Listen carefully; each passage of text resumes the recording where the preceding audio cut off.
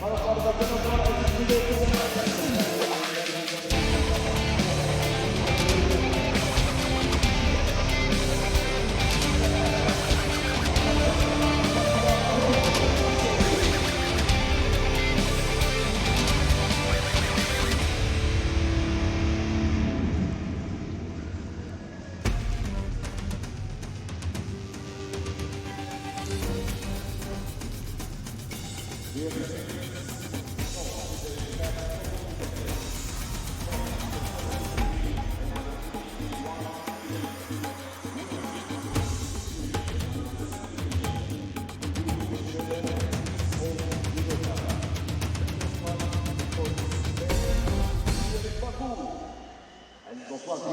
a very good morning and welcome back to day 2 of competition at this year's Baku Grand Slam.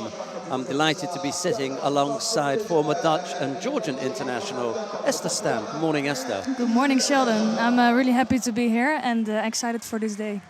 A quick recap on a couple of things that happened yesterday then. What caught your eye yesterday? For sure, it already started in the 48 kilo category with Laura Martinez Aulenda. I think she made a breakthrough in the seniors, and it was her first senior medal, and it's a gold one in a Grand Slam. And she did that with defeating Julia Figueroa, her teammate, who is also the competition for the next cycle. So it's, for me, and the way she did it, it shows such great talent. So it was good to see. Yeah, I enjoyed watching that. I dare say that Julia Figueroa didn't enjoy watching it. No, but probably not. But we did, yeah. Problem with Sashimi Ai, a knee injury. That was unfortunate in the 52 kilo category. And for me, it was the whole Japanese team was a disappointment. I would not say they did a bad performance, but they were unlucky as well. You know, Kondo losing out to Chibana, that was a big shock for them. And Sashimi Ai, unfortunately, it was really just unfortunate to see her getting injured. So you never want to finish a tournament like that. And also because it's in the way to the World Championships in Tokyo, I'm just hoping she's going to recover soon. And then for me, Rafaela Silva beating Yoshida, it was just outstanding from Silva. Yeah, that was the thing. It was Silva, all the way there, wasn't it? Yeah, she was really great yesterday. And then we had a really super performance from Denis Vieru. Yeah, that was quite outstanding. For me, I'm still amazed by the strength he's showing this year by not only winning this one, but also the Grand Slam of Paris. And the way he does it, looks like it doesn't cost him so much trouble even. Yeah, it's hardly sweating. Exactly, and then beating really strong people. So I'm curious to see him in the title tournaments like European Championships and World Championships. And the first ever Grand Slam gold medal for Felipe Kitadai as well from Brazil. It was after such a long time. Yeah, and I think that's normal after you didn't get a medal in the world circuit for 2 years. And he never won a gold medal and then win it in this way. And I think it's for him, it's a really important result. Yeah. Okay, well, let's focus on today then. We've got 4 weight categories to bring you. We can start by taking a look at the top 4 seeds. Let's start by taking a look at the women, the under 63 kilo category, the top 4 seeds then. The number 4 seed is Andrea Leszki. Beg your pardon. We got that wrong, yeah. Sorry about that. Jules Franzen is the number 4. The number 3 seed is Andrea Leszki. The number 2 seed is Tashiro Miku of Japan. And the number 1 seed is Tina Trstenjak of Slovenia. My mistake. That's the under 63 kilo category. Yeah, and I think those are also the favorites. Although there are other good ones in there, I'm hoping to see Trstenjak against Toshiro in the final because for Trstenjak it's always really difficult to beat the Japanese, and I'm curious to see how that will turn out. But in order to do that, they would both have to beat really good people. Like Franzen is also competing, Traidos, you have both Ganka. So it's so many people in there. I'm curious to see how it will end. Yeah, this is going to be a tough weight category. Right, let's take a look at the under 70 kilo category. 26 judoka in there, and the number 4 seed is Maria Perez of Puerto Rico. The number 3 seed is Anna Bernholm of Sweden. The number 2 seed is Michaela Polares of Austria. And the number 1 seed is Arai Chizuru of Japan, the double world champion. Where's this one going? Yeah, it's a good category, of course, with Arai as a top favorite. But for me, it's interesting to see Vargas Koch. She is getting back into form, so it's nice to see her competing. And I'm curious about Teltsidou, of course. She was winning her last a while ago, her first tournament, and she would have to, if she wins the first one, she would be up against Perez, and that should be a really interesting contest. And for me, the other one to watch is Margot Pinot. Oh, just about to say, I'm so glad you said that, because it's so easy just to, you know, to almost not see her, but miss, yeah. she's one of the top 4. Although she's not in the top 4, I think she's considered one of the top 4. You know, I think she will fight for a medal today. Yeah. Let's see. Although, given that Esther knows the category really well, it's not a surprise that she's been able to pick that one out. So well done there. Right, let's take a look at the 2 men's categories then. The men's categories are the under 73 and under 81. We'll start by taking a look at the top 4 seeds in the under 73 kilo category. The number 4 seed is Hidayet Hidarov of Azerbaijan. The number 3 seed is Akil Zhakova of Kosovo. The number 2 seed is Tommy Macias of Sweden. And the number 1 seed is home favorite Rustam Orozhov, also of Azerbaijan. Yeah, I think they have 2 home favorites competing today. It's Orozhov and Heidarov, and they're on the same side. I think everybody would like to see them have a matchup in the semi-final. But in order for that to have, Yarchev is also in the mix. And he has the first contest against Stump. So that should be an interesting contest. Yeah, and then on the other side you have Macias, Wandke, the youngster Siloglu could be causing some trouble. So I think it's a good field, and I'm curious to see what happens. Yeah, it's a big group. There are 40 players in there, so a lot can happen. Just a little question mark against Hidarov. There are times when things go awry for him and he just doesn't do, things don't go to plan. No. And the thing is with Heidarov, it's really, you don't know what to expect on a day like this. So he could be amazing and crushing everybody, but then on the other hand, he could really disappoint. So you just have to wait and see what happens. And unfortunately, by the way, Shershan Dimitri, he was injured and had to pull out. So that's a miss a little bit for this category, but I think there's enough good people in there. We won't be seeing the Belarusian then. No. Okay, we've got a couple of minutes and we've got one more weight category to take a look at. It's the under 81 kilo category, the top 4 seeds there. And the number 4 seed is Alan Kubetsov of Russia. The number 3 seed is Matthias Kassa of Belgium. The number 2 seed is Sagi Muki of Israel, and the number 1 seed is Frank de Witt of the Netherlands. Biggest weight category. I think it's not only the biggest weight category, it's one of the strongest weight categories with a lot of strong people in here. And not only the Witt, Muki and the top 4 seeds, but you have Valois Fortier competing. And I think Samit Chuchi has to say something about Matthias Kassa being the top 4 seed. It's a great battle going on there in Belgium.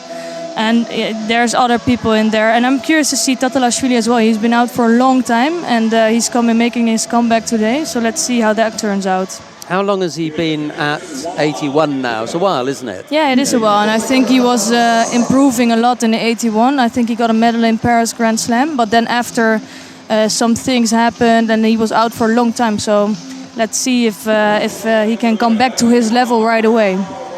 Okay, now we've got 3 mats. You can choose whichever mat you want to watch. If you click on 1, you'll get 1. If you 2 and 3 and 3.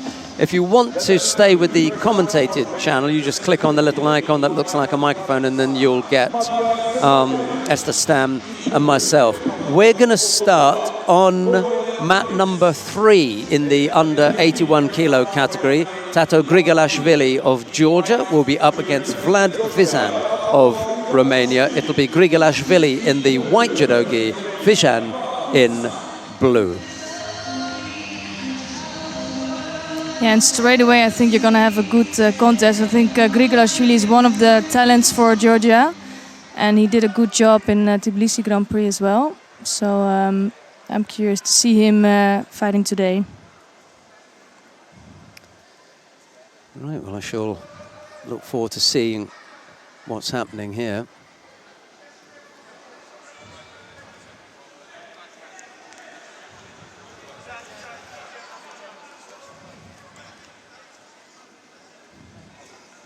Igor Vantka of Germany is up against Artem Homela of Ukraine down on mat number 1. Yeah, it's straight away there's a good contest.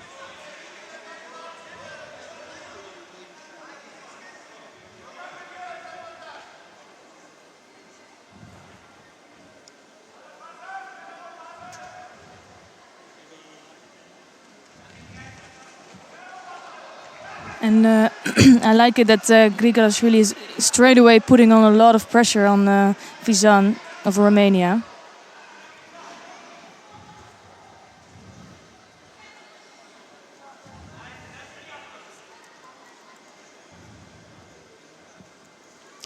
Single Shido picked up by... That's it. Oh, there you go. Don't worry about the Shido. No, I just proven to be too strong for Vizan, so it's a good first win for Grigorashvili.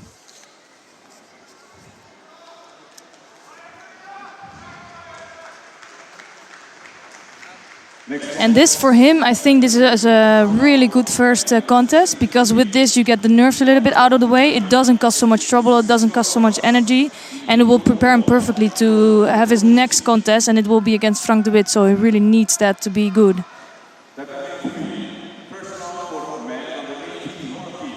Only the hips in, he was not even holding the other hand. Just one arm wrapped her up. It's a little bit a la Lipitiliani, if we can say that, although he goes over the back rather than just wrapping. But here the you arm can up, see the Georgians, they have so much, they can go so far in with their hips, and they really have a lot of core strength.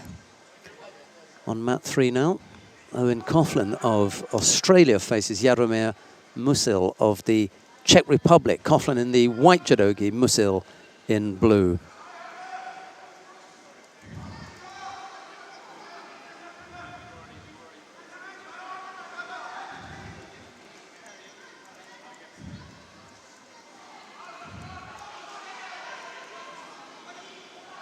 Both fighters pick up penalties for just avoiding to take a grip. The referee wants to see them engaged a little bit more.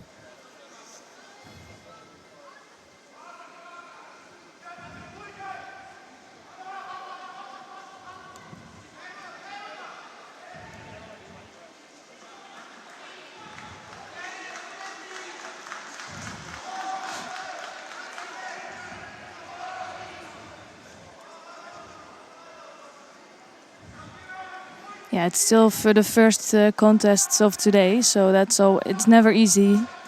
As an athlete, I was always hoping to fight like the 10th or 11th fight. Oh, that was a beautiful hip throw from Musil. No stopping from Coughlin.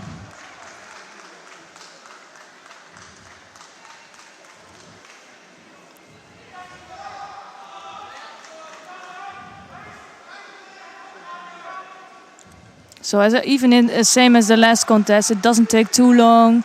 You just feel your opponent a little bit, get the nerves out of the way. For him, it's also really nice. Here you have the... Yeah, just really nice.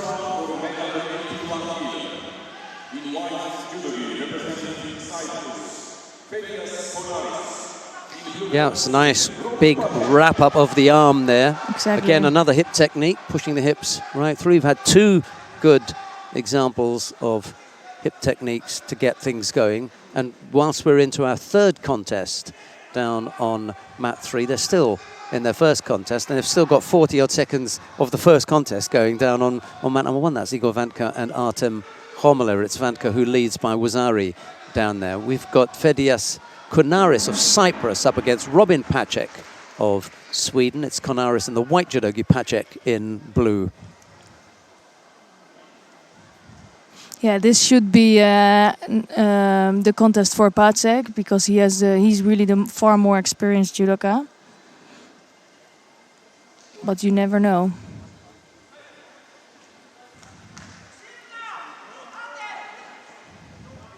He's gonna pick up his second Judo already, Konaris, and you can see that the physical strength of Pasek is troubling him a lot.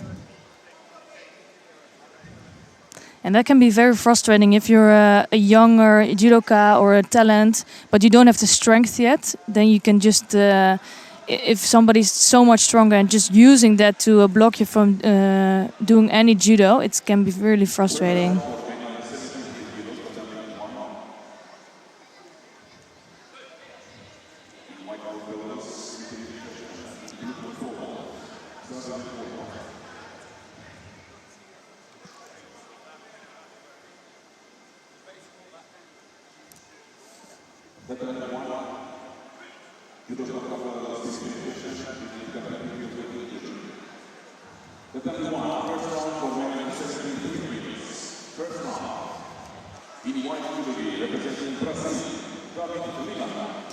Yeah, and you can see that Pasek is not yet engaging so much in a contest. He's not so interested in that. He just wants to do everything with kumikata. And also, if they both pick up a Judo, it will just be the end of the contest. Well, we saw this yesterday, didn't we? The rather clever, if you like, manipulation of the contest situation. You know, the tactics that come into it. This time it's Pasek who picks up the penalty. Yeah, and this is the risk exactly here, that he just wants to end it with Judos. And that's not what we want also. We want to see positive Judo. And you get penalized for that. So, of course, you need to know your tactics, and you need to know, like Rezeve was playing it really smart yesterday, and she thought if the other one doesn't attack, I don't have to do it either, and we both pick up Judo. But in this case, it's not working.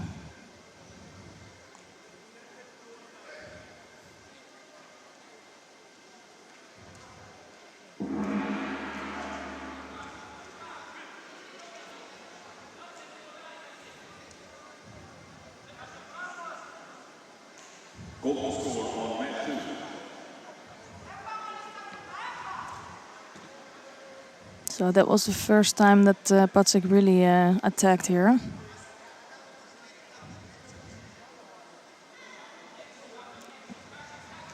And he doesn't need to do much more, probably. No, I think that may be it now. Not sure, though. Yeah, that's going to be it. So not really any chance for Konaris here to beat Pasek in this first round.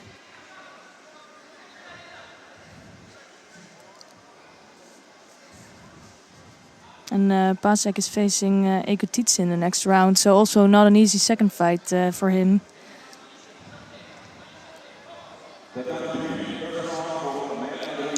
Right, coming up next, Nyamsurin Dagvasurin of Mongolia faces Damian Shvanovitsky of Poland. It'll be Nyamsurin in the white judogi, Shvanovitsky in blue.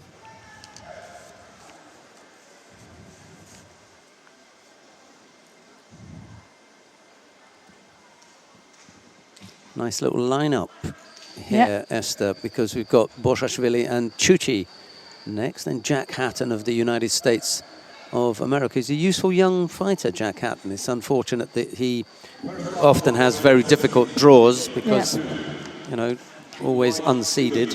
But if you also look at the lineup of Pool A, the second round, you have De Wit against Grigorashvili, Musso, Fatiev, Egotitze, Pasek. So it's just a really strong field. And that's just in Pool A. Yeah, so it's not going to happen in these tournaments that you just have an easy draw and you can get to the quarterfinal. That just doesn't happen anymore.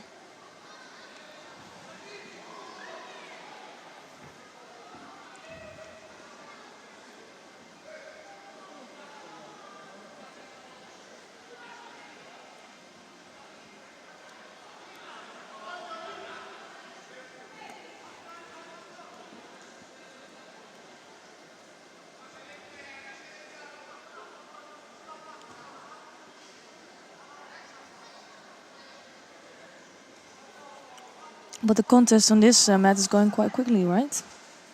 Very quickly. Already three fights done in the first 10 minutes.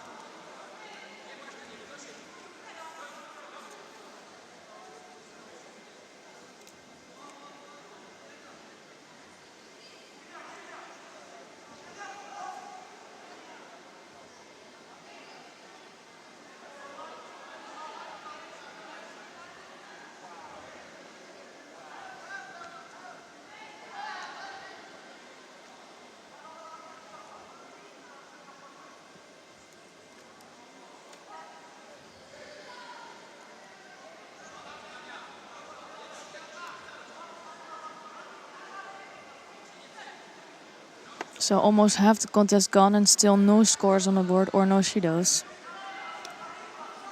So it's nice to see they're both engaged in this contest.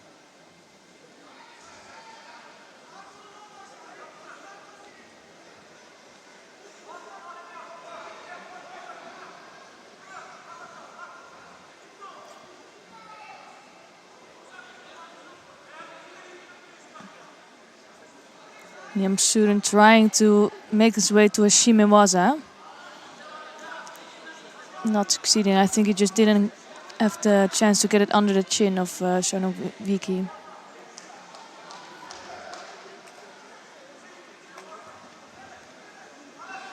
That was a better attempt from Yamsuren, scoring Ozari.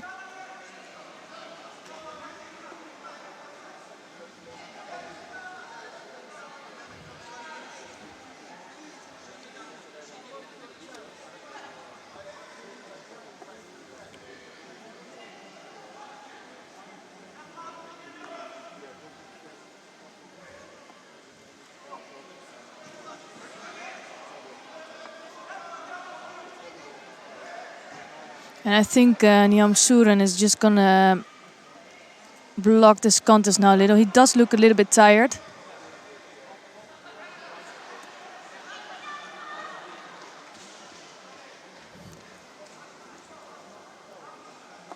Did you see that on the bottom of the screen, Sheldon? Yeah, I just happened to notice that as Nyamsuren came up with that, if I'm not sure what's ailing him on the left arm, but it reminded me of the competition that we are running, Throw to Tokyo. It's called. You can upload your own Ippon video and win a trip for two to the World Championships taking place in Tokyo this year. So log on to tokyo.ijf.org or go to @Throw2Tokyo or @T2T, and you'll get all the details of that particular competition. You've got a couple of weeks left to upload your Ippon and film and upload a video of your version of the best Ippon and share it with your Facebook friends. The winners will get to travel to Tokyo, and as I said, you can win a trip for two to Tokyo. There are various categories and everything to choose from, but once you go to one of those sites, tokyo.ijf.org or @Throw2Tokyo or @T2T, you'll get I might enter all in the details. competition. Well, unfortunately, IJF staff are not allowed to enter. Sorry to burst that particular bubble. I might still enter, just for the sake of it. Because I think it's a really nice competition. But I will ask all my friends to enter, because I think it's a really great opportunity. That's not a bad idea to have your friends enter. I'd go for that. Or just to enter for the sake of it. But exactly. Unfortunately, we won't be able to offer you a prize. No, I think because we already are going, right? So. Well, we have to see. Yeah, we have to see. We never know.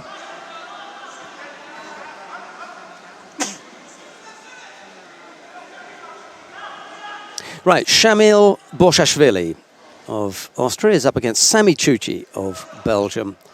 It's Borshashvili in the white judogi, Chuchi in blue. There's no scorers yet. We've had the first minute.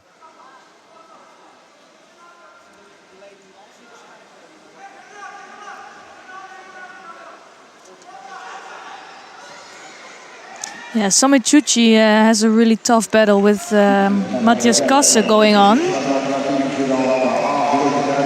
And for me, he has really good technique. He's a really complete judoka. But with that competition coming from your own country, it's not even sure that you're going to fight the big competitions. So for him, it must be some pressure here on this tournament to do well. Yeah, and he's not got the best of draws because... Not at all. Even if he gets past Borshashvili,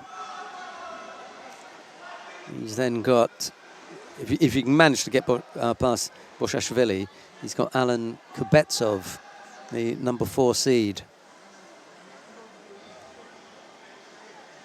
Yeah, we're talking about just now that you never are going to have this easy draw anymore. But this must be some of the harder draws. So So you want to try to avoid one of the top 4 seats in the first 2 or 3 contests.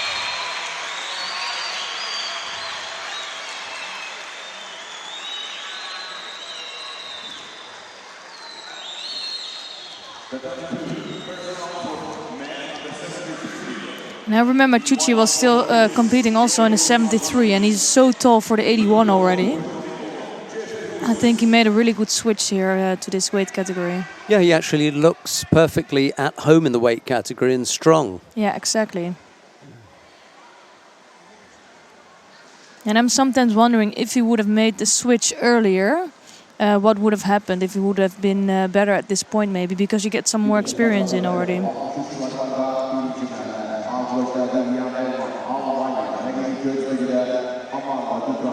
And he doesn't look too comfortable in this contest yet, for me. I think Borchashvili is doing a good job.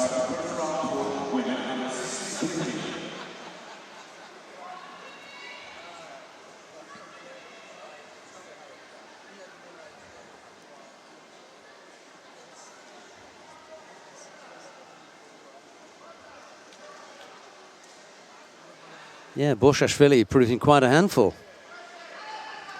He's picked up 2 penalties, but Chuchi hasn't been able to put a score on the board as yet.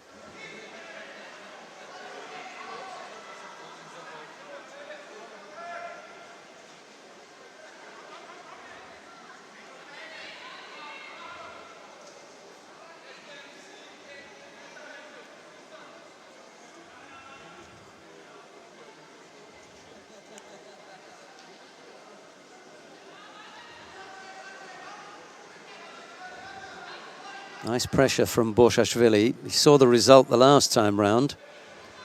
He's just manoeuvring Chuchi to the edge of the contest area to demonstrate that Chuchi's avoiding this grip. He doesn't like this grip. Going to have to find a way to break that up and not escape off the contest area.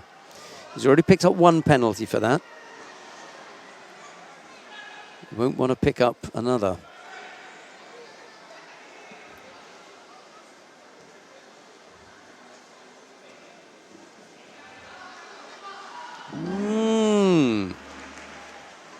Dear, oh dear. Never stopped, did he? No, he never stopped. And that's really frustrating for Sami Chuchi here. There's no good looking at the clock now. No. And that's a really unfortunate loss for Sami Chuchi, because he had to do well today. And it gives...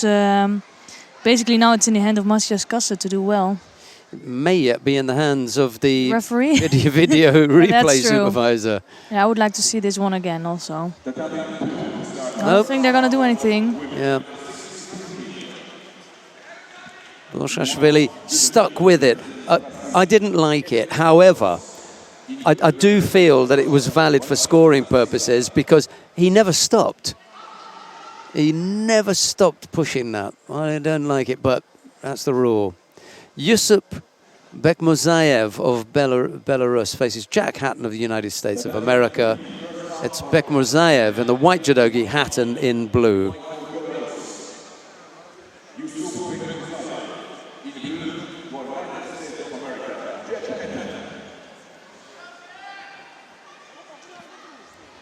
So you like the style of Jack Hatton, right? There's something about his commitment that attracts me to the kind of player that he is. He works really, really hard. He's got reasonable judo, and I just feel as though he's had a few really difficult draws in the past. Yep. It may be that he just needs, a fight to get into it. You're not, with the greatest of respect to Yusuf Bekmurzaev of Belarus, you're not going to get a better draw than this. Here is your opportunity. If you cannot get past Bekmurzaev, then you are gonna struggle. Yeah, and he has the first two contests. He doesn't have a top seed, so that's the best draw you can have in this case. Yeah. And you can be unlucky because some of the top athletes are not seeded sometimes. And now he's doing a good job in Newaza here. I was gonna say it doesn't look strong enough, so Bekmurzaev could escape that. He's got to get past that right knee. Mm-hmm. The way to do that is to put some pressure on the top half, let Bekmurzaev concentrate on the top half. I was gonna say, but Bekmurzaev is also doing a good job at keeping him away from that top half. Exactly. Yeah. At the leg there, just frustrating Hatton. Vivian Herman has won her contest down on mat number 1 in the under 63 kilo category. That weight category is underway down there.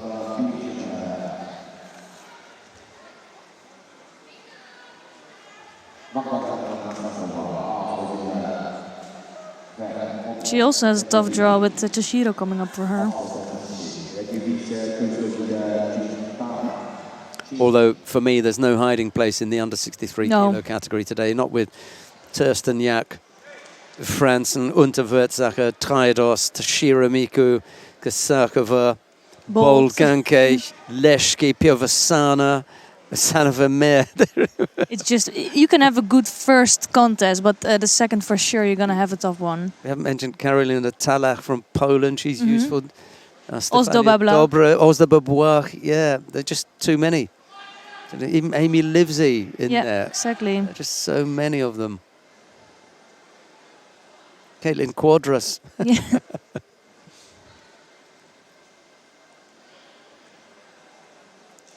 Yeah, that's why it says a lot about the class of Trisiak, Abeknenu and Toshiro that they always come out on top. Of course, it doesn't say anything about today, but previously they've proven that every tournament they enter, they're going to turn out on top. It's incredible. And it's not because the other competitors are not well-trained or not good athletes. Yeah, I, from time to time, write articles on judo, and whoever's nice enough will publish them. But that was one that I have written about in the past. The fact that trio are so much stronger than the rest. You get if one of those is in a competition, you're going to go for them as the winner. And Nabakura, Narakubanami, she's just on the edge there. But I think that's mainly to do with Toshiro, because she wasn't sent to all the tournaments. But if you see her enter in a tournament, she's gonna be in the top as well. It's when you've got Tersteniak, Agbegninu, Toshiro Miku. I'd like to see a competition where those three were in attendance and somebody else won the gold medal. I don't think so. No, I don't think so as well. I remember one time in European Games where Traidos ended up on top, beating Trisiak and Abeknenu. That was terrific then. A while ago already, but that was if that was European Games, that would have been here. Yes, it was here in Baku. in Baku, yeah. That's a terrific result for Traidos. Yeah, so 2 out of the 3 were in attendance. But for me, I can't imagine that there's going to be a competition where those three have been in attendance and someone else has come out as the winner. Golden score then. Bekmurzaev and Hatton. Yeah, and I know what you mean about Jack Hatton. He has some nice moves. He showed some nice moves also during this contest. Just not enough for scoring, but he's still in, so it would be really good for him if he can pass this one. Again, he's doing good work in Newaza. This time it looks as though he's got a better chance. Again, he always gets that right leg trapped. He's got to find a way of controlling the right leg of Bekmurzaev, you know, because that always seems to come up. Or third penalty. Oh, wow. Force attack. Yeah. He always manages to get that right leg high up enough to frustrate Hatton. Anyway, Hatton has gone through to round 2 on the back of a third penalty picked up by Bekmurzaev. Coming on to mat number 3, Afik Safali of Azerbaijan faces Alpha Umer Jala of France. It's Safali in the white judogi, Jallo in blue. And I'm not quite sure how to... Anyway, well, that's another matter. Yeah, and I think for Safarli it's nice to compete for your home crowd, but this is one of the guys you don't want to meet in the first round, Jallo, because he will be explosive from the first second in this contest. He's just so incredibly dangerous. Yes. Jallo, I mean, a massive thrower.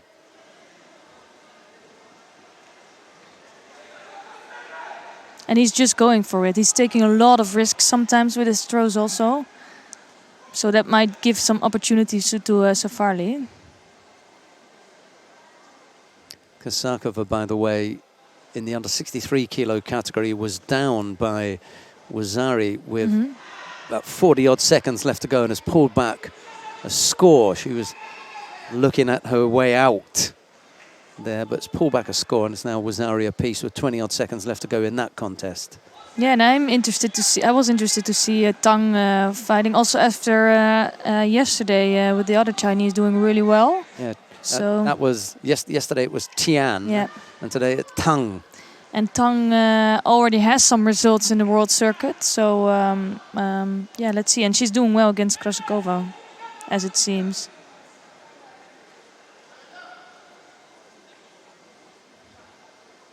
So here it's already 1 minute, and I don't think so much has happened yet.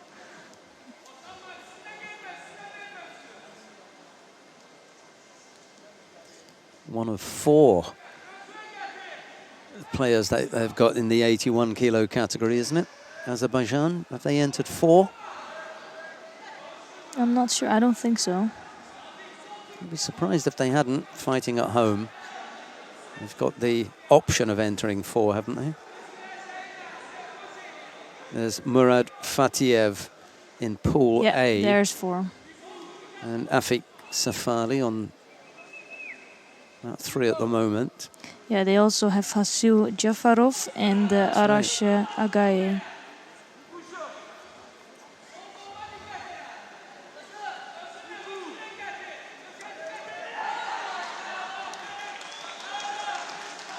And Safarli is showing he's doing a good job against Jallo, keeping him a little bit at distance. Because if you let Jallo come close, you're in trouble. Yeah, he's a big thrower, danger man. The only problem he has is that he's so small for the 81 kilo category, so that people often can put him at distance. Well, it'd be interesting to see what he would look like against Antoine Valois-Fortier, for example, who must be the tallest in the weight category. Yeah, and you could see, I don't remember which final it was, maybe it was in Tbilisi, or a semi-final. He was competing with Frank de Witt, also one of the taller athletes. And you could see there exactly what Frank de Witt was doing, just keeping at distance so that Alpha Jallo could not really reach him and could not come in for his techniques. I was chastised this morning by Frank de Witt and Michael Correll. They both looked at me and asked me why it was that I was wearing a red tie instead of an orange one. Why is that, Sheldon? Well, I have to admit that I did look at the orange tie earlier. But for some reason, I happened to just put my hand in this box of ties and ended up picking a red one instead of an orange. Although our hotel is pretty close by. And I'm thinking, just for the fun of it, you go and grab the orange tie, put that on, and then point it out to Frank de Witt. I'm not sure if it would please him or not. I think he's mainly focused about his contest now, right? This is where Jallo is so dangerous. He just needs one moment for that. Who did we see with that yesterday? It was slightly more Satemi like. You mean Dennis Vieru? It could be Dennis Vieru got hold of somebody. Oh yeah, in the final. Yeah, it was Chicalizada. Chicalizada. That was amazing. Yeah. For me, that was one of the best ways you could do that. That was a real thumping. Safali on the receiving end of that Alpha Umar Jallo Ippon. The Frenchman into round 2. Yeah, into round 2 against Ivailo Ivanov. So it's also a tough second one for him, but I'm keep repeating myself because it's just packed. Yeah, the Bulgarian is a tough fighter. We shall see how he fares against the power game of Jalo in round 2. Okay, we can stay here because the action continues. Round 1 of the under 81 kilo category. We've got Jose Maria Mendiola of Spain. He's up against Mohamed Koch of Turkey. It's Mendiola in the white judogi, Koch in blue. That big chair that you heard was for Diana Shoranova of Azerbaijan, coming up with a win in the under 63 kilo category. That's a bit of a turn up for the book, isn't it? Shoranova throwing Akniet Turdan of Kazakhstan for Ippon. Shoranova will face Agata Ozdobabwach of Poland in round 2.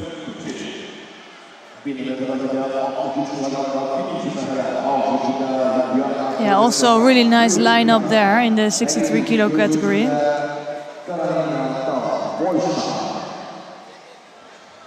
Really beginning to think about that orange tie now. I shouldn't have mentioned it. There's enough athletes in there today. There's enough time, isn't there? I mean, I could really get back there and no one would notice. The only person who would notice would be Frank de Witt. I can guarantee you'd be the only person, and you now that I've said it, and whoever at home is listening, they probably know. I think they notice if you're gone. I don't think they notice if I've gone. I think Frank would notice if I put the tie on, and if he loses, I'm going to be in trouble. Just stick to the tie. Yeah. Whereas if I put it on and he wins, it will be an even bigger problem next time round because he will go mental if I'm not wearing it. So let's not make it a thing, okay? It's too late now. Better. It's out there. It's out there. I better go and put it on. Down on mat number 1, Ljubljana Piovasana is up against Karolina Talach. Mat number 2, it's Catherine Unterwerzacher of Austria. She's up against Isabel Pouchet. Here we're going to stick with Mendiola and Koch. Here is Esther Stam.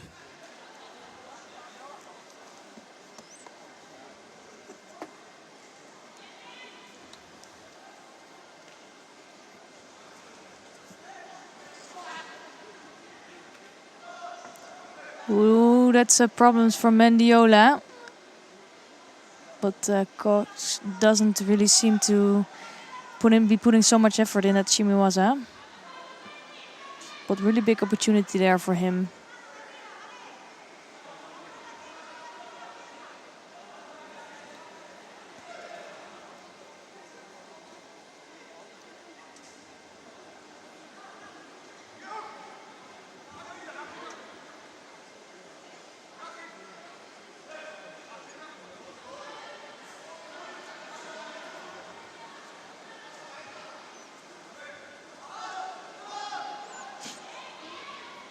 And nice work there from the Turkish guy, just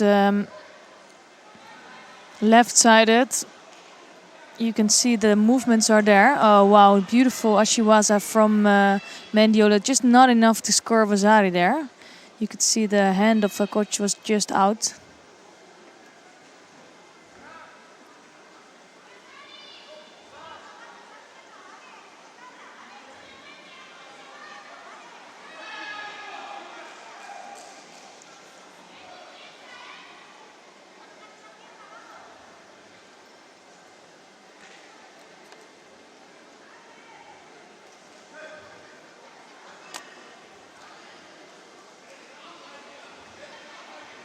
And again, good Ashiwaza work from Mendiola.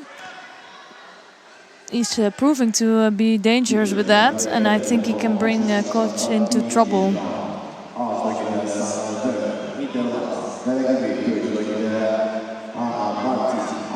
So second Judo for Koch here.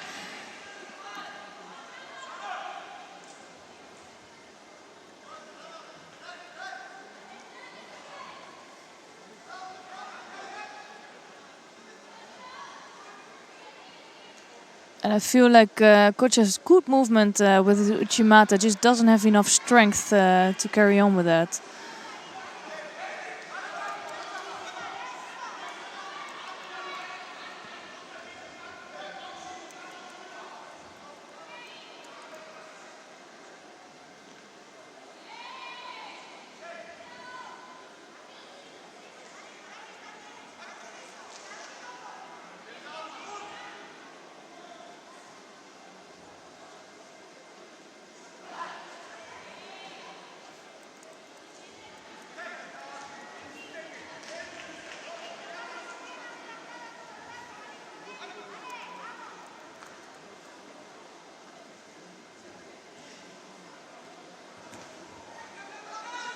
And this time coach almost scoring here.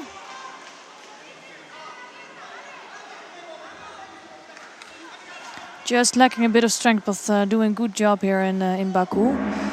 2 Judos for him and not one yet on the board for Mendiola going into golden score. So the advantage is there for the Spaniard.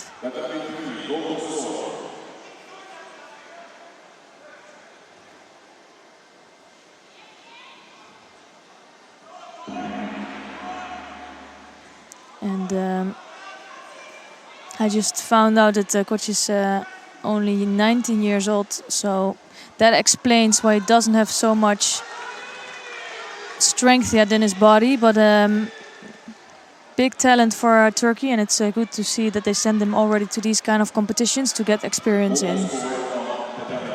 Almost scoring here with Wazari.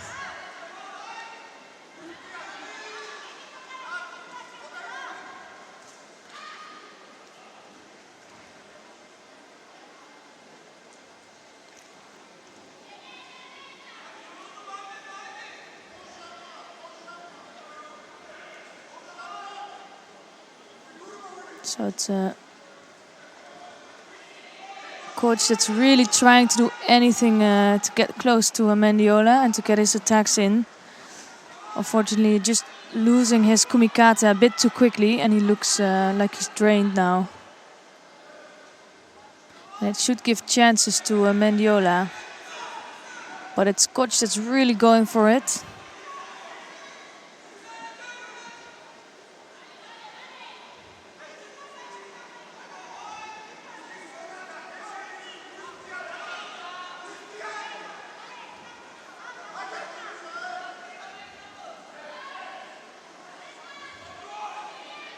And again, it's coach that's trying to attack here. Mendiola almost taking over. But coach putting in a lot of effort. And it's Mendiola who needs to start attacking now in order to not get a third Judo. And he does, with a nice drop Seoinage.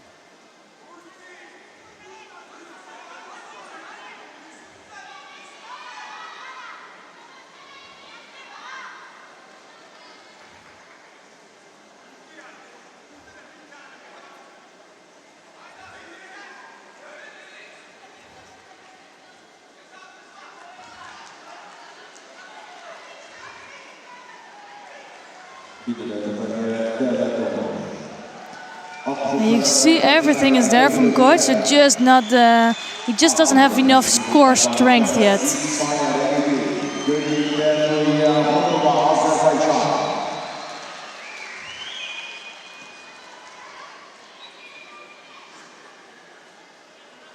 So already 1 minute and 42 seconds into golden score, and it's still the 2 Judos of coach that's on the board now. Just Mendiola got his first Judo.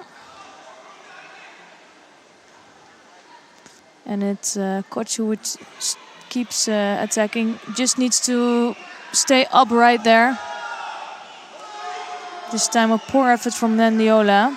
I think both athletes are starting to get real tired. And it's the second Judo for Mendiola here on the board. Oh, that's a really big shame. They're asking him to put his gi again, and I think they already asked that before.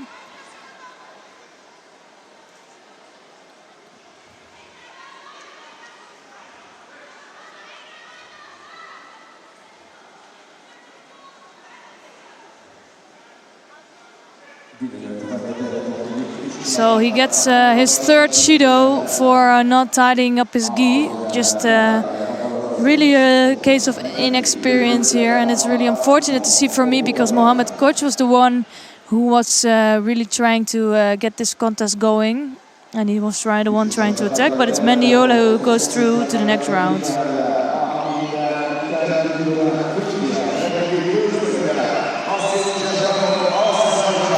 So we will see another Turkish coming up in this contest. It's İlker Güldüren of Turkey, and he will be facing Hasil Jafarov of Azerbaijan. Güldüren in white judo gi and Jafarov in blue.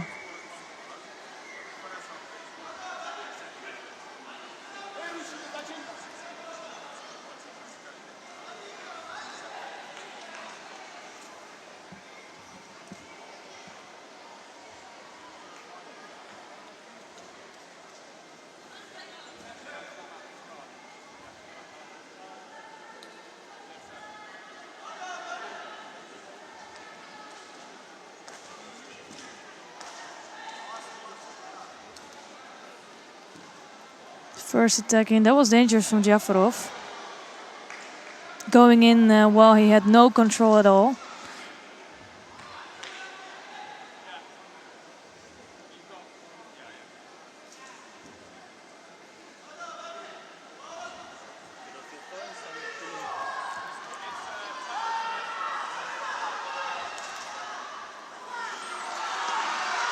And Jafarov working in Newaza here.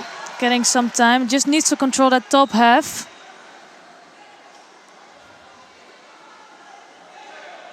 But he's focusing. He focused too much on his legs and goes now for a sakaku. Just not enough control.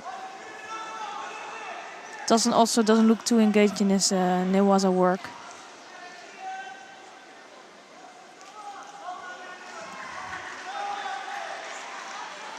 And first Judo on the board for Güldüren. It's Jafarov who's leading now. And it was a poor attempt from Jafarov. No good kumikata and no good preparation. So almost being taken over by Güldüren.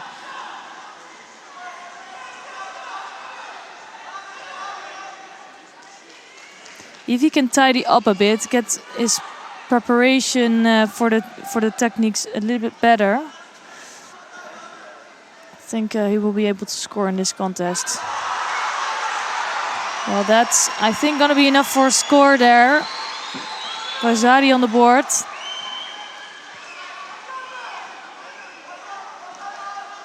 Next contest on the 22. First round for women under 16 kg. In one order serve.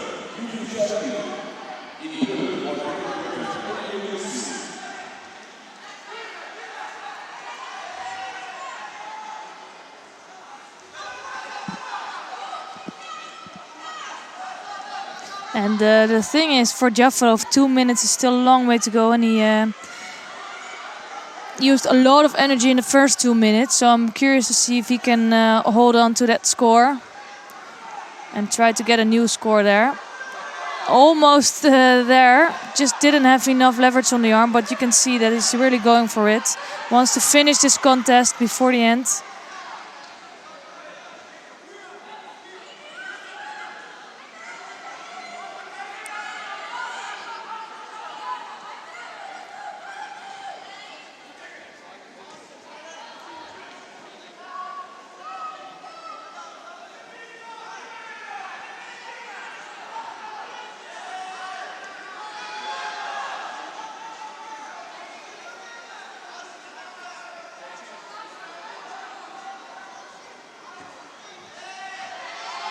And he has to watch out with that. Luckily, he scores a second Vazari here, but before that, a poor attempt from him could easily have given him his second Judo. But what a way to finish this first contest for him. Good job, and I think he is warned for his second contest.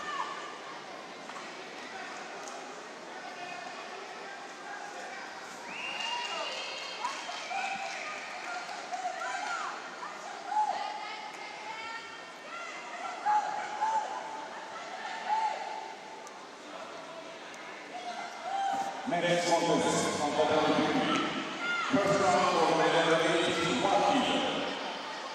In white judo, representing Montenegro, Srđan Marković.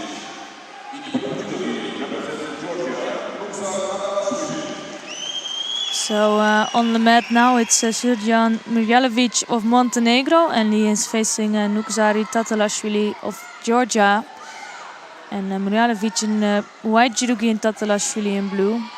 I think not an easy contest for either of these judoka. Both have a lot of experience in the world circuit.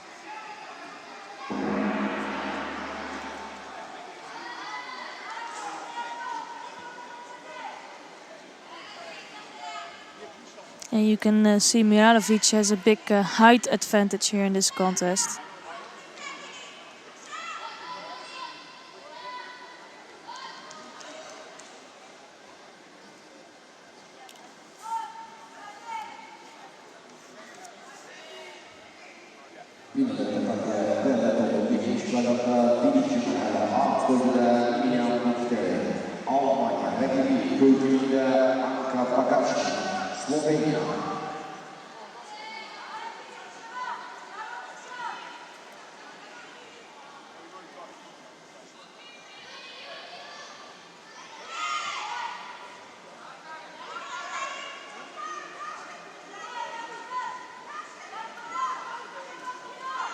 Not so much happening yet. I will guess they will both pick up a Shido.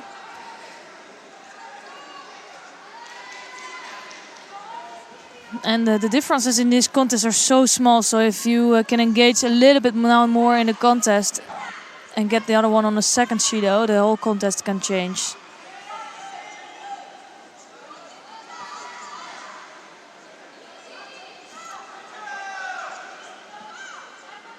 So you can see Mirjalović is doing a smart job in keeping Tatalashvili at distance. Doesn't look too engaged or too much to throw. This is his first attempt.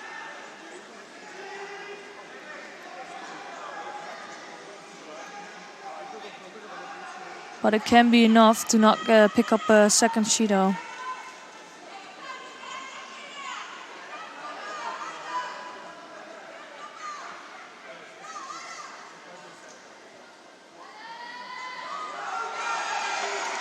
And a big Osotogari from Tatalashvili scoring a nippon here.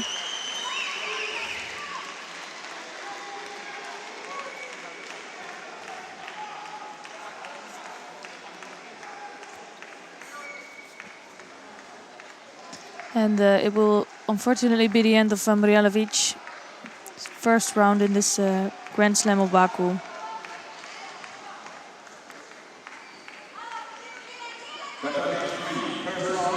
You can see once he was hooked in with that leg, there was really no way of stopping for Mirjalović.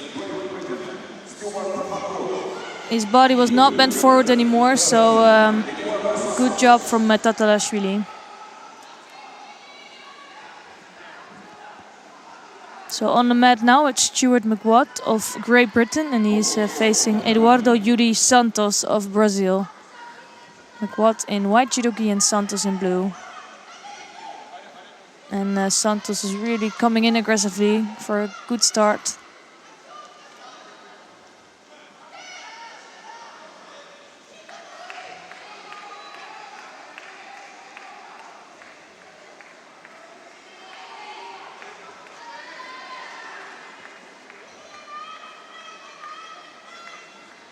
Second attempt already in the first minute of this contest for Santos.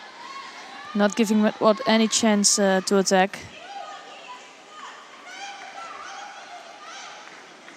Nice Ouchigari attempt. So already in the first minute, 3 good attacks from Santos there. No scores yet.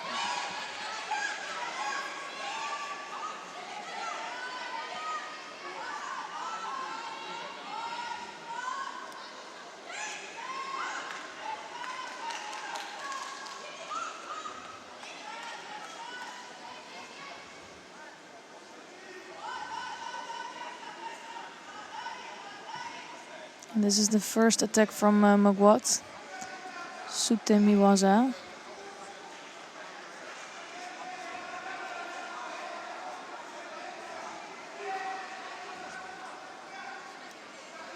And it just stops him from picking up Bushido.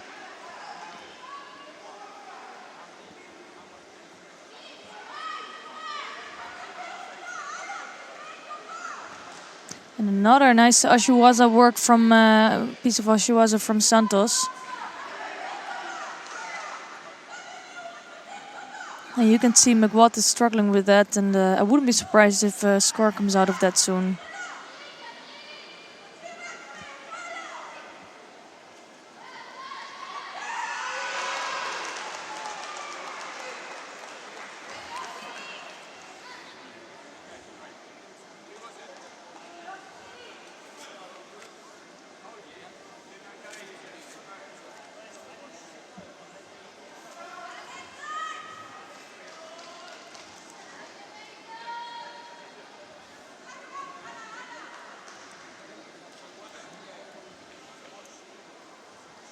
And I was just gonna say, with the 2 minutes gone, and it's almost only have been Santos, the one that's been attacking.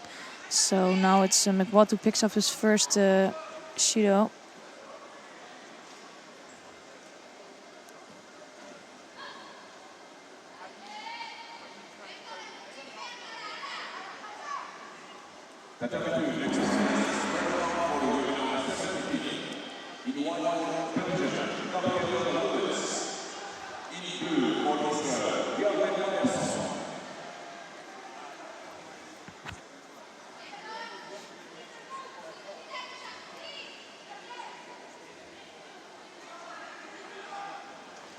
And I think this was a big opportunity here for Santos. Magwat coming in for Katakuruma, but Santos completely blocking him. And I don't think it would taken so much for him to push Magwat on his back and score a Bazari here.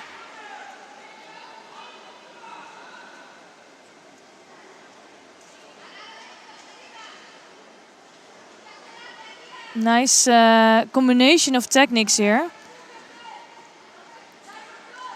Just a little stop in his throw, but a nice movement from Ouchi, Uchimata, and then to a Seiyunage.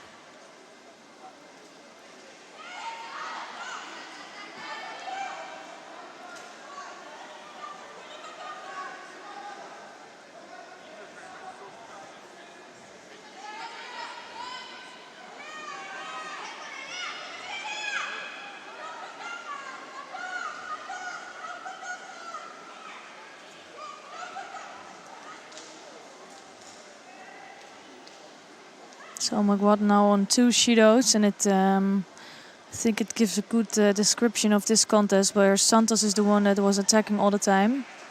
And this time it is Santos who's being more responsive in his reaction to Magwat.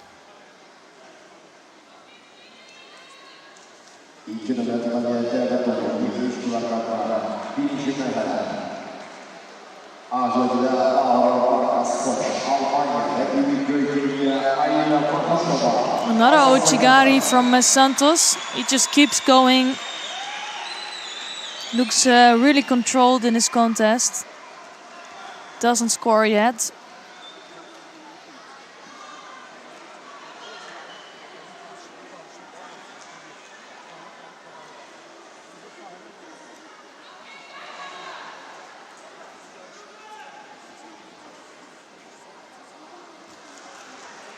And another good effort from Santos. And it's Magwat just is waiting.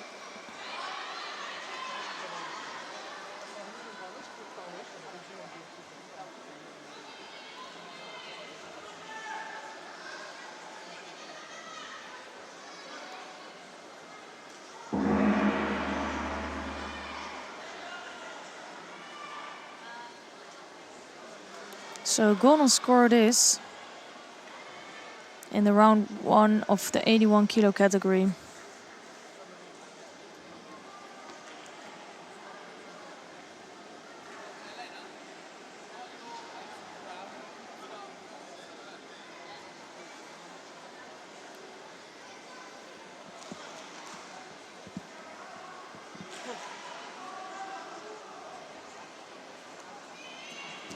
And another Ouchigari. It's a little bit a mix between Ouchigari and almost an Uchimata.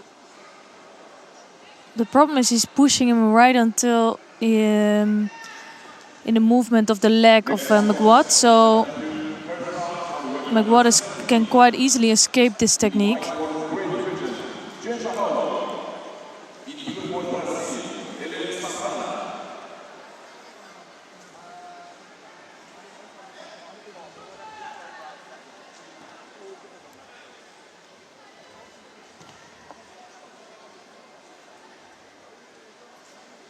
So they awarded the Wazari for that movement. Now this time he was responding to the attack of McWatt. And it took him a while, but I think he's the deserved winner of this contest.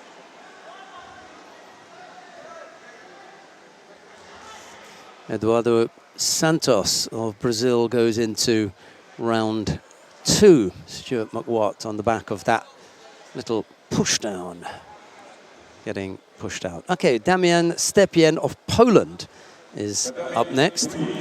He's up against Parahat Bashimov of Turkmenistan. Stepien in the white judogi, Bashimov in blue.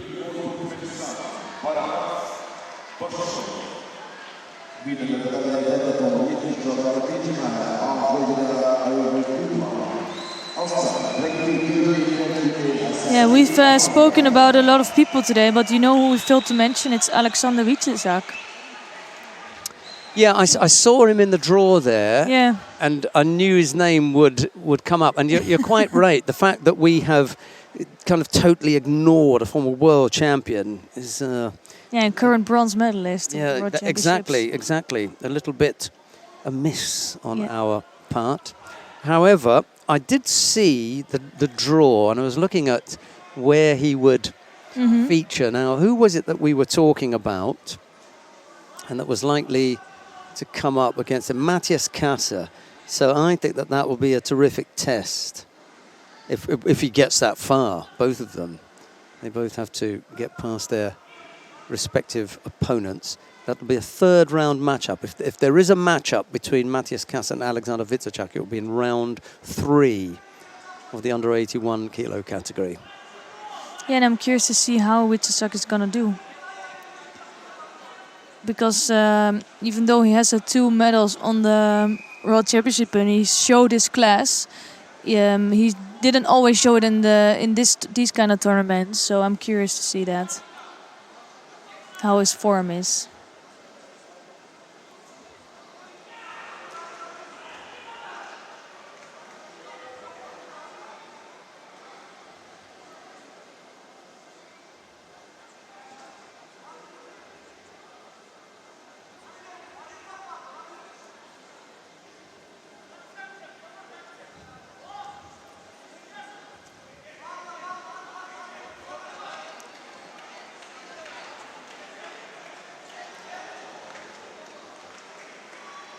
So there's another 5 contests coming up in the 81 kilo category before we go to the second round. Right, we better let everyone know that as far as the under 81 kilo category is concerned, this is all on round 3, all on mat 3 then? Yes. Right, so and we're sticking here for the time being until such time as we see something, in round 2, in a more advanced round that draws us away from this. Now, of course, if you want to watch any of the other weight categories, you're perfectly at liberty to do so just by clicking on 1 or 2, and you'll get that. For the time being, there goes Stepien with the little effort that we saw from Grigelashvili earlier. Yeah. It's a similar look. Yes, only using the one hand and putting your hips in really deep. Good effort. And when I'm looking at the lineup, there is a round 2 that I'm interested in, and it's between Tommy Masias and Igor Wandke. That should be a really good matchup. I can also see Rustam Orozhov, Cornel Andries, Yeah, so there's a lot coming on the way. There's a lot on the way now. But we do have Alexander Witezak. Yes, exactly. Coming up shortly. Yeah, I'm interested to see this contest and see how Witezak is doing, and after that we can see what's going on the other mats. For sure it's enough.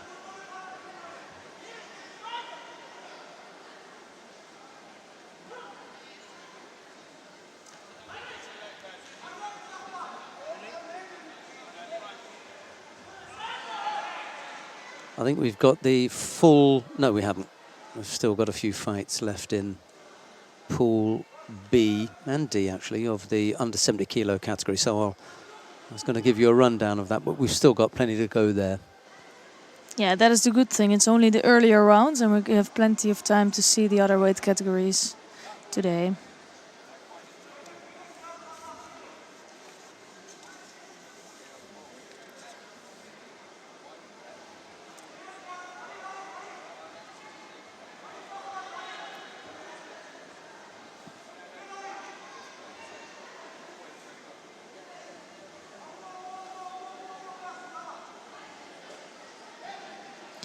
And I was just checking the list of the 63 kilo category, and I see that Krasikova lost her contest against Tang earlier today.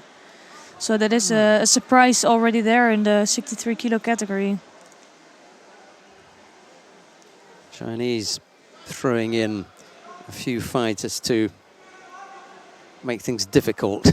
Exactly. The only thing is with the Chinese that I don't see them...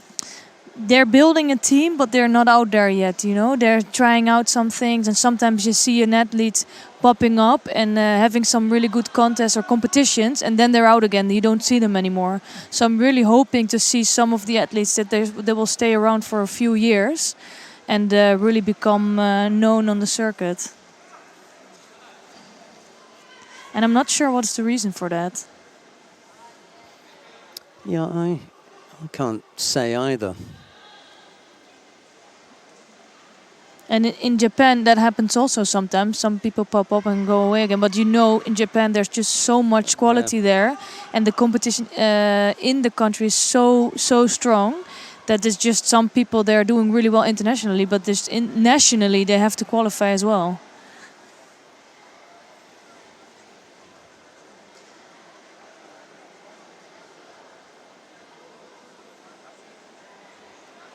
Poor Tokita now. I know he's gone back into it, so why not? Yeah.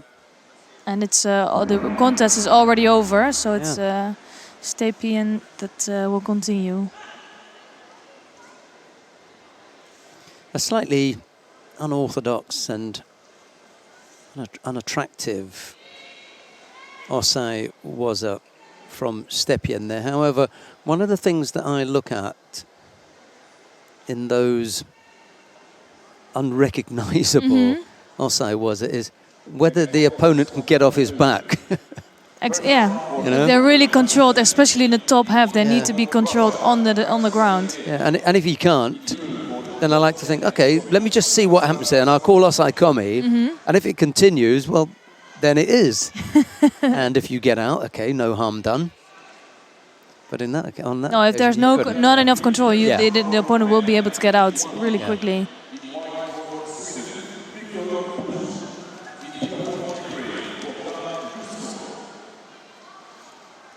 We got on Mount 3 now, Victor Bush of Sweden up against Bodan Zusko of Ukraine. Bush in the white judogi, Zusko in blue.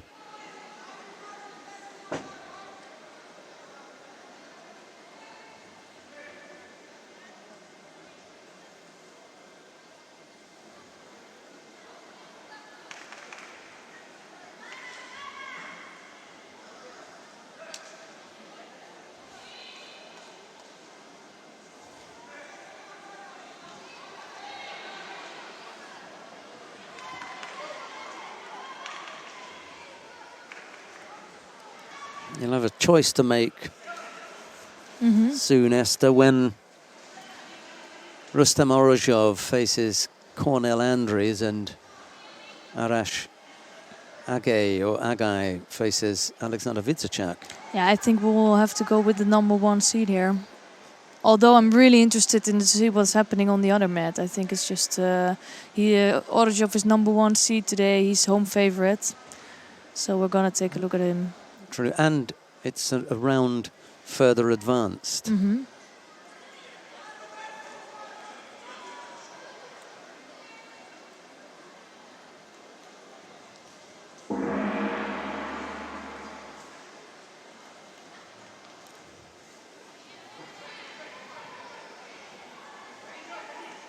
On mat number 1, Rodriguez just beat Prokopenko. And I think Rodriguez is also one of the ones to watch, you know. She has a good fighting spirit. And she's just coming up. I don't think people who've seen the contest will notice her so quickly. But I think that will come in the future competitions. So and Prokopenko is one that I just... she has such great quality, but she just doesn't do it. I don't know why, but... Sara Rodriguez will face Anna Bernholm of Sweden in round 2.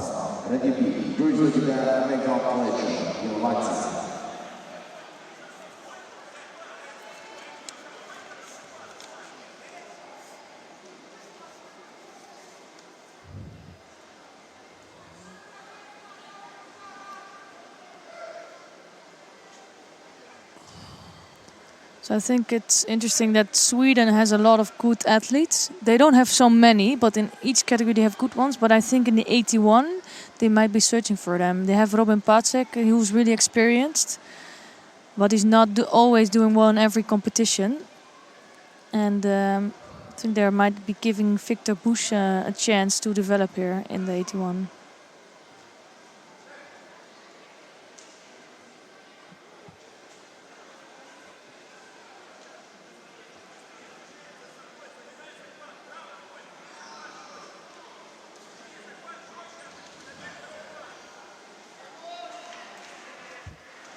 How's your Thai doing? Well, I was just looking at that and I was thinking there's nothing that Frank de Witt can say now. If he loses, hey, I had the tie on. However, if he wins, I'm in trouble because he said, well, you have to wear it every time now. So we shall see. I have to nip off to the warm-up area before he comes on and just walk past because he will notice, he will laugh. Take him out of his concentration. Put him at ease, I think. Who's he got in the first round anyway? Frank de Witt. Oh, yeah, not easy at all. Grigalashvili. That's going to be a good one.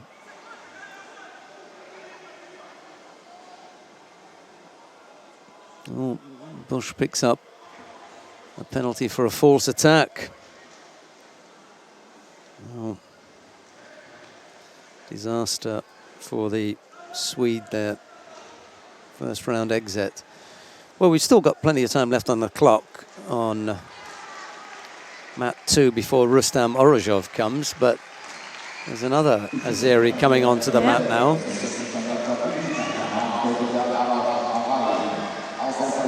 Arash Agai is up against Alexander Witzachak of Germany. It's Agai in the white judogi, Witzachak in blue. I thought I'd wait for the local stadium announcer to pronounce the name.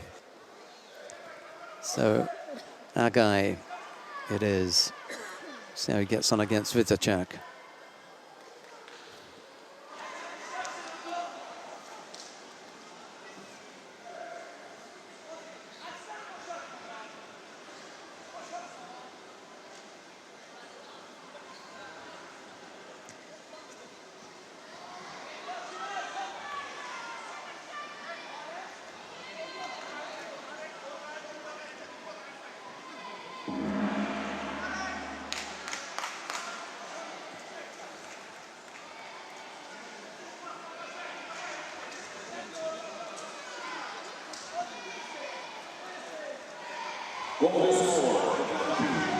So not an easy first contest also for Wieczynczak.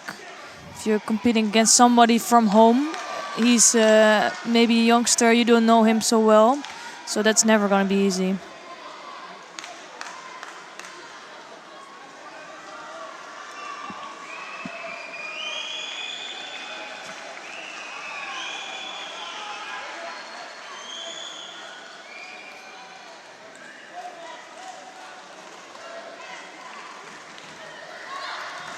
You can already hear the crowd starting to cheer for Rustam Orozhov.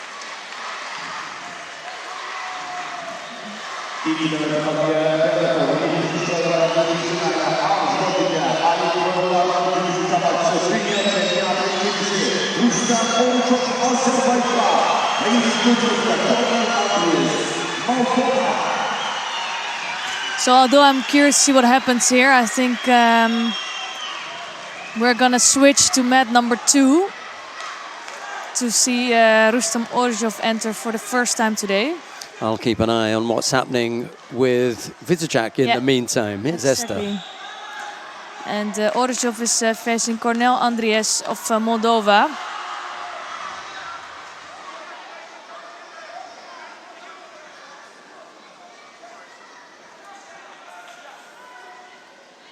Orzhov had a big disappointment last year in Baku in the World Championship, so for sure he wants to make up for that now today.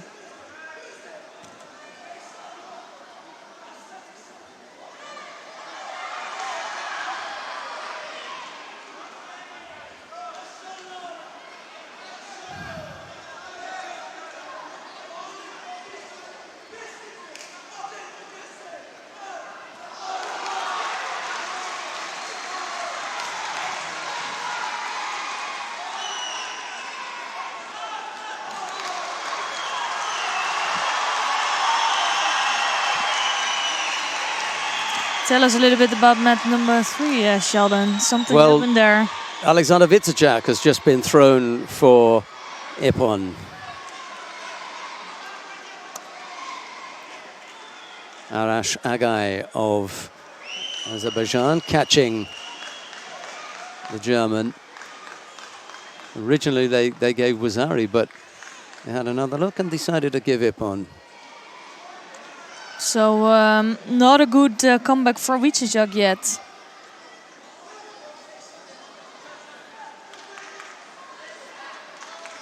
And here it's Andries who's being tidied up a bit. And it gives Orzhov some time to focus. Here we can see what happened with Vitecek. Oh, and that's pretty frustrating. We didn't see the way he was ending there, but it was still a touchy-waza situation. So frustrating loss for Vitecek, I think. Well, what they've done now is to cancel the score altogether. Oh, they did? Yeah. So Vitecek lives again, and he's back on mat 3. Yeah, the thing is, we saw the replay, but we didn't see what happened before that, before he ended up on his knees. So I couldn't say too much about it, if it was a touchy or newaza situation. So I think they decided it was a newaza situation. That's why they didn't give the score. My original feeling when I saw it was no score. The referee then gave a Wazari. The contest judges thought it was Ippon. The supervisors then said no score, or the commission. Take your pick. Yeah. So Andries is back on the mat again.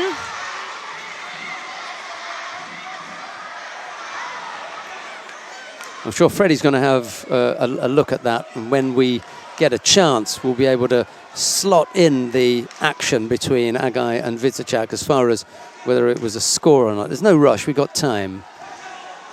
Whenever you can let us have a look at that, we will. Do it at the end of this one, if you like. Yeah, here it's still a lot of action going on. I think Orzhov looks a little bit too eager to throw. So with that, he's a bit untidy at some moments.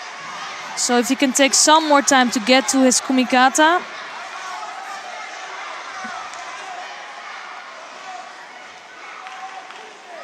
And this time he does have a good grip, but it's Andries that solves that pretty well with Sutemi Waza.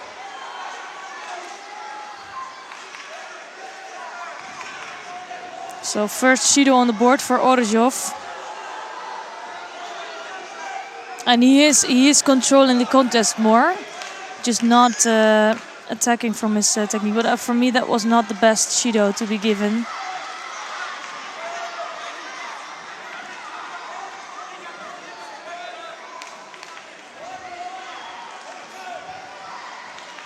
And I'm not sure what's going on with Orzhov, but I think it feels for me a little bit like he has a lot of nerves and he wants to try to get them out of the way.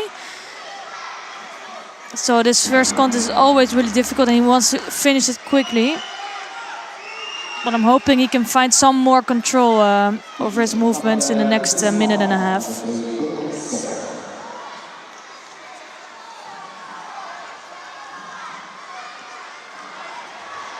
Now he has a good grip.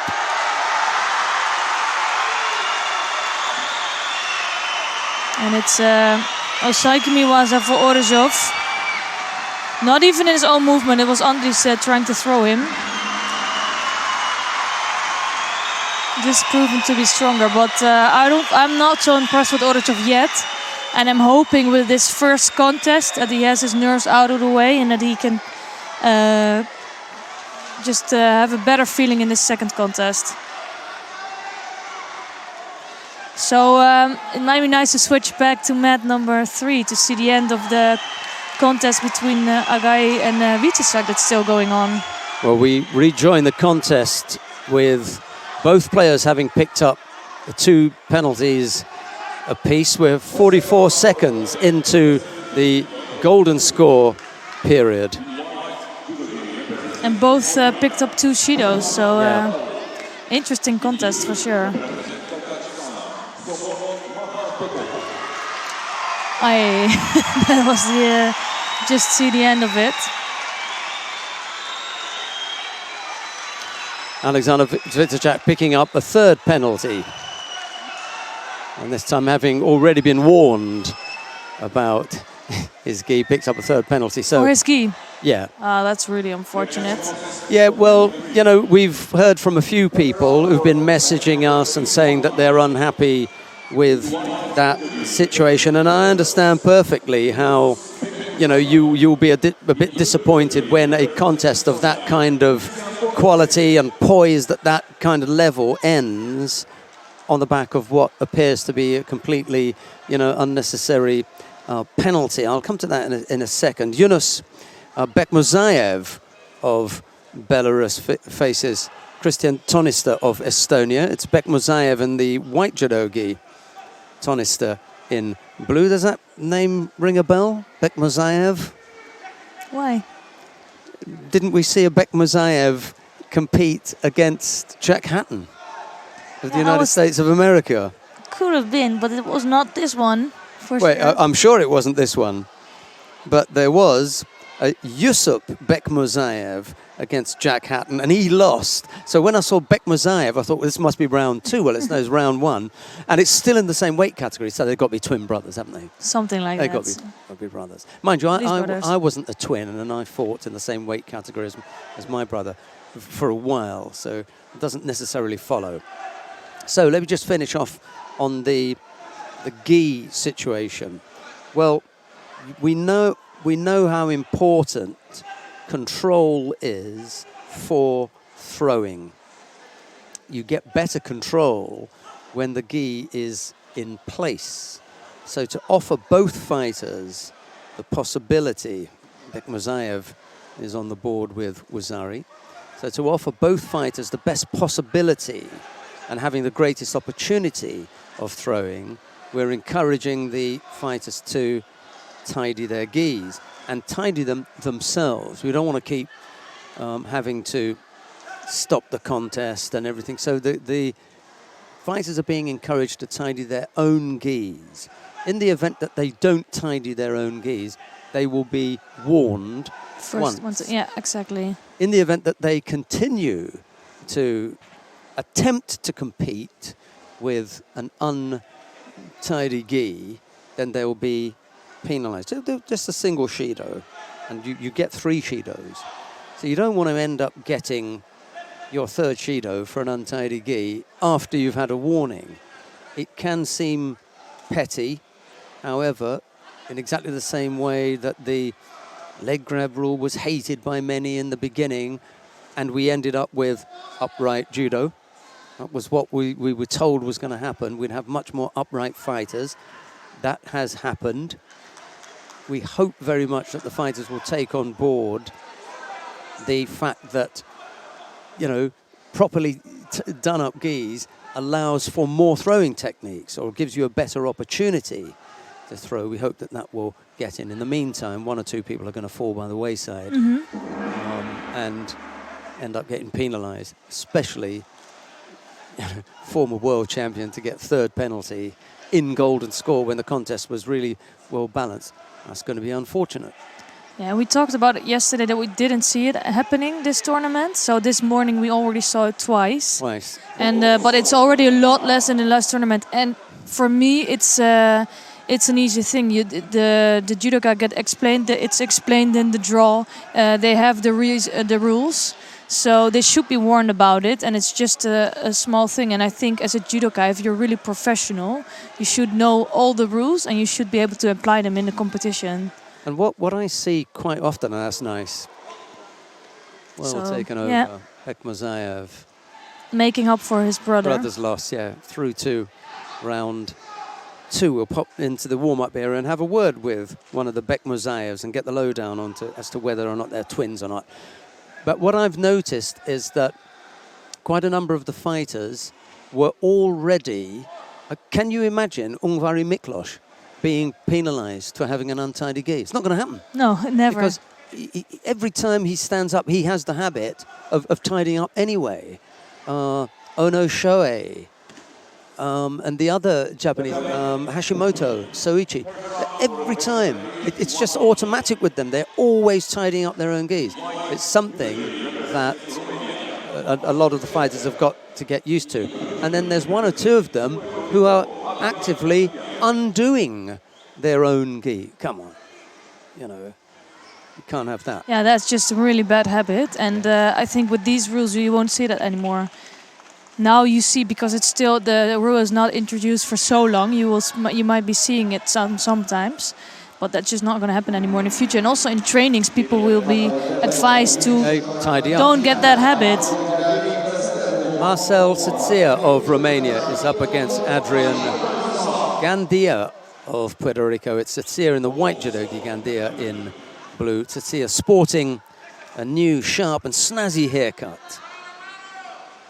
And got a bit of peroxide on there as well. For sure. Don't think he was in the sun for too long. Right. So for those of you who've listened to that bit of information about the gi and the shido for the gi, it's not a question of whether you or whether Esther and I agree with it or not. We're just saying that's what the rule is. We're just trying to explain to you at home that's what the rule is. Right. Just tidy this up a little bit. And by the way, we just saw Tommy Masias beating Igor Wandke, so that's a shock for Wandke here.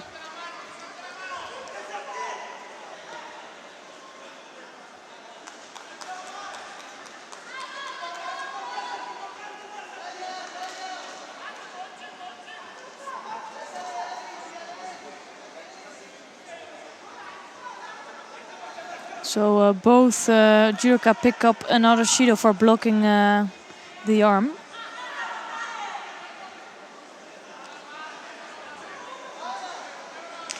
And then it's Tsetsia that both are on 2 shidos now.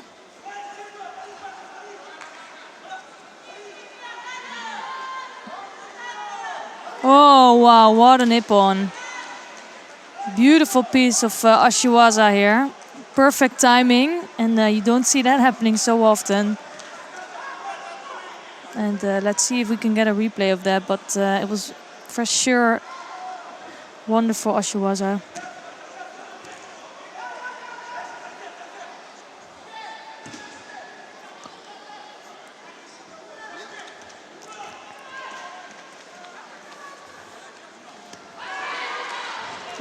Completely out, and as you can see that Gandia was just focusing on that left arm of him to get it loose, and by that moment Tsetsia was having a leg sweep, getting both legs onto the tatami. This is also costing no energy for Tsetsia. Beautiful way to finish this contest.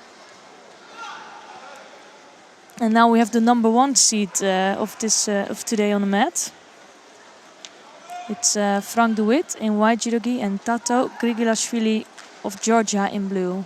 Well, it's the second number 1 seed that we've seen. We managed to see Rustam Orozhov, the number 1 seed in the under 73 kilo category. why not have a look at Frank de Witt? And if we get a chance to see Arai, Chizuru, we will, and Tina Tursteniak. Those are the other two that remain. We'll do our best to bring you those contests.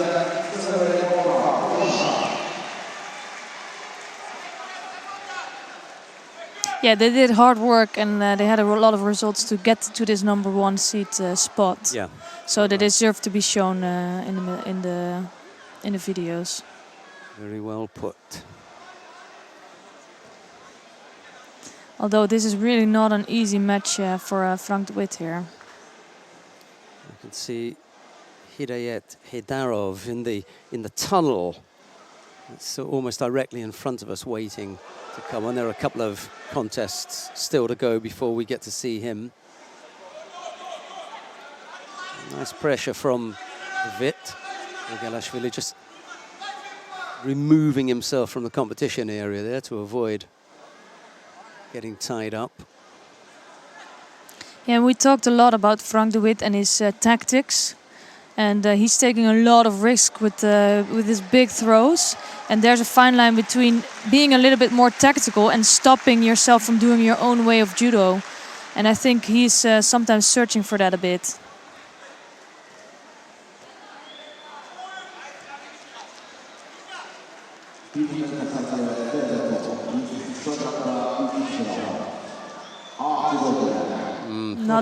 Yeah, it wasn't enough, was it, from me? No, we were both looking at each other. That was not the best attempt from Frank de Witt, missing with the legs, completely missing out for a good tsutumi. Got away with it.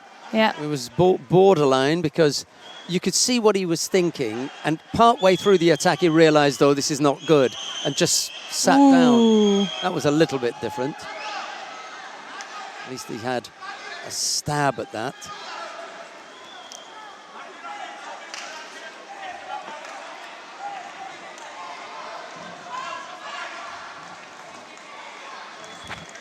Half the contest gone. Things just beginning to bubble up now. Single Shido against Grigalashvili. And it's really nice to see that Grigalashvili is really chasing and he's trying to get close to de Witt. And I feel like de Witt is here fighting really tactically. He's trying to keep Grigalashvili at distance. Not taking too much risk. And he knows that Grigalashvili is a big thrower, so he might be right in doing that. It's not the best position for Grigalashvili to be in, picking up a second penalty and beginning to look a little bit lost. You know, he's not rabbit in the headlights, but he's just thinking, this, whatever plan I had, it's not working. I haven't got the openings that I thought I might have. You know, I'm looking for something to trouble him. That's a bit better. Yeah, this is really good. And you can see that de Witt is escaping this. Yeah. Because if he has that left arm on the top, he's so threatening. So that was the plan, to out-grip de Witt and put him under pressure. And on that occasion, it worked. He took a bit of a whack. And you can see what de Witt has to do here is plant that right arm of in on the lapel of Grigalashvili, so he cannot come. Grigalashvili cannot come close with that left arm because he's so dangerous with that.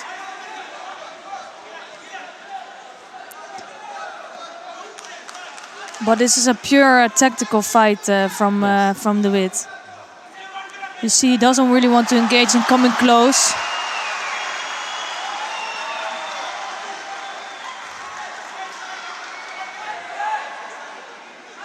And now they are coming close, so now it should be a good matchup. But I think de Witt is... I don't like this tsutumi so much. No, not as an answer to the grip. No. Because it's just too clear that he's avoiding that grip. Yeah, exactly. And it's giving him a second Shido already. So now the contest is even. And I think you can see that Grigalashvili can smell that he has some opportunity here. And he's on a mission, you can see that.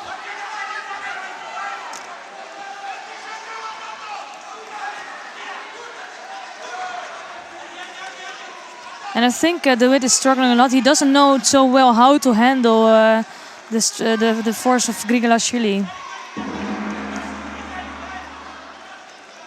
Golden score. The fighters get themselves tidied up, and we're back underway. Got to wait for the scoreboard to turn around. And that's the only thing they had to. They were ready to go here. And on the belt. Yeah, that's it. You could see it coming. You could see that Grigolashvili was on a mission. He was coming closer and closer to the Wit. And I was just talking about it, that the Wit needs to decide if he can do his own judo, because he didn't do that in this contest.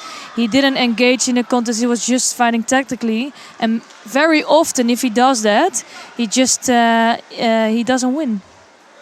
So he needs to find a way to combine tactical judo with his own judo.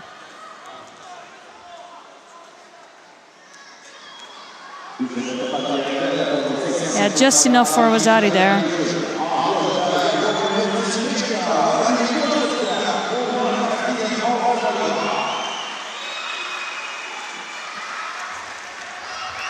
So big shock of the day already.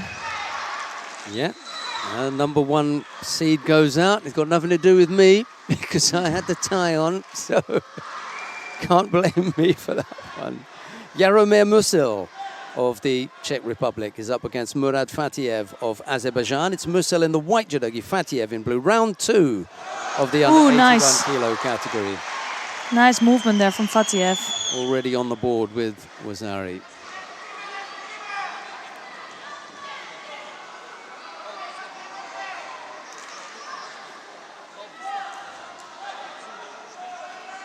So some 2 Azeri are fighting at the moment. Gives some excitement in this venue. Yeah, I love this hip movement of Fatiev.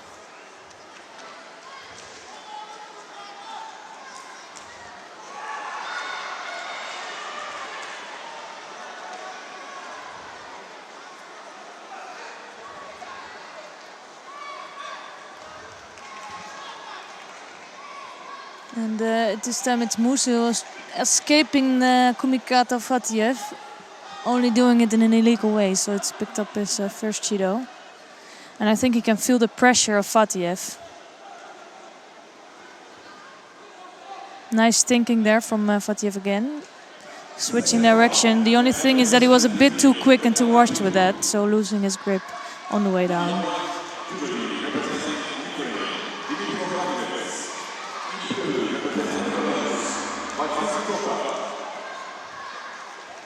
Yeah, I think soon we'll take a look at one of the other favorites in the 73 kilo category.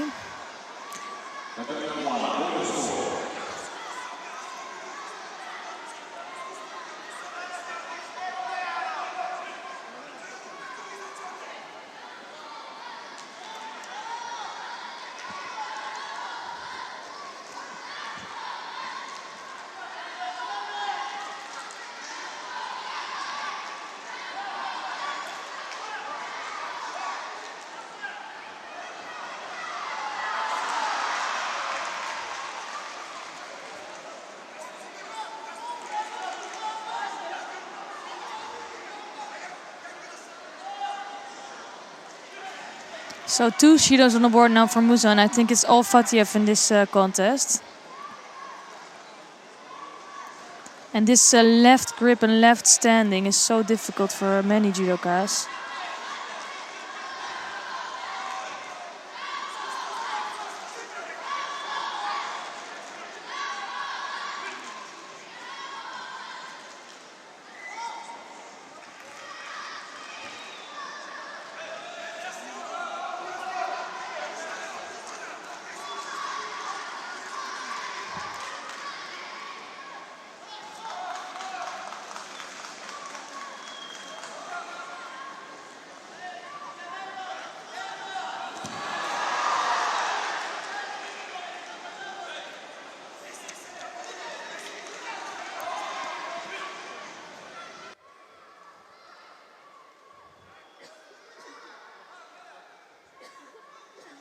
Fatiev still leads by Vasari. You've got a little over a minute and a half left to go.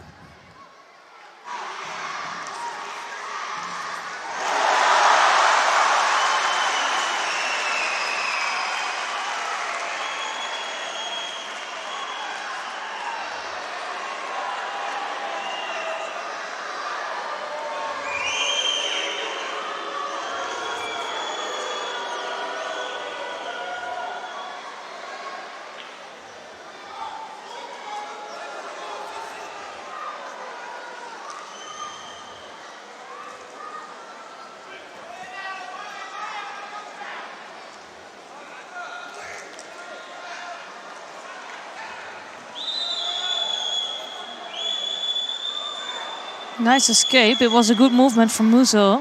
Did look good in the beginning, didn't it? Looked like the and now Makatomi he's was on. yeah. Now he's working in Newaza.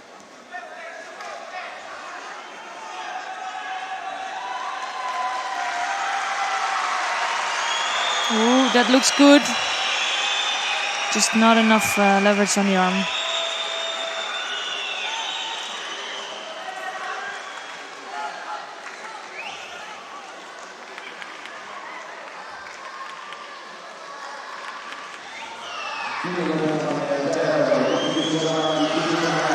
Nice second Mazari. I think technically Fatiev is impressing me. He has a big range of techniques. This is, I think, the third technique we saw from him.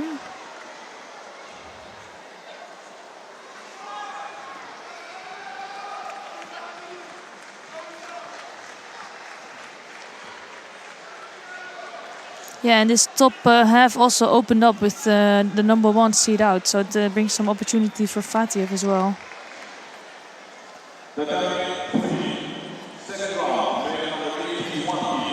Coming up next, Henry Egotidze of Portugal faces Robin Pacek of Sweden. It will be Egotidze in the white judogi, Pacek in blue.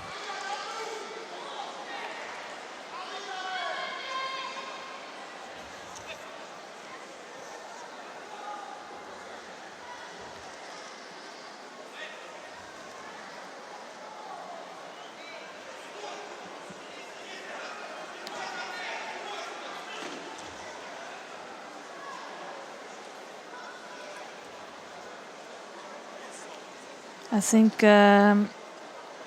this super amateuristic mistake from Egotidze. I think his phone or something was still in his jacket. And he cannot believe he made that mistake. But that just cannot happen on a Grand Slam and in this level of competition. Well, he had his mobile phone with him? Yeah, I think so. Again, how many times has that happened? Oh dear. Sorry, you know, there are things that you shouldn't laugh at, but there are other things where you can't avoid it. That's just stupid. That is really stupid. Yeah. I don't know if Freddie can show us the replay of that one. Sorry. Oh, yeah, that's just one of those things. It's just incredible that that happens in this level.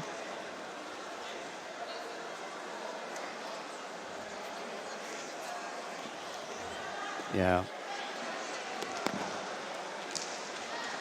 I would never dream of belittling or laughing at someone's misfortune or something where they make some kind of mistake that's judo connected to judo.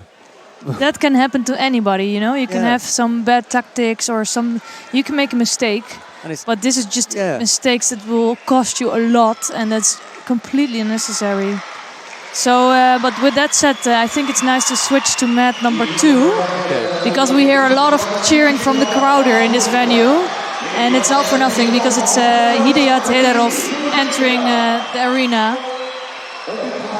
And he will be in round 2 also, and he's facing Obitkon Nomonov of Uzbekistan in blue.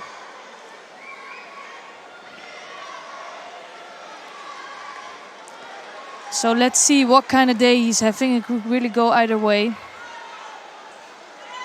And he always, for me in the first few contests, he looks a bit slow sometimes. And like he takes some time to get fired up. But who knows how that will be today.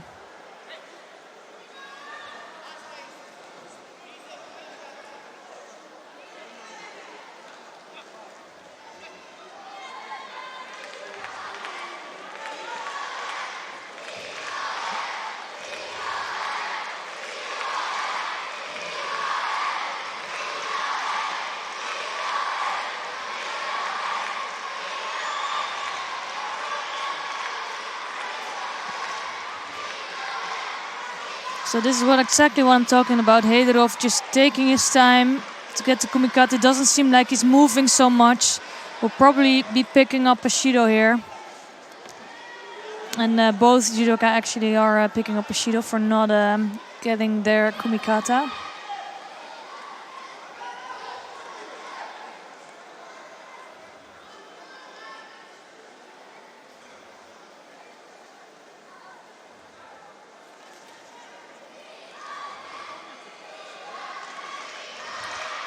And this time the grip, they are engaging and it looks a bit better. Although you can see the left hand of Nomanov is threatening Heiderov. So it's keeping him at distance, but it's also dangerous to be taken over. So good solution from Heiderov to go for Sutami Waza here.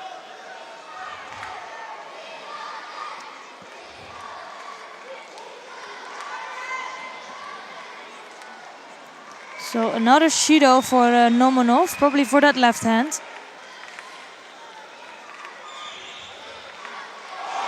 Beautiful Seonage, really quick. And also great response from Nomanov. But you can see here that Heiderov looking sharp today.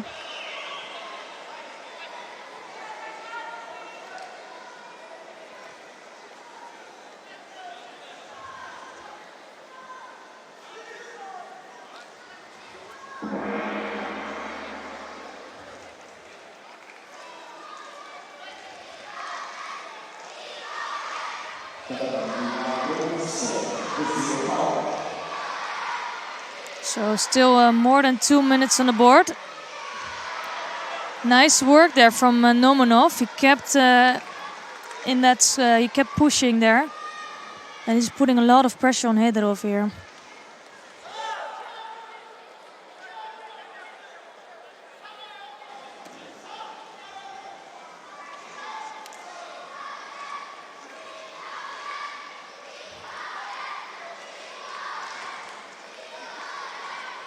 Nice Katagruma attempt. Just didn't prepare so much. So it was nice thinking, but just need some more movement beforehand to prepare for that technique.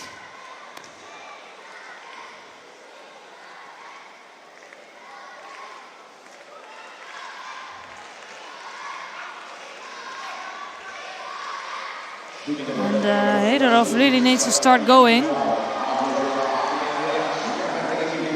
And he does it with Sutami Waza and almost putting himself into big trouble here. Trying to turn Nomanov. And he's not out of trouble yet, I think.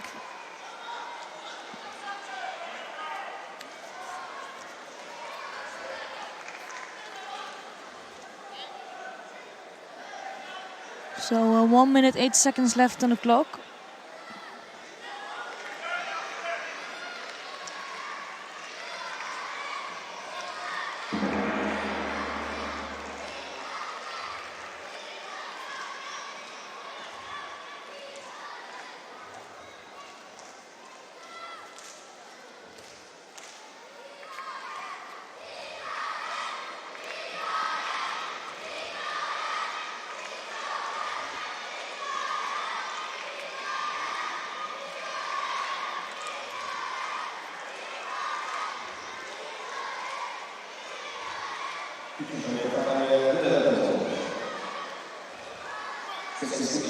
So again, it's Nomanov putting on a lot of pressure. And this time it is Heiderov responding in a great way. You could see him already threatening with that before, with that turned Seonage.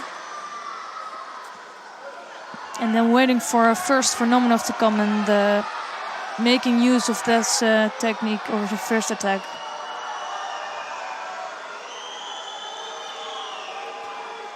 So 35 seconds left on the clock, and it was Heiderov that was by far the most dangerous in this contest, but no scores yet.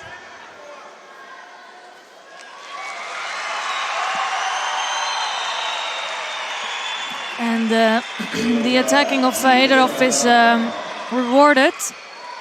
A third penalty here for Nomanov, and it's Heiderov who wins this contest. Not an easy contest to start with.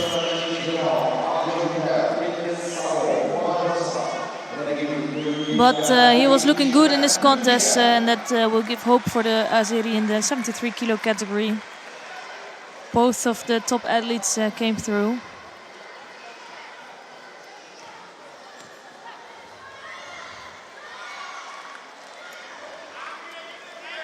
I think we'll stick on this mat for now with Sabo Frigyes of Hungary in white, and he is facing Ali Simen of Turkey in blue. And whoever wins this one will be the opponent of Heiderov in the next round.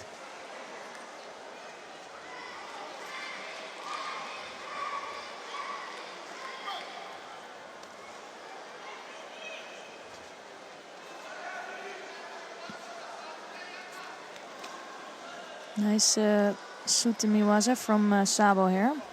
And good movement in Newaza. And a great move, and he's completely trapped Simen here. Let's see if he can hold on to that. And just not enough for Vasari's score here, but good movement. And let's see if he can unwrap that leg again.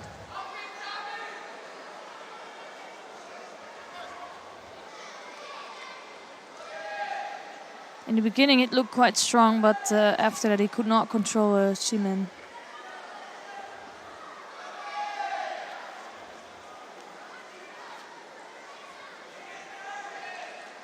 And it's not over yet. This time it looks a lot stronger, and you can see Simen is struggling with that. So it's Sabo that showed a beautiful piece of Newaza here in round 2. And he will continue to the next round.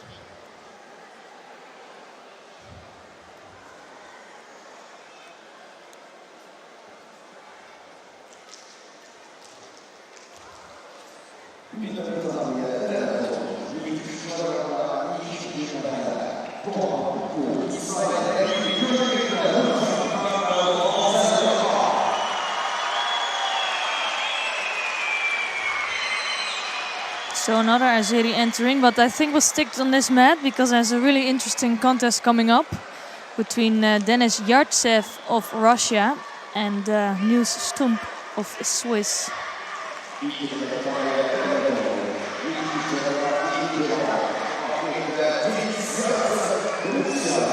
And we're gonna see Yartsev in white judogi and Stump in blue judogi here. Yartsev not among the top 4 seeds, but for sure he's a contender for a medal today.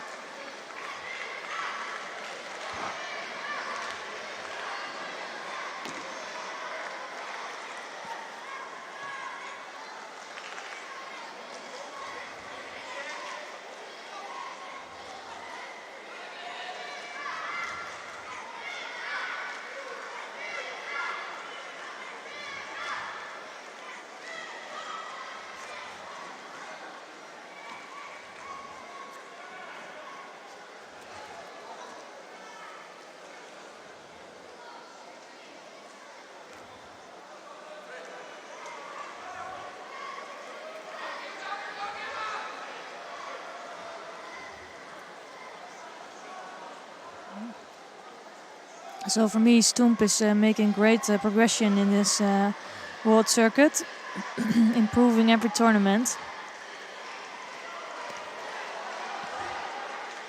And that was quite unfortunate, I think, here for Stump, because I think he was just trying to get over the legs of Yartsev and already engaging in Newaza. Well, it was still a Tachiwaza situation, and that's why there's a Vasari on the board for Yartsev. So lucky for Yartsev. This time Stump completely picking off Yartsev, but not enough control to continue with that technique.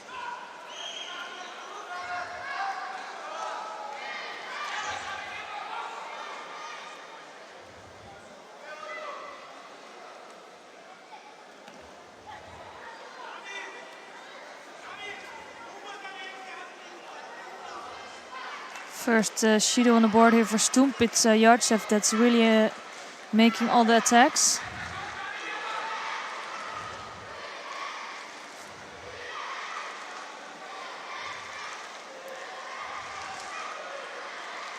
But I still think that Stump really can make something happen in this contest, as long as he doesn't walk on a second Vasari like the first one.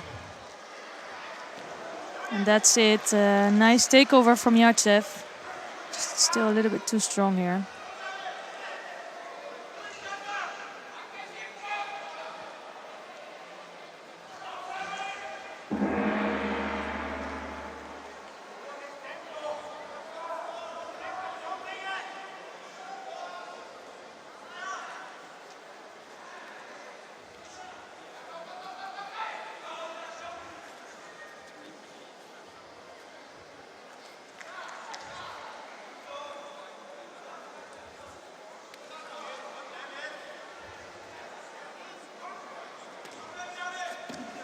Next contest on the debut. Second round, man, 73 kilo. In white, Judo, representing Serbia, Baku. In blue Judo, representing Greece, Judo.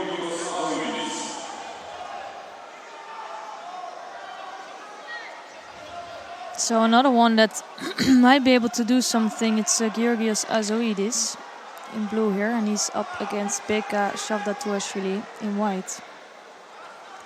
And Shavdatuashvili is also, he did some good, he did have some quite okay results, but didn't really break through on the world circuit yet. Although his name would suggest otherwise. Down on mat number 3, there's a real battle going on between Alan Kubetsov and Borshashvili. I think Borshashvili is having a great day.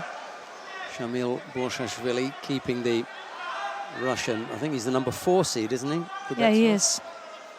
Keeping him tied up there. A great win for him if he could get past Kubetsov, really open things up in the lower half of the draw.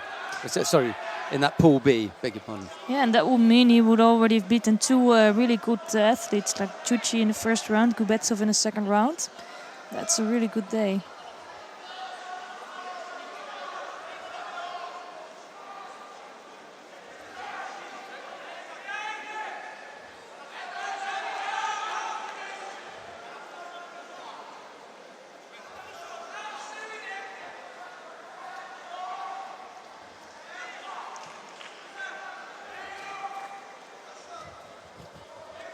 So here it's Shavdatuashvili who's picking up his first Judo.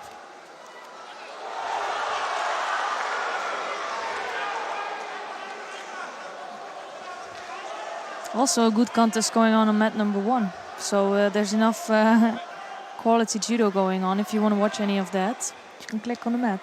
Tohar Butbul and Rufat Mamadov down on mat number 1, round 2 of the under 73 kilo category.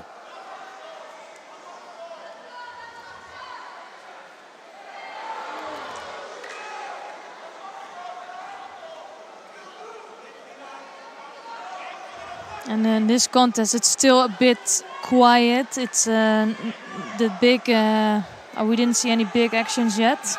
And it's Azoidis who's picking up a penalty for walking off the mat area. So both 1 Judo on the board.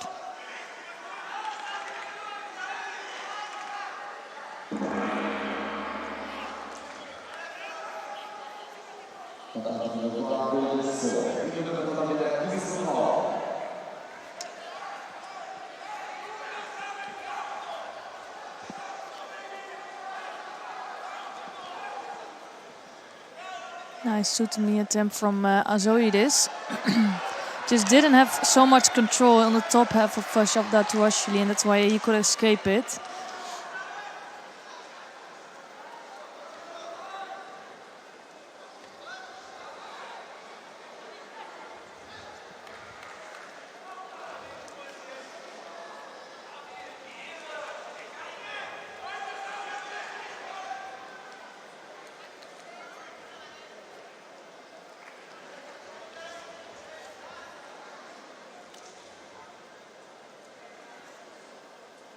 So I see that and on mat number 1 and 3 the contest is finished, and I think it was Butbul who beat.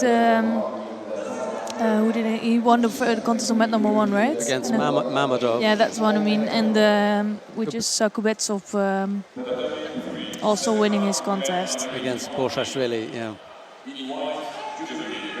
But it should give Bushashvili some confidence for the next tournaments. You know, he knows he can beat the top people now. And he pushed Alan Kubetsov very, very hard. Exactly. It was a good effort.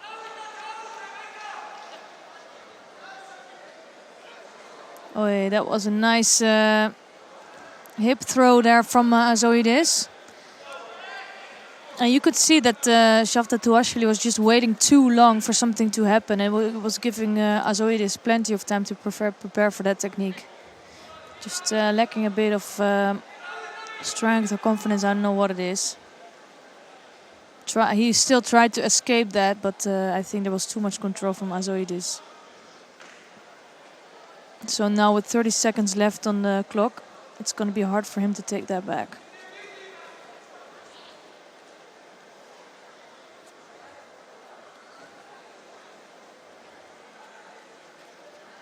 Left effort. And then Sutami attempt, but not the strongest one.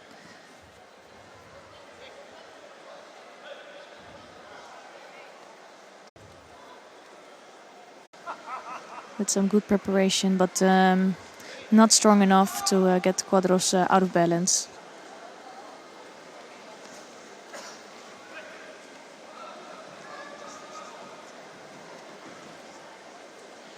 This will give, I thought it would give Trisiak some time to work on Newaza, but she doesn't seem too interested in that. Well, normally she's really quick to make the transition to Newaza.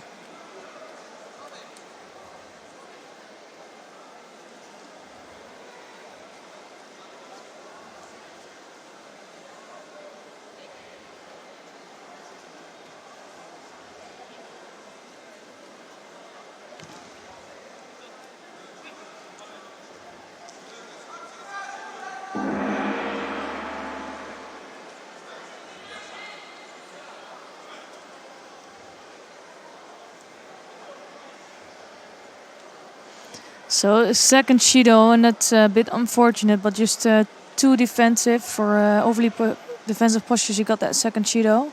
Nice response there from Quadros, and that's what she's good at. She has a great feeling for Judo.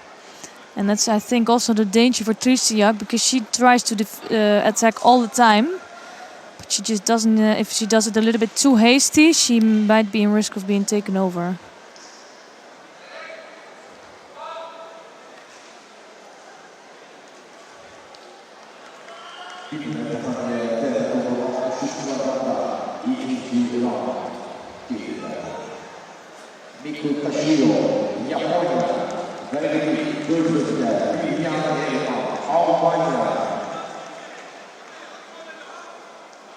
So Trisiak being really smart with catching that right arm of Quadros. With that, she's blocking her a lot from doing her own Judo.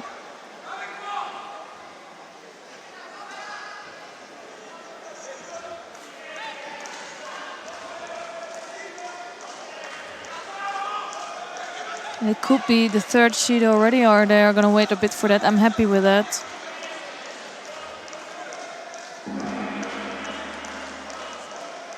So it's a golden score now. And it's Trisiak that looks very much in control of this contest, but didn't manage to score yet.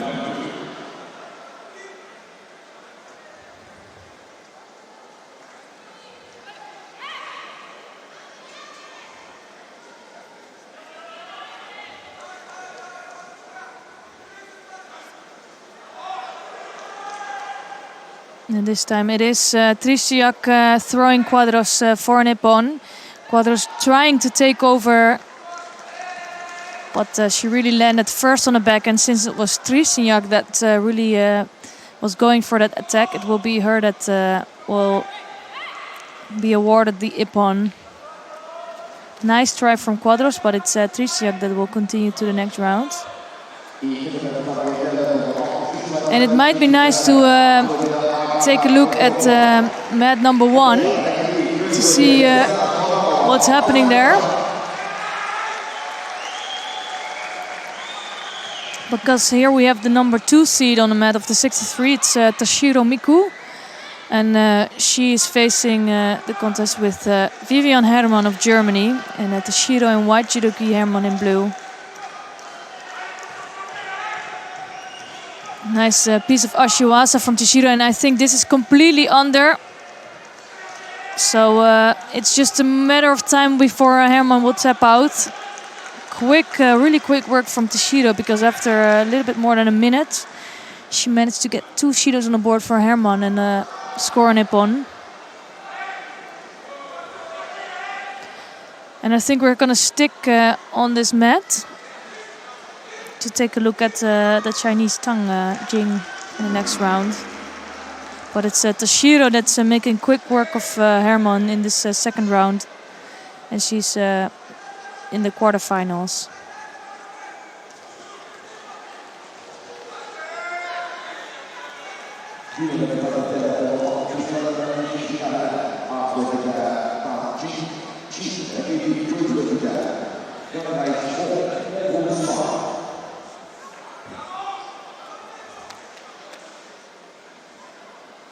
So here on the mat are Tang Jing of China in white judogi, and she's up against both Kang Kaik of Mongolia in blue.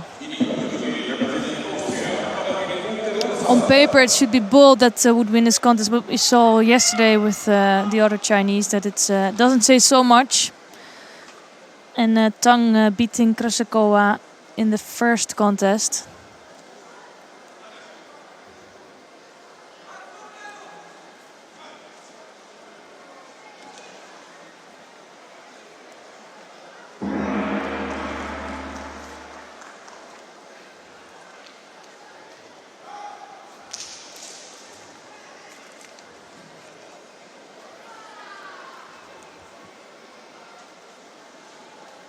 So both still really trying to get to their kumikata.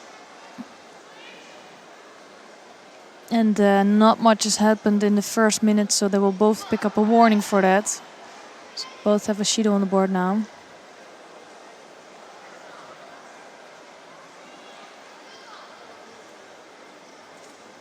You'll see this many times with athletes that don't know each other too well. They will take the time to get to their kumikata, and they take that Shido for granted. They just don't want to have the risk of get a score in the first minute.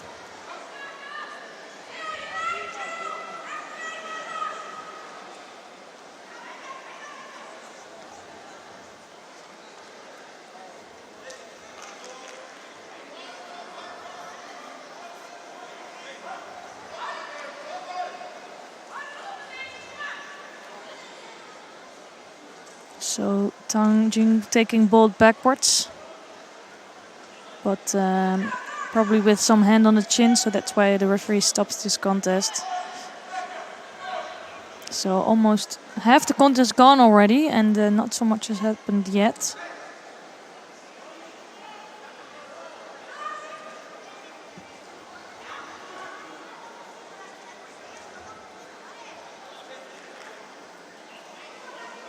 Nice Ouchigari attempt from Tang. She's proven to be difficult with that left arm. So that's why you will see Bolt trying to block that side of Tang. But I think Tang is just a little bit more controlling with her kumikata.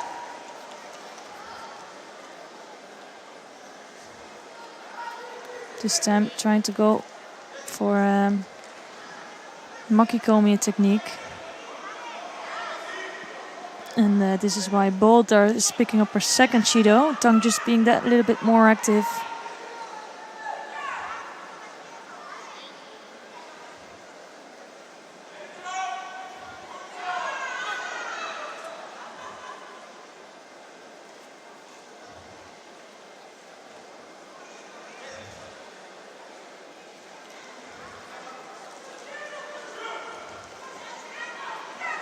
And again, it's Tang that's over.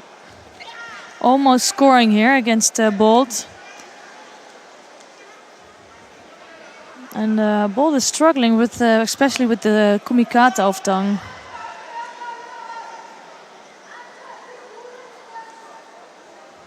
You can see Tang is quite tall also for 63 kilo. putting a lot of pressure, moving forward.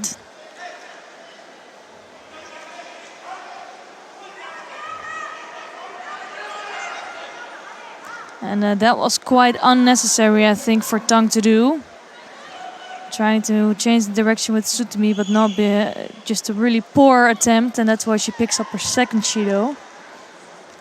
And I really think that was unnecessary. It might be a little bit lack of experience there, because she's doing a really good job trying to get that left hand in the neck of Bolt, getting her in a lot of trouble.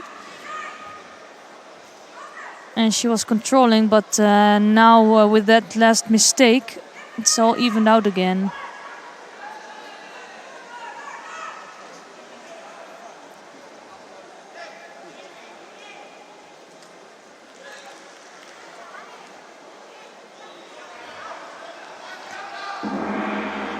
And this time it is Bolt, and a nice reaction from Tang.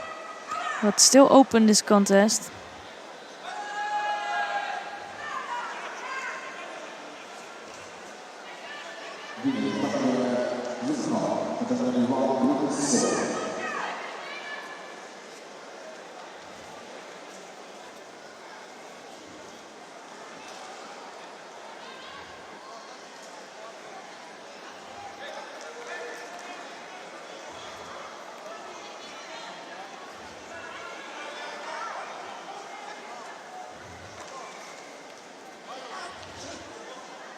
So Tang being really left-sided, but this time it's Bolt who's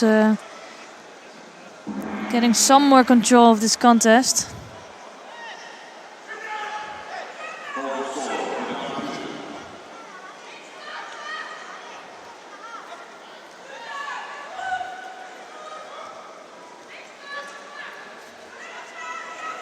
And another technique taken backwards by Tang. I'm not sure what they're going to do with that.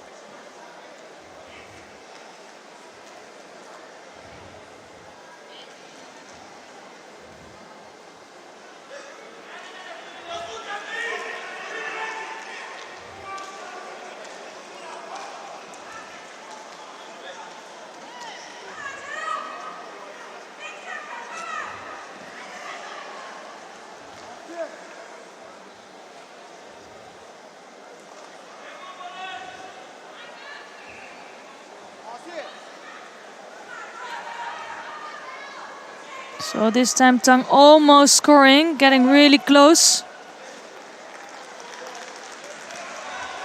And it gives Bolt some time to work in Newaza. Although it's not really progressing anymore, that's why the referee stops it now.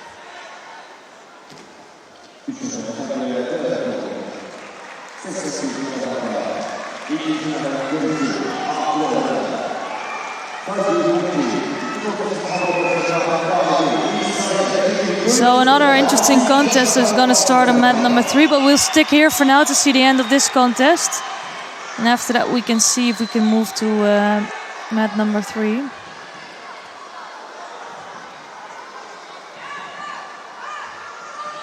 This time it's Bolt coming in for Seonage.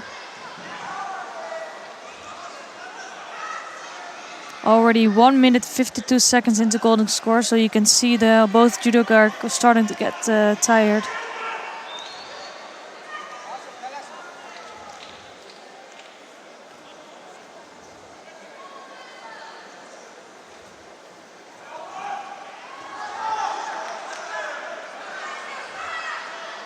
Another Seonage attempt from Bolt.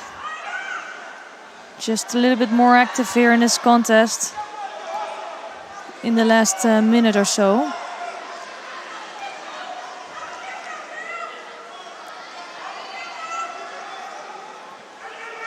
So, and that will result in a third Judo for Tang. Again, a good contest for the Chinese, but just not enough to beat Bolt. I think Bolt was the one just having a little bit more experience, since the second Judo for Tang was completely unnecessary. And in the end, Bolt was just proving to have a little bit more form here. So let's take a look quick at mat number 3, where it's Sagi Muki from Israel on the mat, and he is facing Asil Jafarov, Jafarov almost throwing Muki here with the Ashiwaza. We come into the contest with still 2 minutes 30 seconds left on the clock, and it's Muki already scored a Wazari.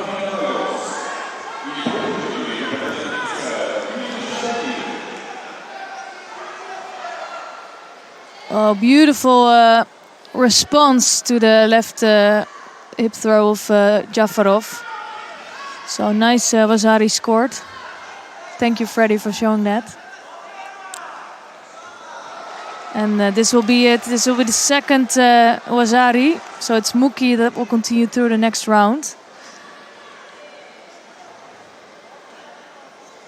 And with that said, let's try if we can switch back. Let's see the Wazari. Let's try to switch back after that to mat number 1.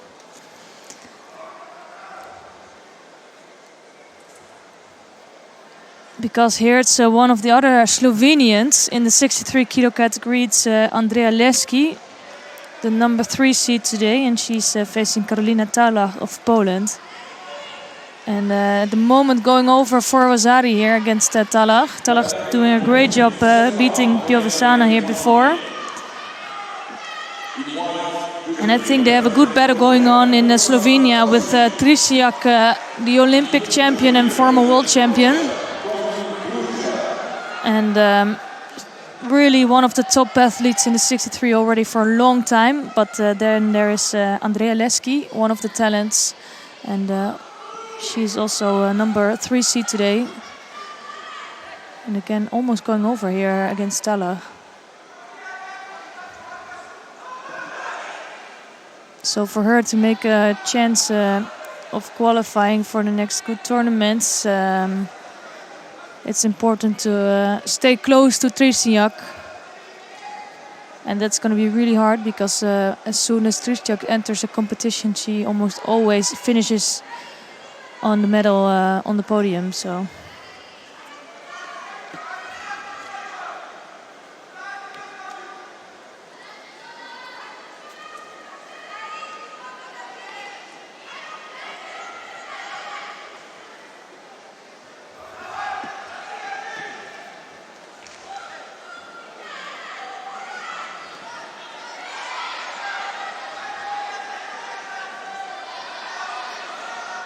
So Talach controlling quite nicely.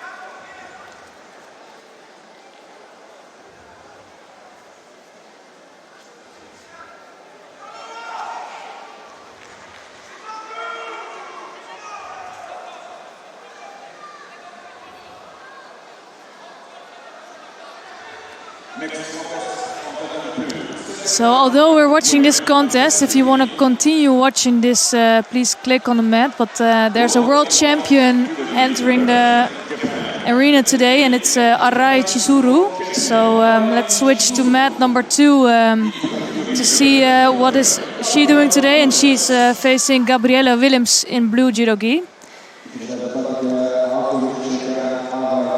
So for me, she's a top favorite today. Double world champion and winning most of the contests in the last years. Hasn't been beaten for a while now.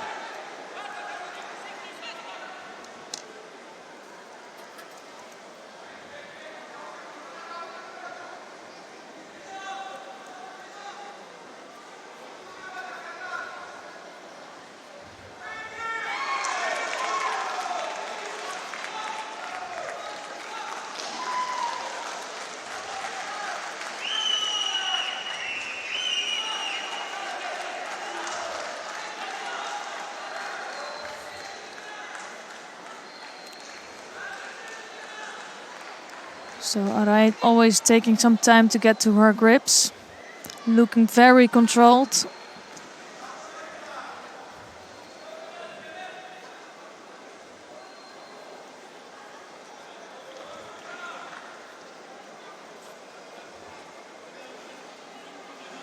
So actually the last time Arai was being beaten was almost 1 year ago in Hohhot against Gemma Howell.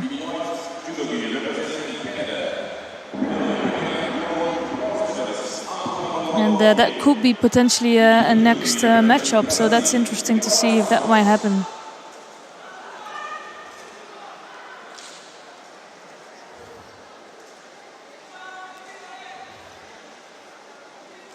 And on the other mat, it's Talach that just has beaten Andrea Leski.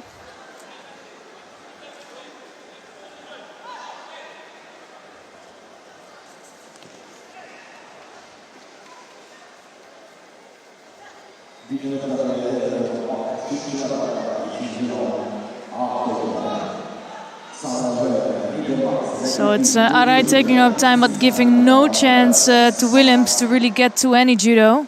You can see that Willems is desperately trying to get to any kumikata here.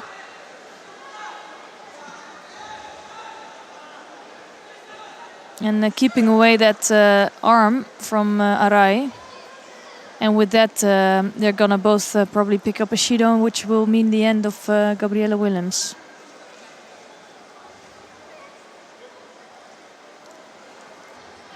So no real sweating yet for Arai. And she's easily qualifying for the quarterfinals in the 70 kilo category.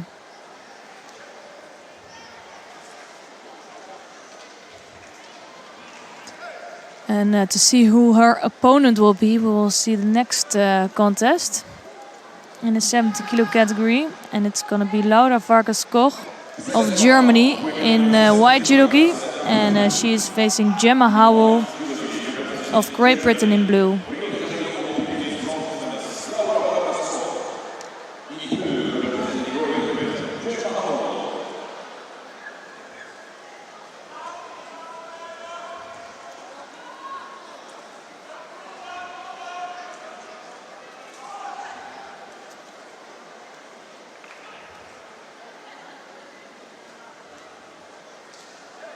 So strong start for Howell here.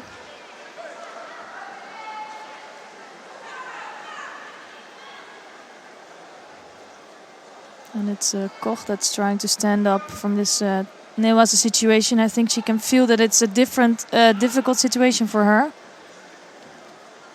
But it's a mate for the referee.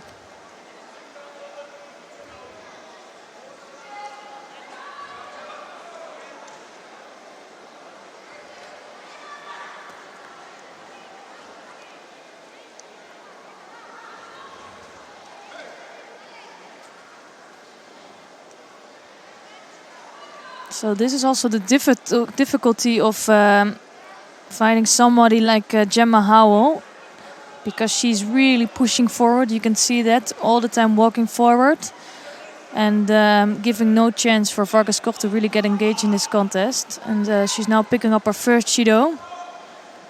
And Howell just will keep going for the next 4 minutes or so.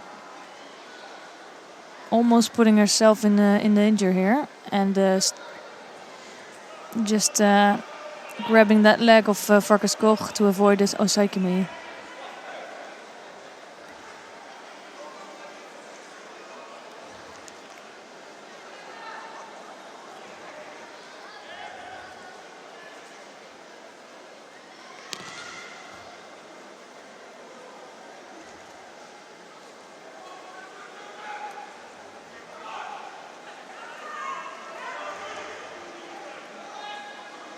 So Howell doing all the work here in this contest.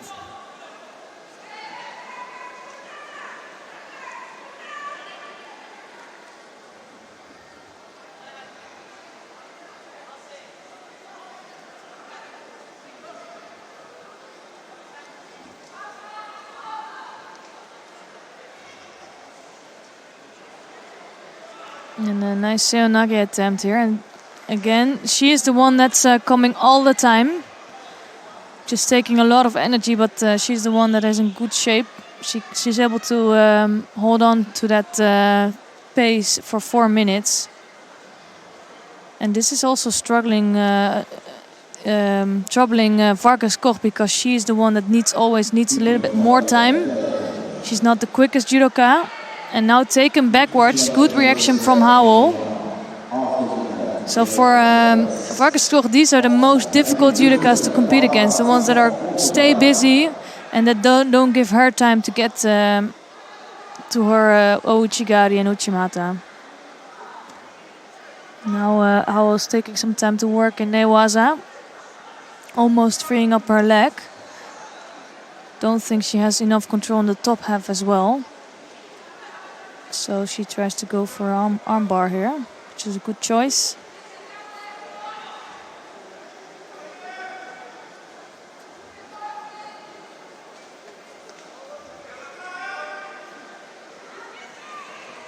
So no progression anymore. Or there is some progression. She's trying to free up that leg. So that took a lot of time from the clock, which is really positive for Howell in this case. Already scored a Wazari.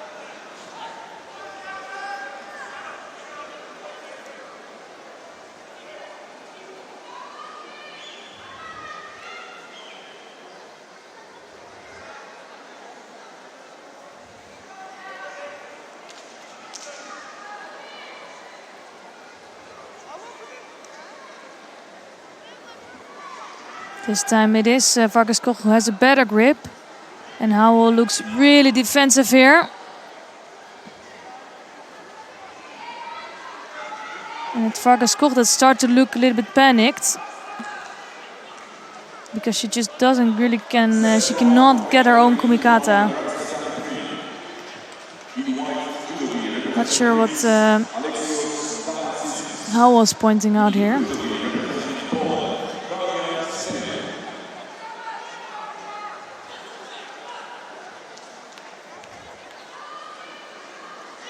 So again, looking defensive. She's changing tactics a bit now, which I don't understand so much. Because it's still 24 seconds on the clock. And she's going to pick up a first Judo here. So it's a question if it will be enough time for Vargas Koch to come back from that. But Howell was having really good tactics in the first 3 minutes. But now she looks like she's just defending that Wazari. And now with 6 seconds on the clock, she's going to be successful in doing that.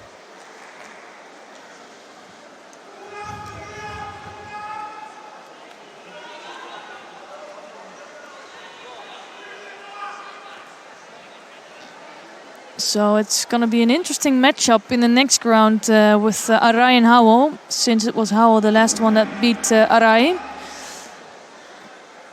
Although after that, Arai beat Howell also in the World Championships, so she does also win from Howell. But let's see how that will go in the next round.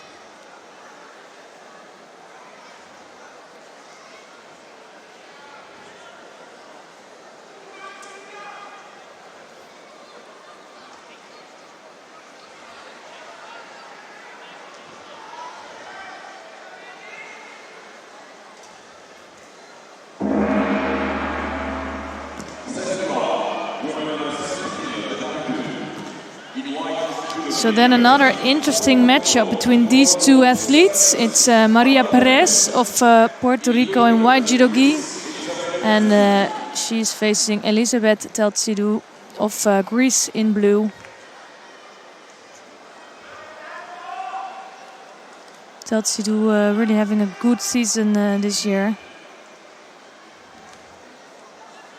Big thrower, but then again Perez is also a big thrower, so not sure how that will turn out. And I think this might be that Perez is just that much more experienced and also has low techniques.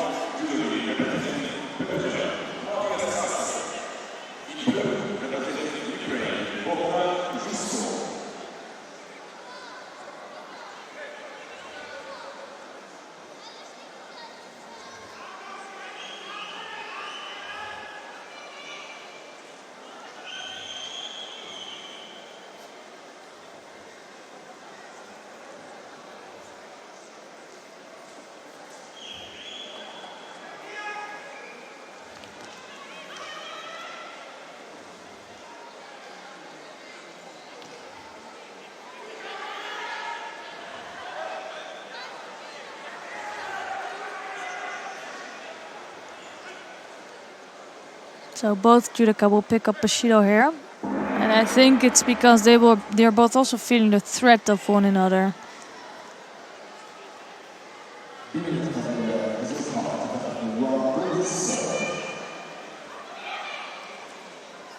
So this time it's Tsatsidu that has a good grip, and Perez trying to escape that.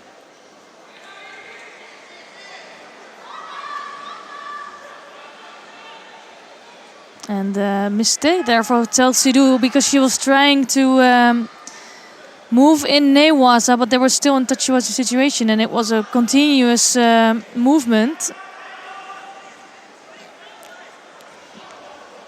That was really unfortunate for Tsatsidu. And there she scores back. Wazari's back on the board. And I also think that Tsatsidu is the one that looks a little bit stronger in this contest.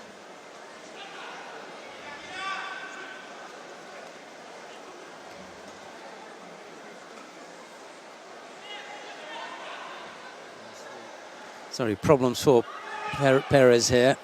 If Tsatsidu gets past that leg. Not going to happen now. No, that's not going to happen. Good defense from the Puerto But it is Perez that feels the threat of Tsatsidu, and I think Tsatsidu must be incredibly strong now at the moment. Well, things nicely balanced at the moment. They've both picked up a Shiro apiece, but scores are level with a little over a minute and a half left to go.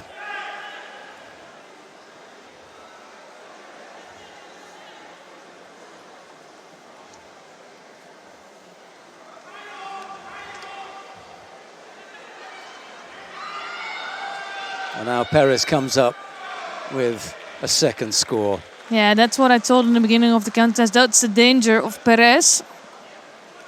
And I felt like that was the biggest danger for Tsatsidu. It could have gone either way, this contest, but it's Perez who comes out on top.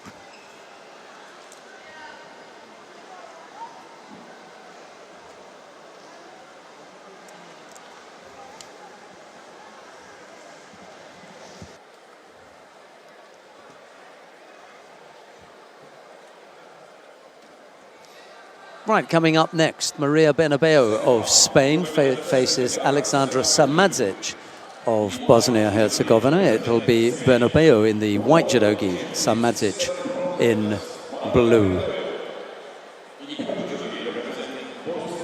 We'll stay here because we've got round 3 of the under 73 kilo category coming up next.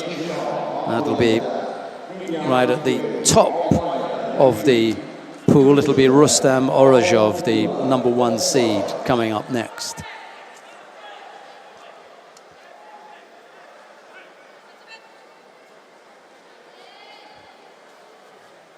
Chance to work on the ground now for Bernabeu. Saikomi, not now.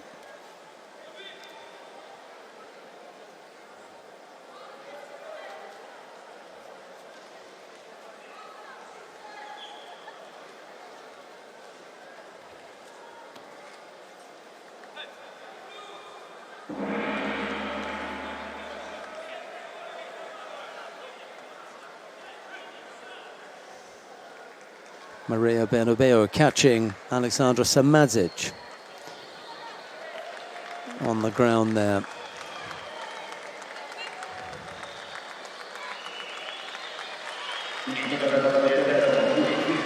And it'll be Bernabeu to face Maria Perez in the second of the quarterfinals.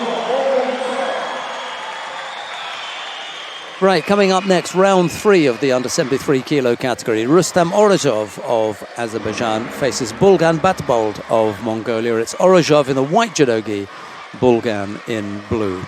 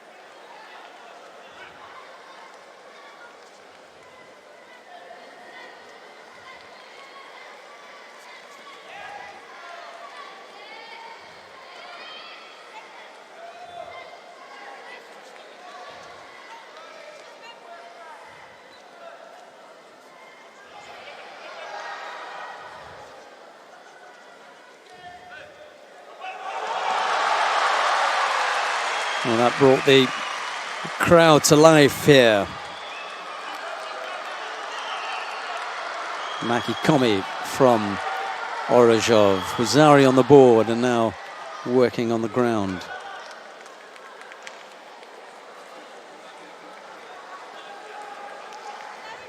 Just managing to stay off his back, just coming down on his side. So halfway through the contest, Orozhov leads by Huszary.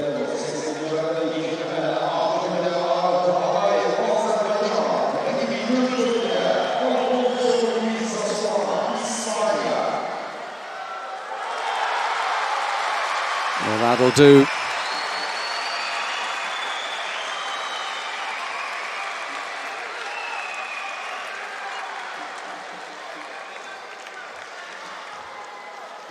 Orozhov coming up with a second score to finish things off nicely. Well, the crowd have been looking forward to seeing their hero, well, one of them anyway. And he delivered.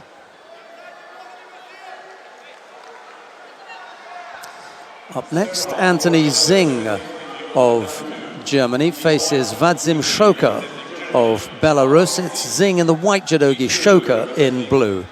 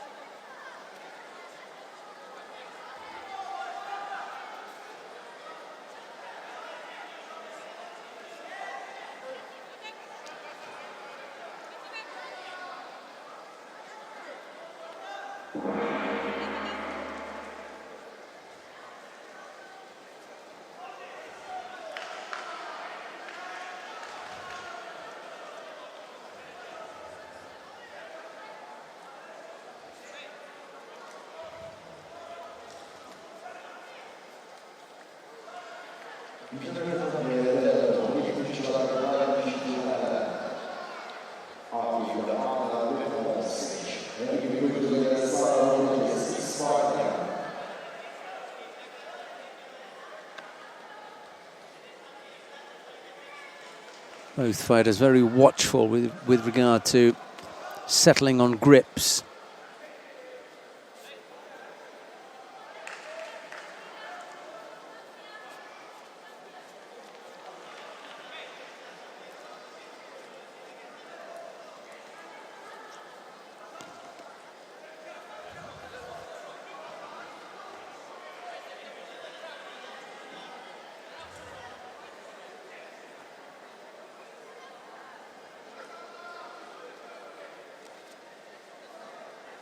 Quick look at the clock there by Anthony Zing, making sure that he's got the tempo right.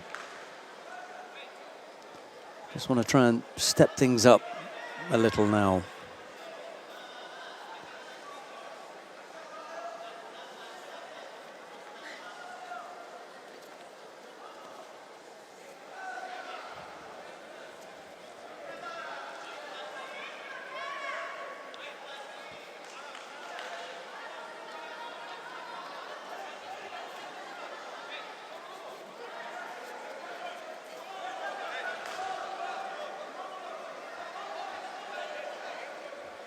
There's only a certain amount of grip fighting that the referee will allow before he decides, you know, we really need to see you getting to proper grips with your opponent. I think we've reached that point now. Zing beginning to step things up, as I said. And it's Vadzim Shoka who's a little bit on the back foot here.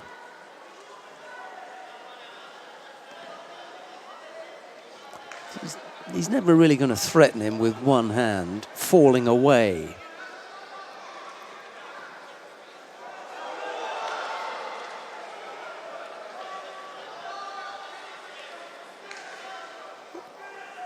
And I think that was the right penalty there, despite the fact that Shoka had thrown a leg up. It was with one hand, no chance of catching him with that. So the passivity penalty was the right one.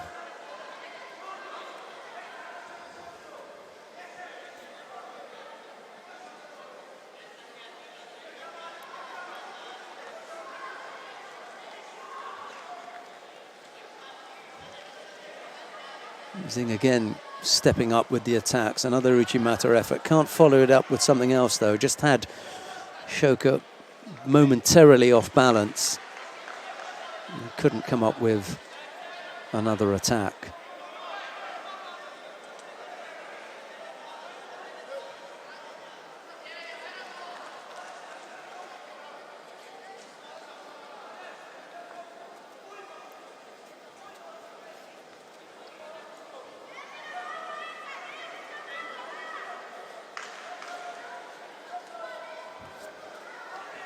Just a few seconds left of the golden score before we go into the golden score period.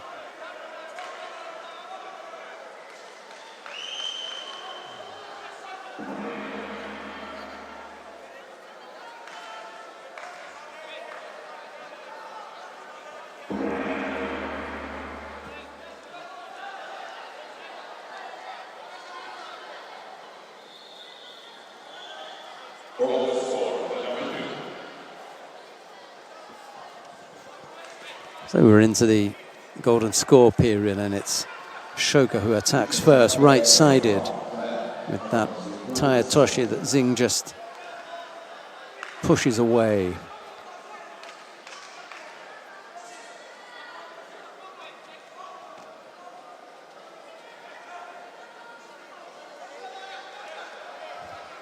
Lost contact with the hands, did Zing, during that Uchimata attack. Ended up just lying flat on his stomach.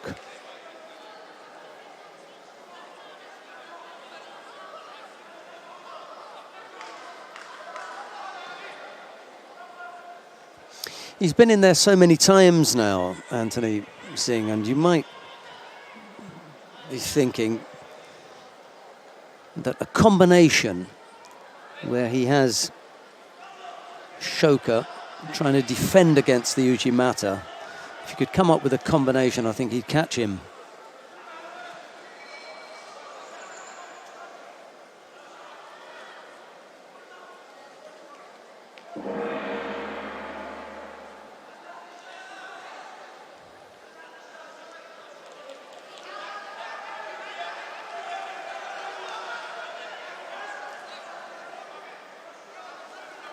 Shoka picks up a second penalty.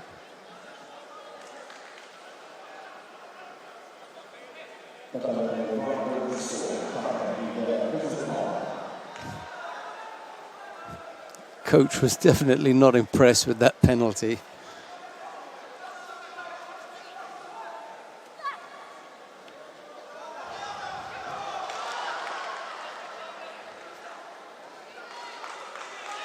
Here's the Uchimata again.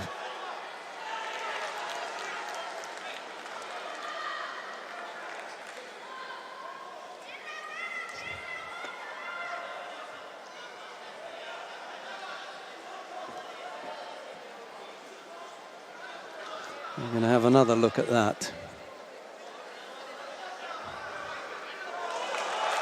Maybe there's just too long a delay in the turn. Yeah, that was the only thing I can think of. Just a little bit too long in the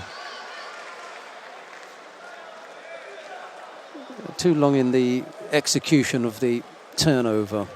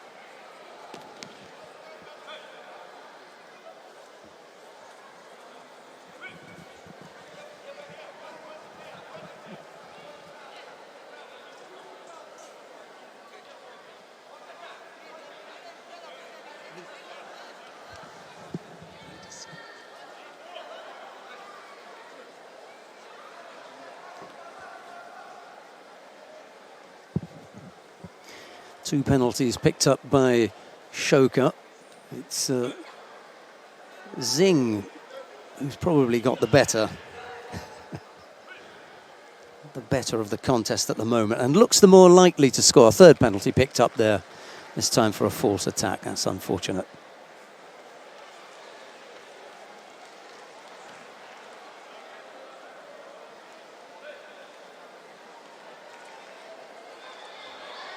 Not quite sure what it was that Zing would have been saying to Shoko. There's not so much that he can do to apologise, is there? But yeah.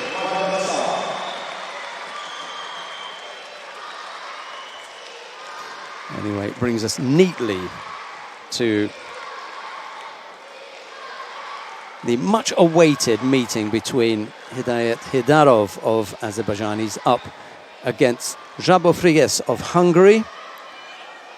It's Hidarov in the white judo gi, Jabo in blue.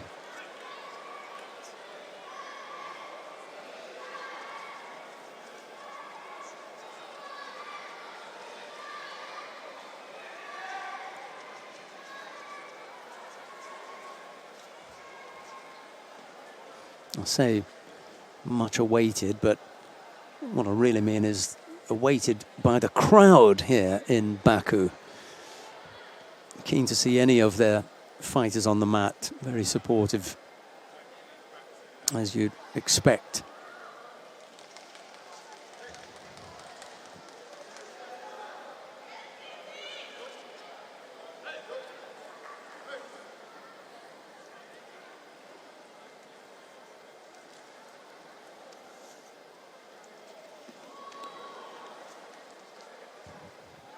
And it's Jabo who attacks first. I think he's from a family of 3 who do judo. His sister fought at 63. He's got another sister at 52 kilos, I think, and Jabo at 73.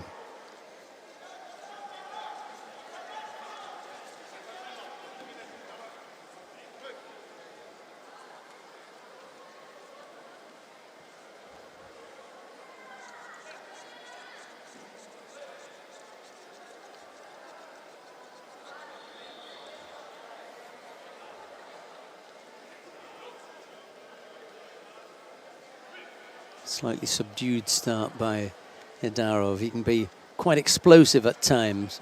I'm sure that's what the home crowd are waiting for. Tomonagi, right-sided effort from Jabo. It's not a bad effort, but it brings Hidarov down onto his front. Not quite good enough to come up with a score. A little over 2 minutes left to go.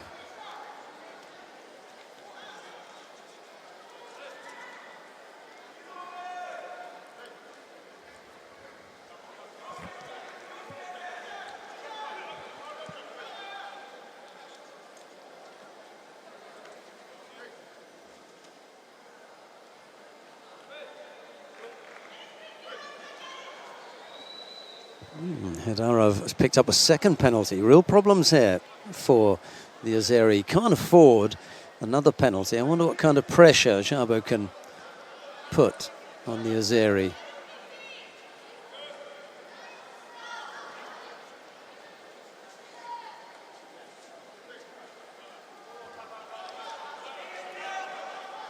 Well, the first thing is to keep up the rate of attacks. He's doing that very well, Jabo. It's not the best of attacks. Leave him in a slightly difficult position if Hidarov can free that foot. He does. Needs to push Szabo back onto his back, and he can't manage it.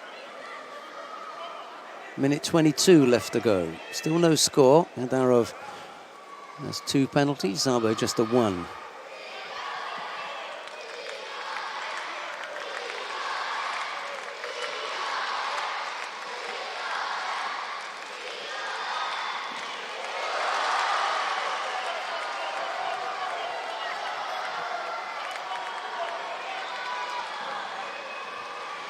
This is where Szabo's got to be careful. Can't afford to allow Nadarov to dictate the tempo of the contest. He's got to come back with his own attacks here.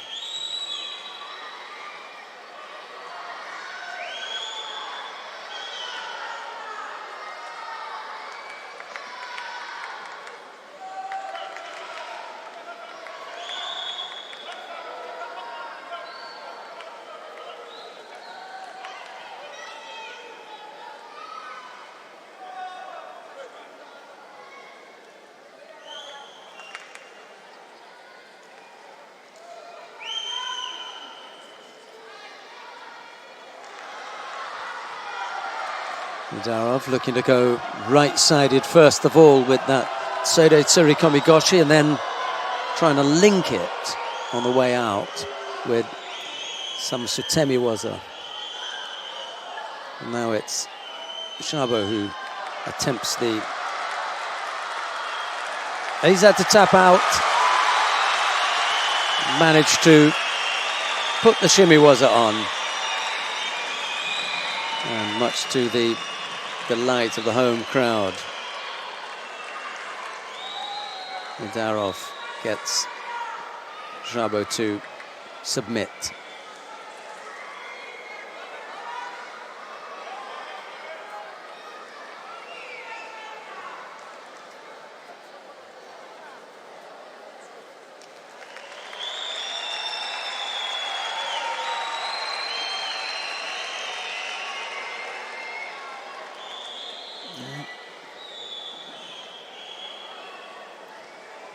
Just too tight. Couldn't resist that one.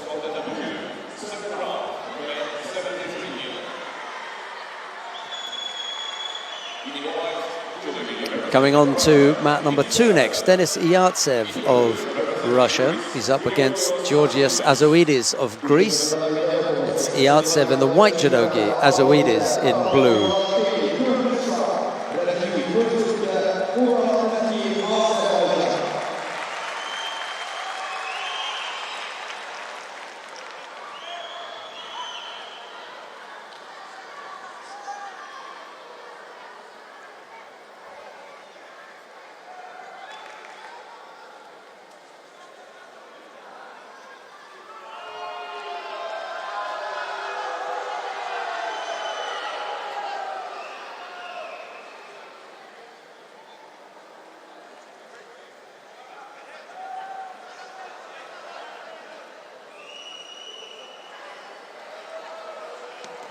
Nice work with the hands there. Denis Iyartsev, beautifully balanced, coming up with Wazari.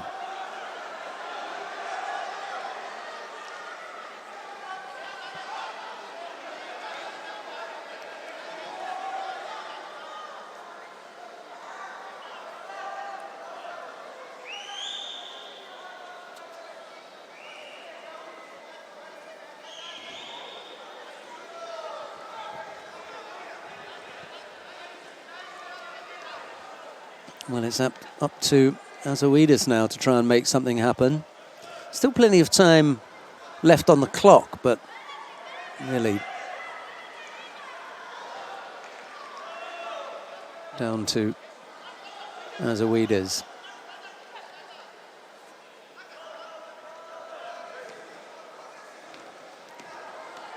Well, they've taken the score off the board, and that Iyartsev had. So instead of Azoidis having to do something as a result of being a Wazari down, he's got to do something to avoid picking up a third penalty, having just collected a second there.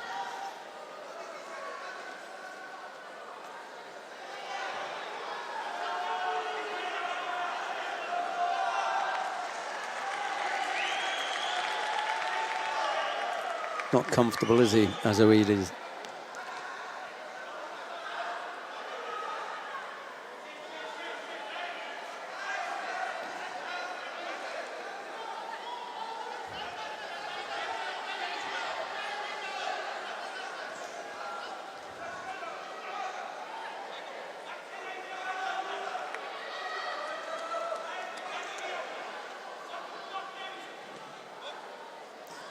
Azoides is going to have another try, but he's troubled by that left hand.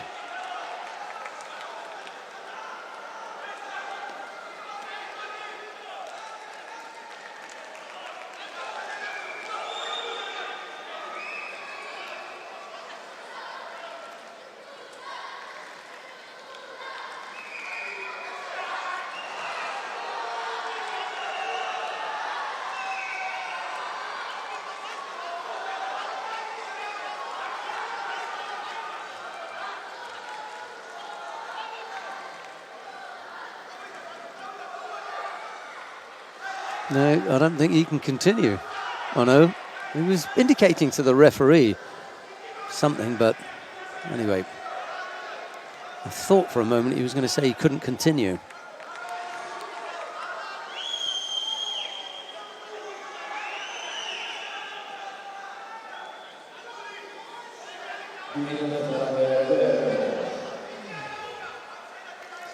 Yartsev taking a bit of a whack to the face there.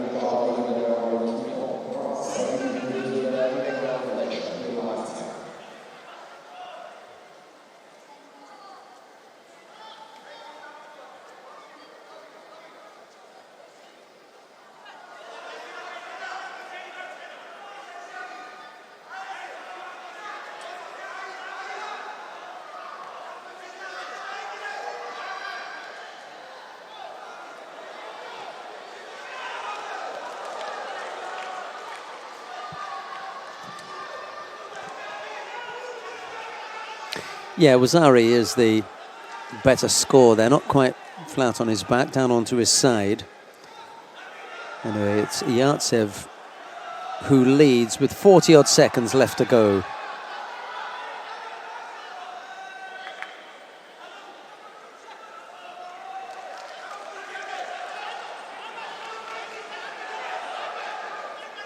I thought that was a good score for Wazari. Apparently not.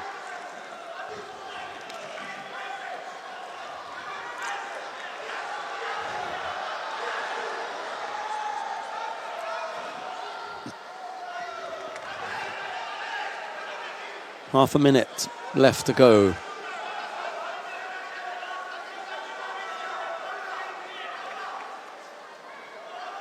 Nice movement from Yartsev, making it difficult for Azoides to settle on a grip and come up with any kind of attack. Oh, looks like a bit of a push back from Azoides.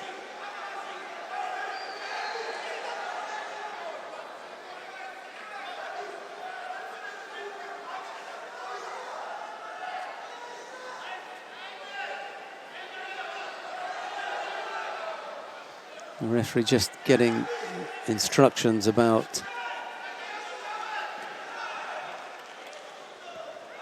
that previous action, but no score given.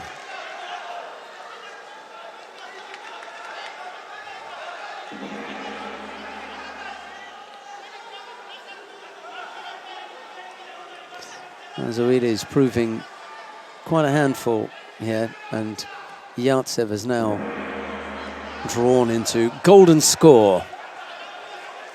Azoides having picked up 2 penalties, Yartsev just a 1.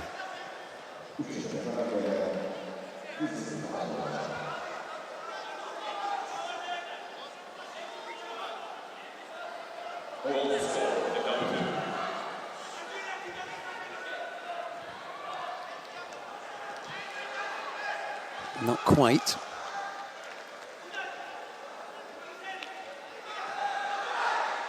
More bits of tape being shed by Yartsev this time. It's Azoides who's got more tape, if that has anything to do with it.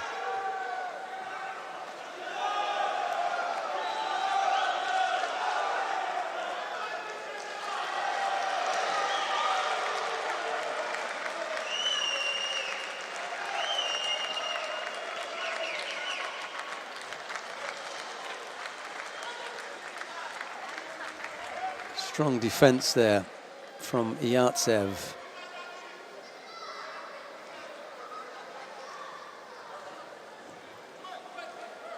Still troubled by that hand injury.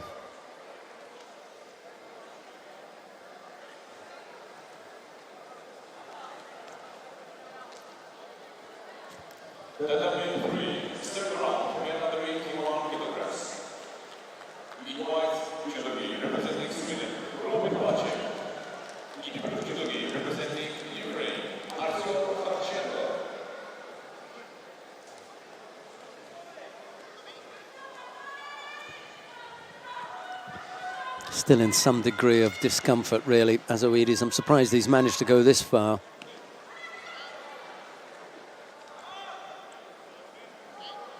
Maybe the adrenaline is doing it for him.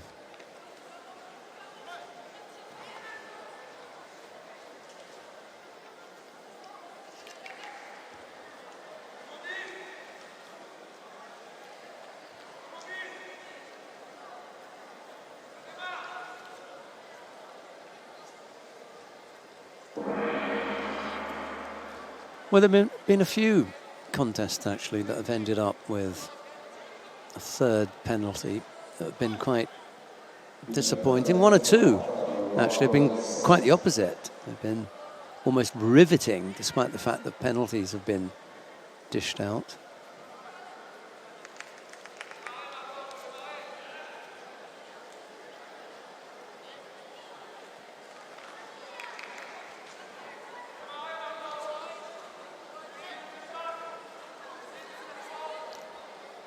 We've had a minute 29 of golden score.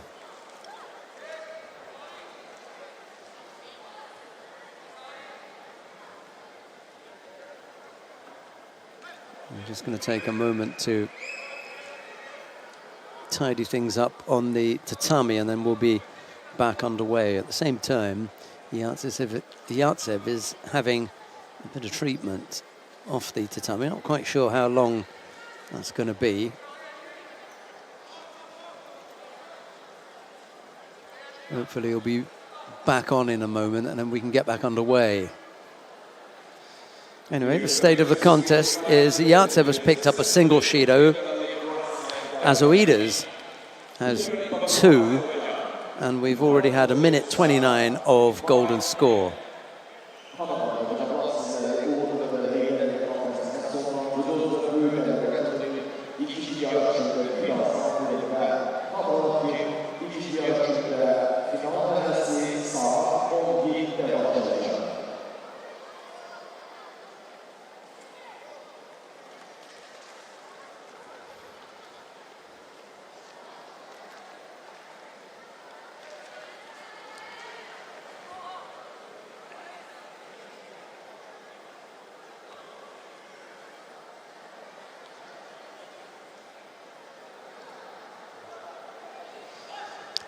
Right, let's see if we can see Yartsev making his way back to the mat.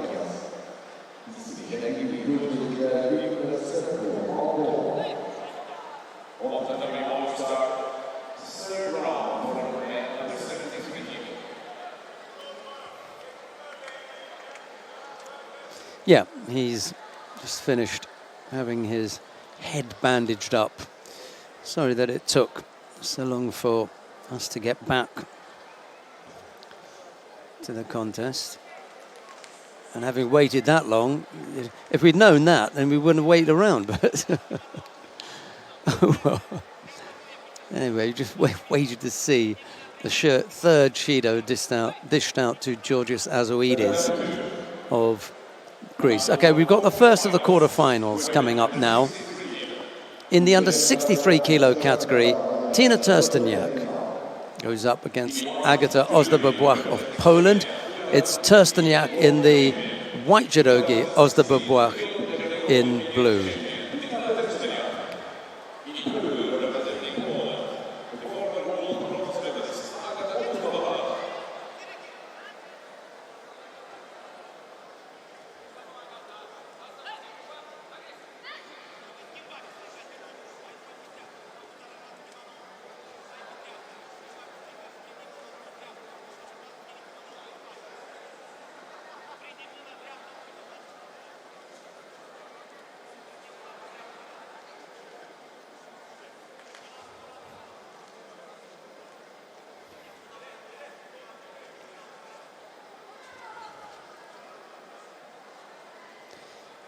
Trsteniak's teammate, Andrea Leshki, has already gone out of the competition. She lost to Ozdobobwach's teammate, Karolina Talach.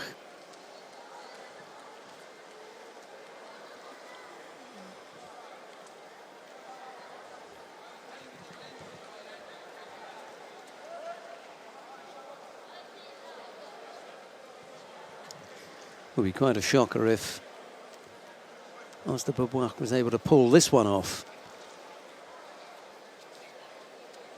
Trsteniak just lost contact with the hands there.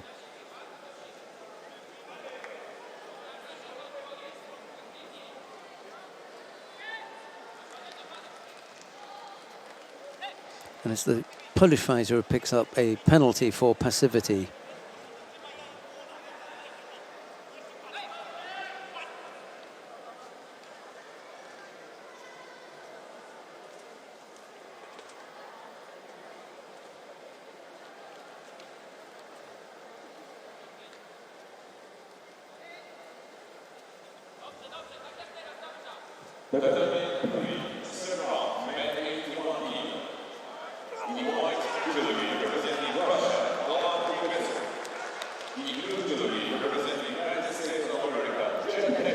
Two penalties picked up by Ozdobobwach. We've got half the contest still to come.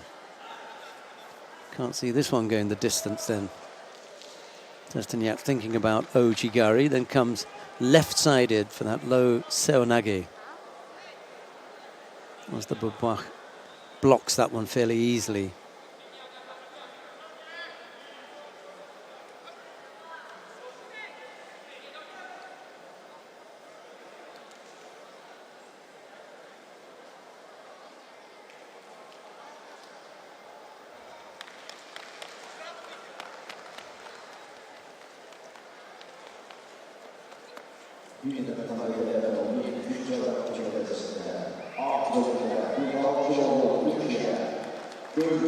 Minute and a half left to go, or just under. Trsteniak again attacking with Ojigari.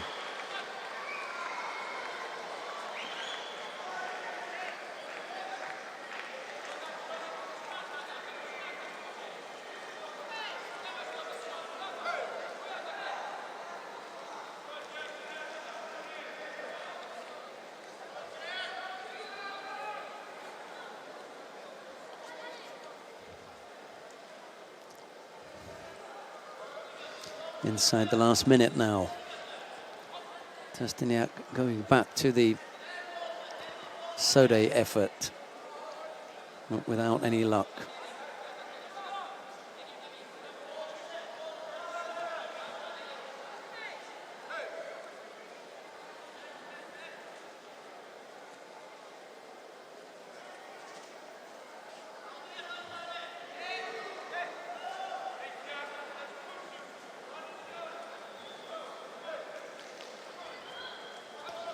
Half a minute left to go now.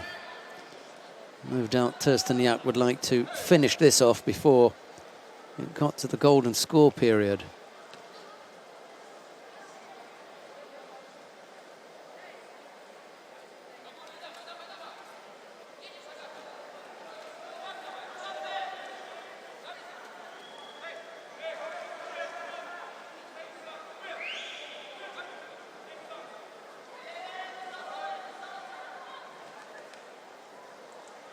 And unfortunately for Ozdobobwach, she picks up a third penalty.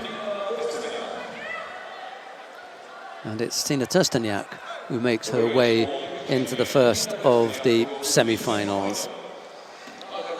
Right, coming up next,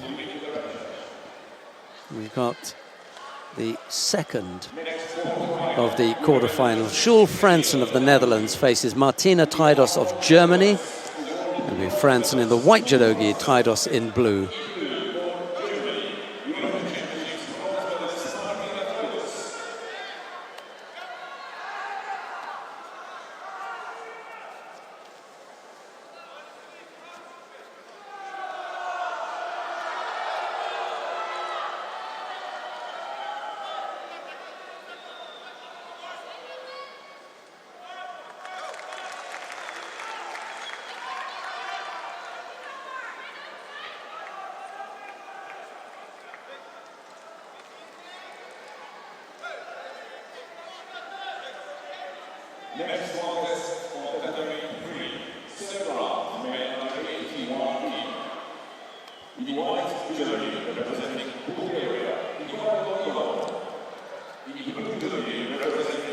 Franson it is who's picked up the single Shido. A little bit punchy, this pair looking as they battle for grips, but it's Tairos who looks to settle first. Comes up with an Ojigari effort, but blocked by Franson. Franson over on the left-hand side now. Really doesn't trouble Tairos, who thinks about the shimiwaza. Maybe Hadaka Jimmy, but it was across the chin.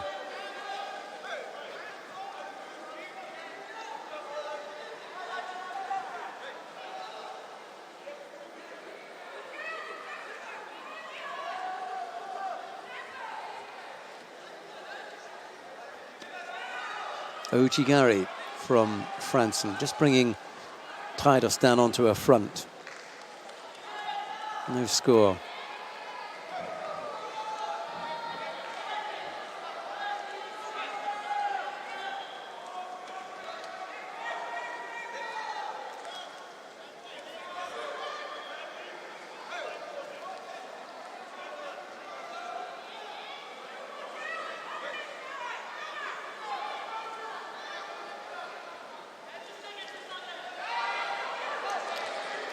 So, after the contest, still to come. Just a single Shido against Franson at the moment. It's Tairos attacking there with that little combination between Ojigari and Uchimata.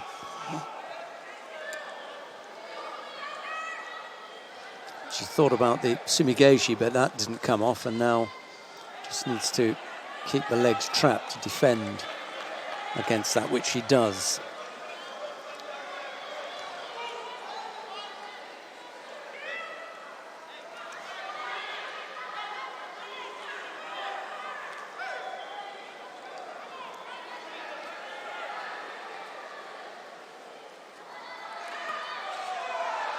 Right-sided effort from Franson, well defended by Tairos.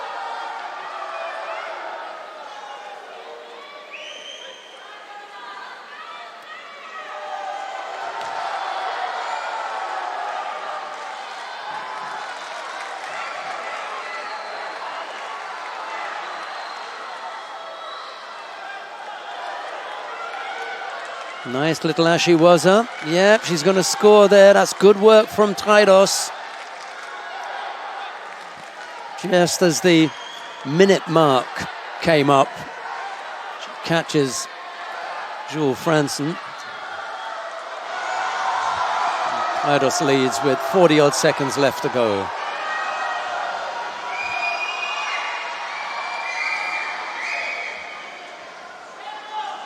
Took up about 20-odd seconds there as well on the ground.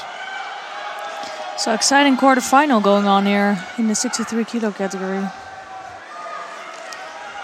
Yeah, I mean, it looks exciting as far as the scoreboard is concerned, but unfortunately it hasn't been that riveting. It's been a difficult one to watch, and just up until that last few seconds when Tairos came up with a nice little Ashiwaza that brought Franson down, Franson looked very much in it.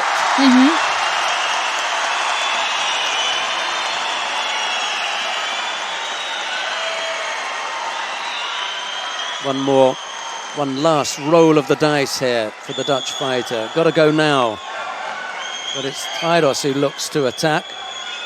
The Satemiwaza wasn't quite strong enough. And it's actually a replay of the bronze medal match of the last World Championships, and at that moment Fransen took the win. So it must feel good for Tairos to beat Fransen this time. In the same place. Well, Baku anyway. Yeah. Slightly different venue, but you can see from the way that Tairos is moving, she's absolutely thrilled with that. Really pleased. Not such happy times for Jules Franson. Right, okay, what have we got coming up next? The third of the quarterfinals. Arai Shizuru of Japan faces Gemma Howell of Great Britain. It'll be Arai and the white judogi Howell in blue. Speaking of World Championships. Yeah, double world champion. Yeah, she is. And the interesting thing, the last time she lost was last year in Hohhot. And guess who she lost to? I wonder if Gemma beat her there. Yeah, she did. There you go. But in World Championships, Arai beat Howell, so that evens out the score. It's a bit like tennis, isn't it? It's your turn. No, your turn.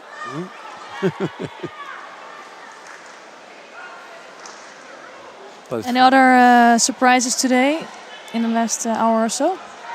They were? No. No, everything's going to plan. All right.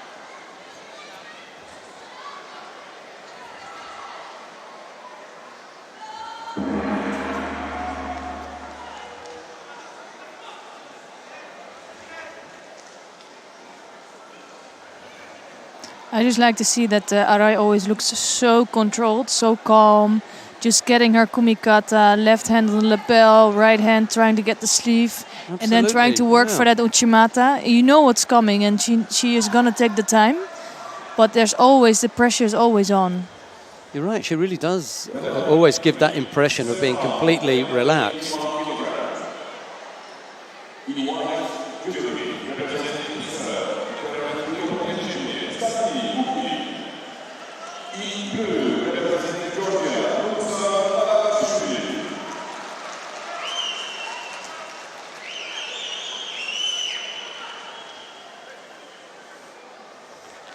Gemma Howell would have liked a little bit longer on the ground there, I think. Yeah, she likes to work on the ground, and I think that will give the best opportunity for her to beat Arai.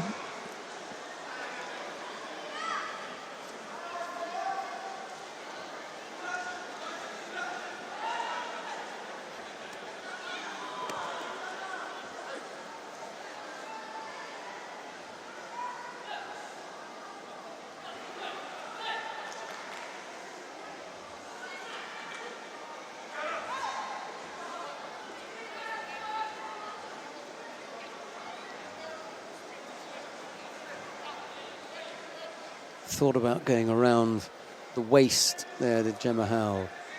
Decided against it. Yeah, and well, the tactics of Howell were working really well against Farkas Koch. This time it's just another level of judoka she's facing, I think.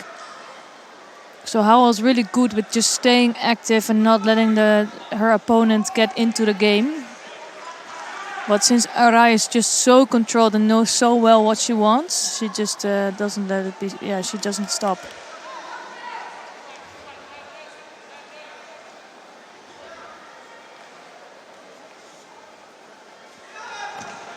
Well, Howell has picked up 2 penalties, Arai just the 1. We've got a minute and a half left to go.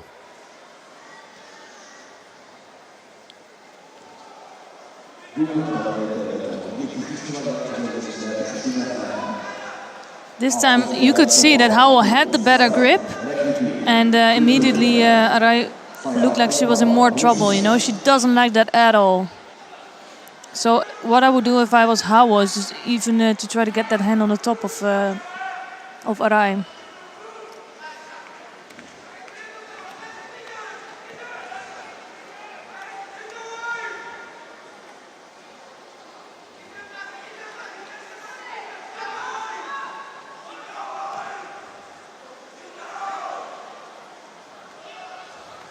Another Uchimata attempt.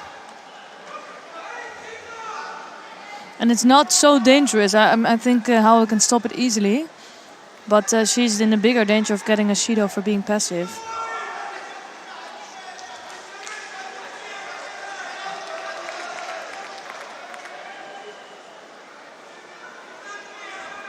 Nice work there from Arai. What did you think about that? Really good work. Slipped the leg there. Yeah. And at first I thought that Howell was going for a Juji Katame, but I don't think that was the case. Just the pressure of Arai working to that Osaikani. Yoko Shiogatami from Arai Shizuru on Gemma Howell of Great Britain puts Howell into the repechage and Arai into to the first of the semi-finals.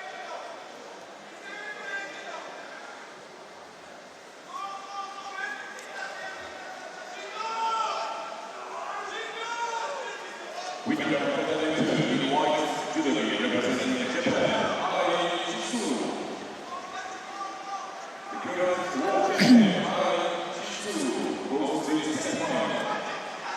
She looked in, well, not in trouble. It looked as though she could be threatened by Gemma Howell, but Not really. No, this time it was in all... the end. No. In the end, did it really straightforward. So that's an interesting one. Maria Perez of Puerto Rico faces Maria Bernabeu of Spain. It's Perez in the white judogi, Bernabeu in blue. I think we all know that Bernabeu has the... Perez has the greater throwing abilities. But I'm wondering if she can cope with Bernabeu, with the strength and physical strength of Bernabeu. And I'm guessing they know each other because Perez is known to be training quite often in Spain.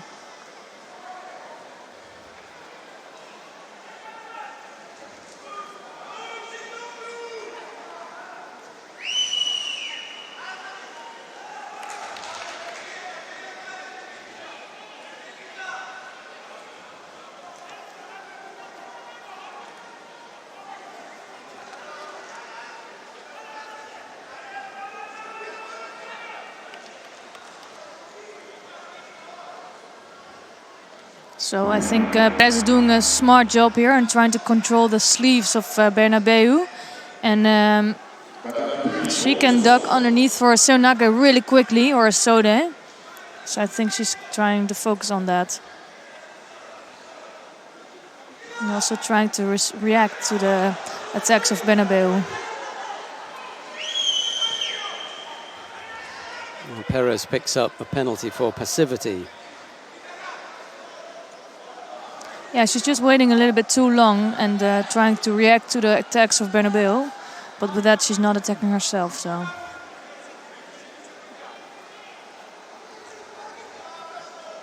This time it's Bernabeu who's picking up a Judo for a gripping attack.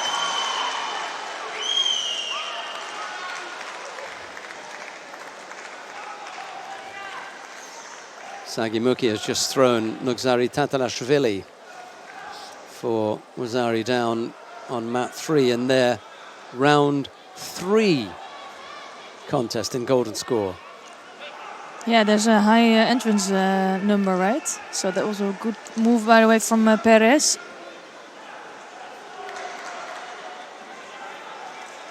I feel like Perez, she was a big talent and now she's starting to get more complete as a judoka. So it's nice to see that.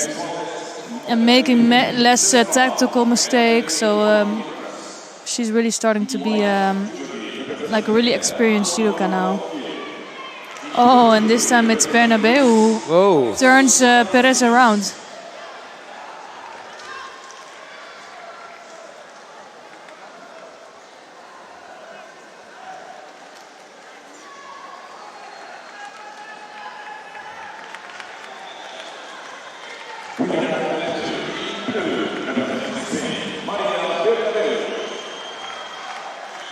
So it's Maria Bernabeu who makes her way into the semi-final.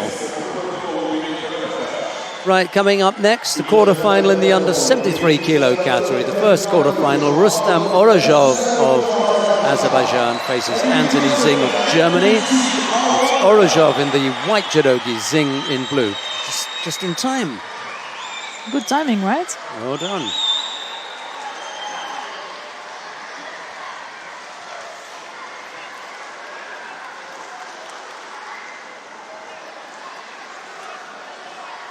Ooh, almost taken backwards. That was a high risk and good response from Zing. I think that's a good wake-up call for Orozhov in this contest.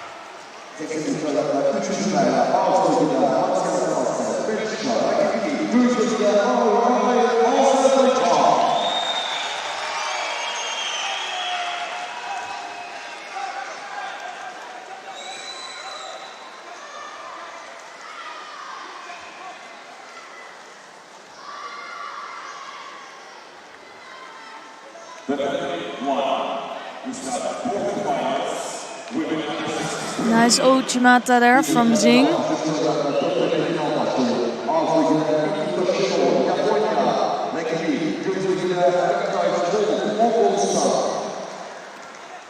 Coming on to mat number 1 in the under 63 kilo category, Toshiro Miku of Japan faces Bold Ganke of Mongolia. That's in the quarterfinal in the under 63 kilo category. Yeah, and in this contest already 3 really nice movements from both judoka.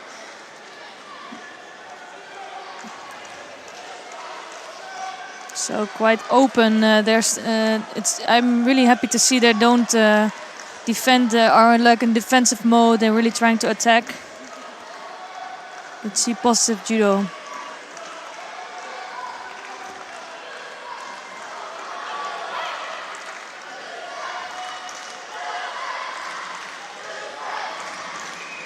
And now let's see if somebody can come to an attack. And it's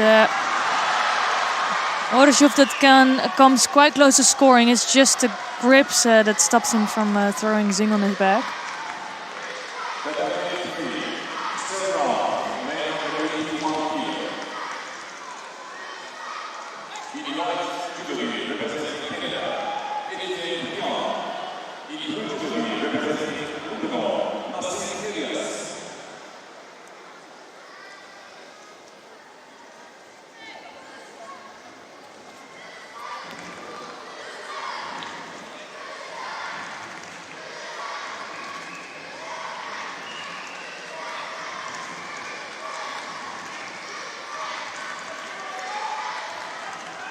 So Oreshov again with that strong grip. Now he's being one-sided. I think he's pointing to the referee that Zing duck underneath, so he will pick up a Shido for that.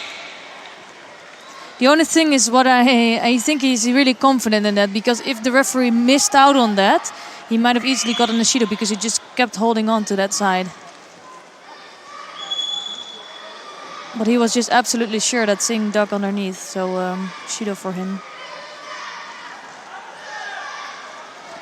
And what I like with Oreshov, that his first contest looked really rushed, and now he looks a lot more in control and more calmed. Yeah, a bit settled. Yes. And still really eager to win, so you can see he has like a good pace, and but he just looks like he has it more under control now.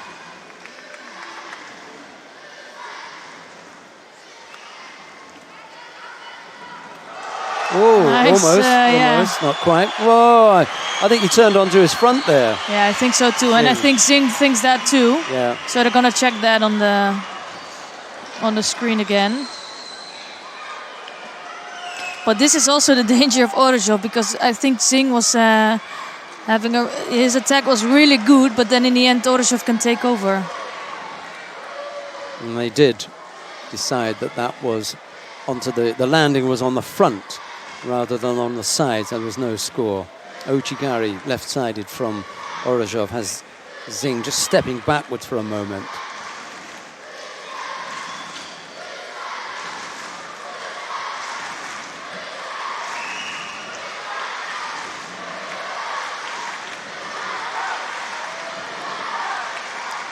Again, that threat of an Uchimata from Zing. And I think Oreshov has to watch out for that, not to give Zing too much space for that Uchimata.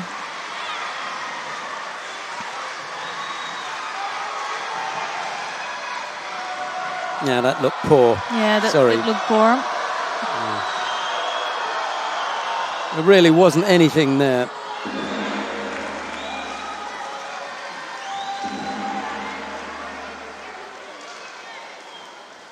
But Toshiro just won her quarterfinal, mat number 1.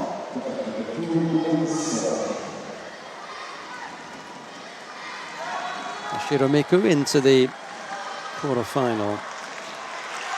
And he picked up a penalty for grabbing the leg. I missed that one. Yeah, I missed that one.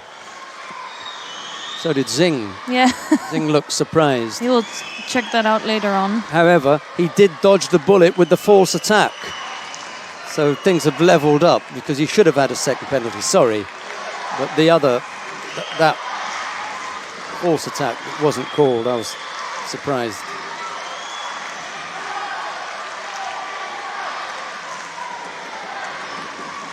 So, ooh, that was yeah. really good. And that's what I was warning about. If Ordashov waits a little bit too long, gives Singh too much space, he's also taking the risk of being thrown with Uchimata. He just managed to get that left hand down to defend against a good, strong effort from Anthony Zing there. But I also think Ordashov, he has a good grip on the left side. That's what I thought he was going to try to go for. There's the That's it, Makikomi. yeah. I was going to say, I think he has a huge opportunity there.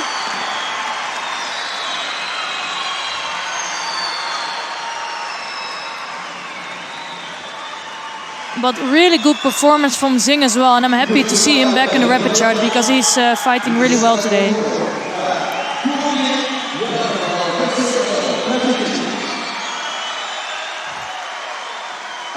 Yeah, and he kind of manufactures something out of nothing, because it looked for a second as though he was going to go to the ground. But here. if you can see the leg, because the leg was all the time around the leg of Zing, Zing was no way that he was escaping that. If he didn't have his leg behind there, he would have been taken over for sure.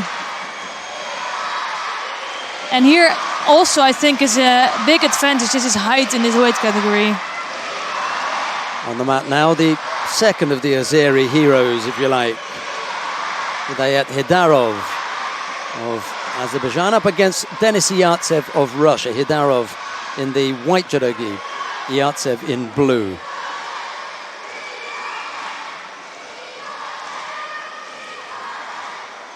Yartsev immediately dangerous with that Ashiwaza of his.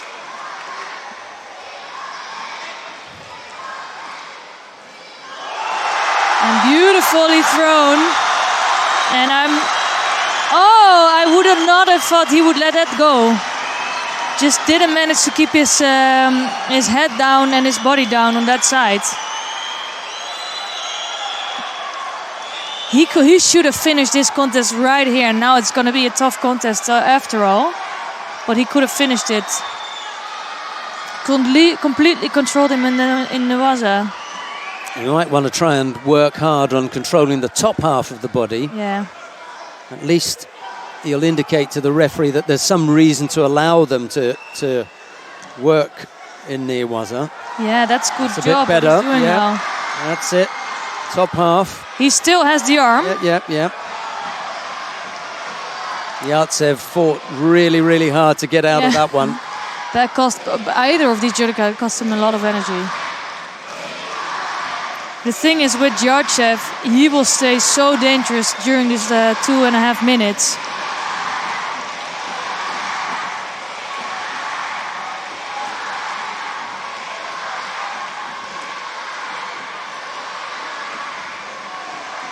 And I think Heidarov knows it as well, that it's still 2.5 minutes to go. That's not going to be easy against someone like Yartsev.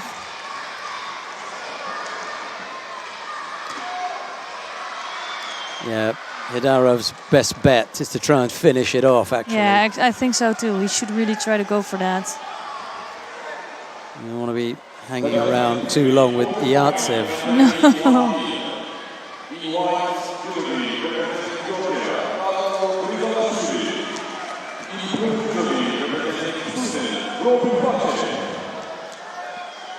Well, that's going to be too long 2 minutes. That's all I can say.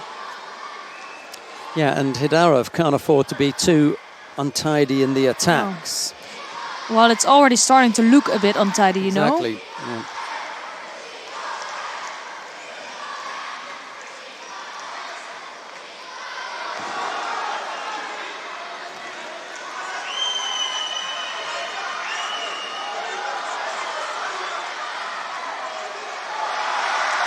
Good turnover on the ground, and he actually has a strong position here to try to free the legs. Just the foot left in there, Yeah, it's coming out. Oh, trapped again. Yeah, but it's... Here it is this time. No, now the leg is trapped. but still. Further down. Yeah. Here it comes again. It's going to go. This time he's got him. Yeah. Good job. And this time he has got him more strong. Yep. And only needs to hold him for 10 minutes. Or 10 seconds. Sorry, that's a bit long.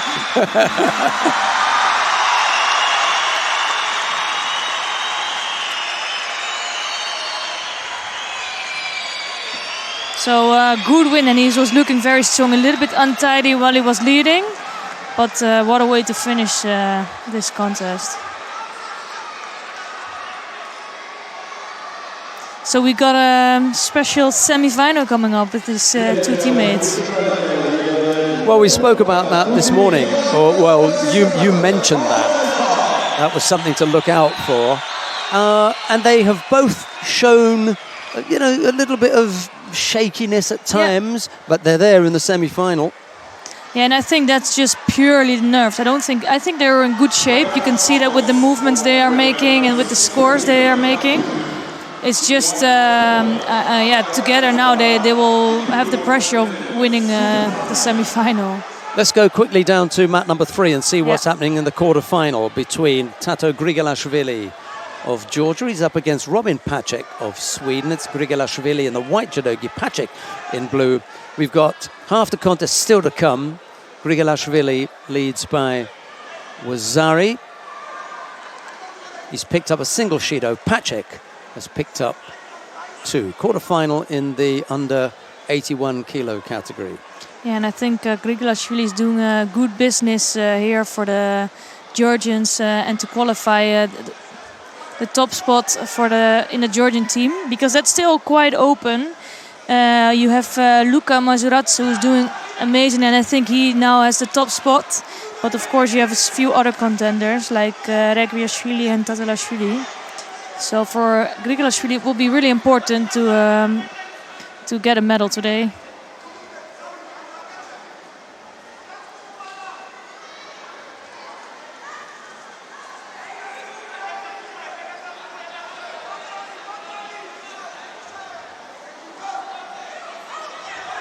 Nice Sode attempt. And just looking controlled also in Newaza. Smart thing to do here. And bringing in Pasek into trouble. It looks like that foot is gonna go out. No, okay, this looks really tight. I don't think Pasek is gonna let go, and he even taps out. So Grigolashvili is into the semi-final.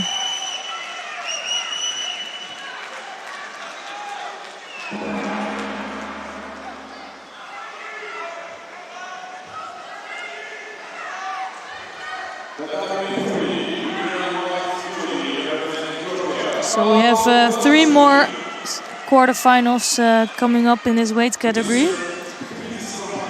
And we will watch now the first one of that. They will enter the mat soon. It's Alan Kuetsov of Russia in white judogi, the number 4 seed, and he is facing Ivailo Ivanov of Bulgaria in blue.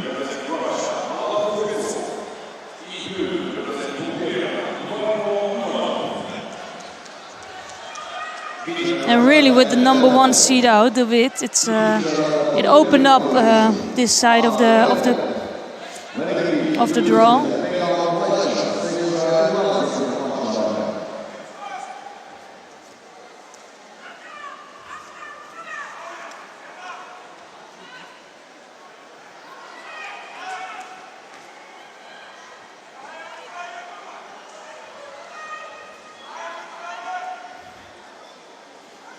Sutami attempt from Ivanov. And now trying to work his way in Newaza.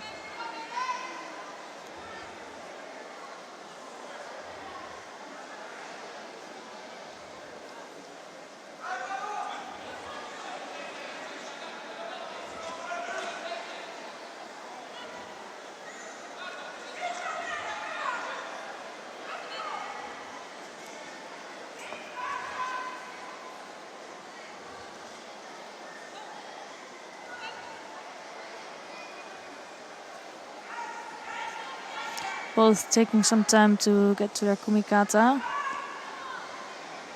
this time it's Kubetsov that had a good left grip, but apparently he felt too much threat from Ivanov, so he let that one go. Oh, Chigari.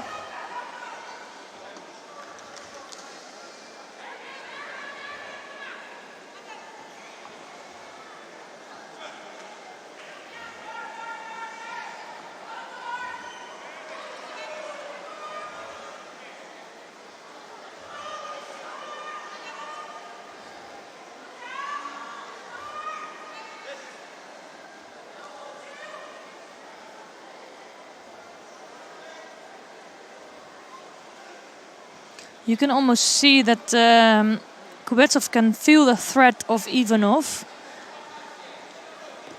He's a big thrower and can surprise people. And I think Kubetsov is asking for a score here.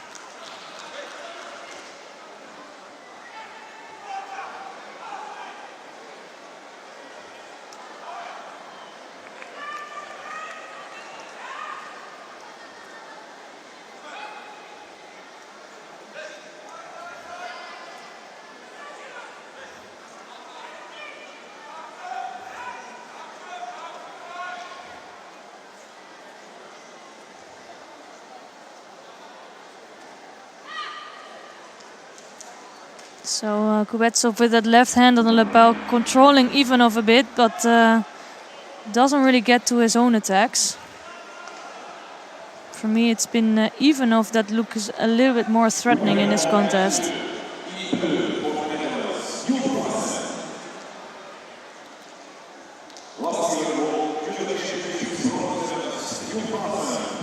So while this is a quarterfinal, the semi-finals are also starting on mat number 2. So let's see if we can move to that mat soon. For now we'll stick to this mat, but as soon as we can be ready, we can move to mat number 2. And here we have the Olympic champion fighting the semi-final, and it's Tina Terziak of Slovenia in white judogi, and she's facing Martina Traidos of Germany in blue.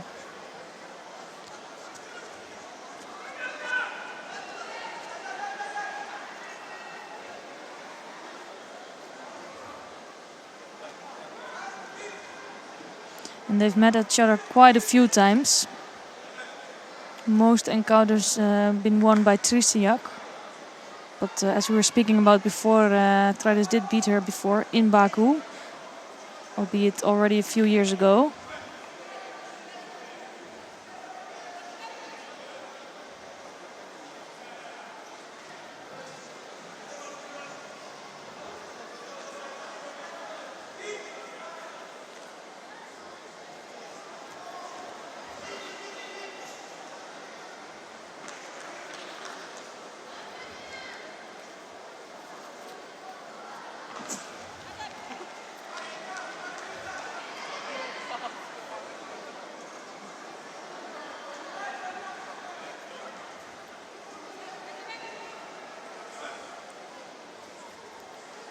Oh, Chigari attempt. But since Terziak is controlling the arm of Traidos completely, it's not really dangerous. She is looking strong though today, Traidos.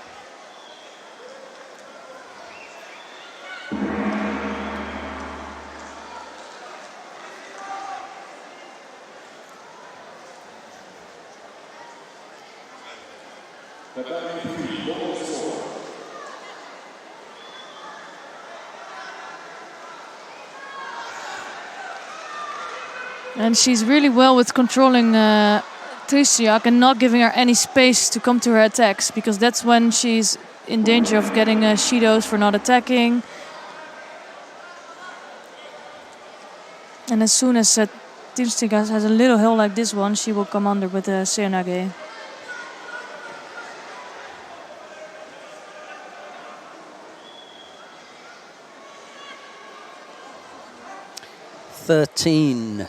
Times they've gone head to head. Yeah, I was talking about that. My goodness me. They went head-to-head a lot of times, and most of the times it's Tristijak that Yeah, beat... Trsteniak yeah. come out on top. 11-2. Slight imbalance in that figure.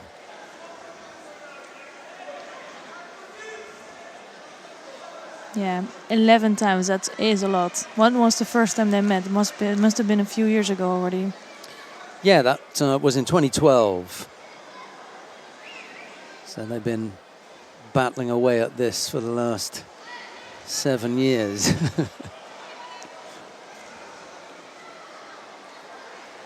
Which in a 7-year period, I suppose, is... It's not too much. It's not too much. If you meet once or twice a year, it's kind of okay. Yeah.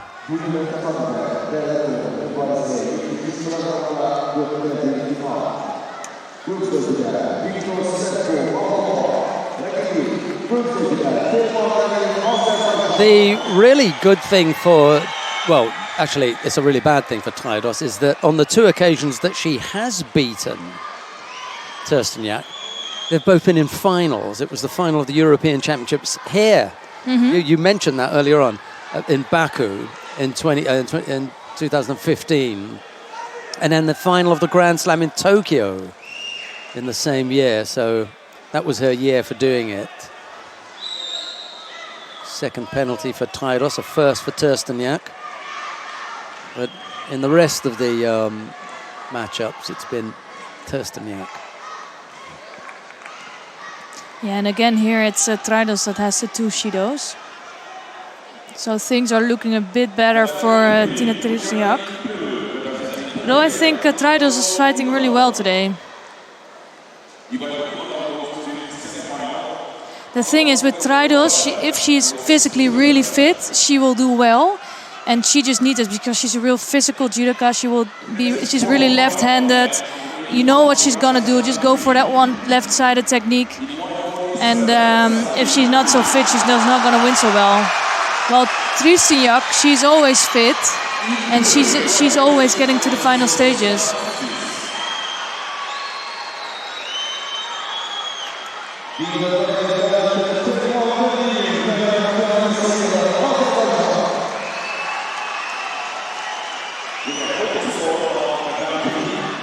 Immediately after this, we're going to move to mat number 3 to have a look at Sagimuki and Alexios Thanasidis in their quarterfinal.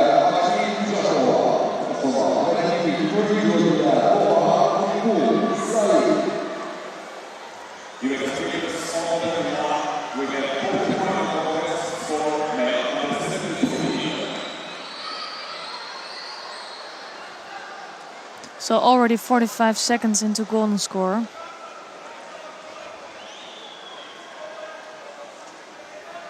And still, you know, with Trsteniak, she's just not going to back down. So if you're in a golden score with Trsteniak, that's always going to be a hard one.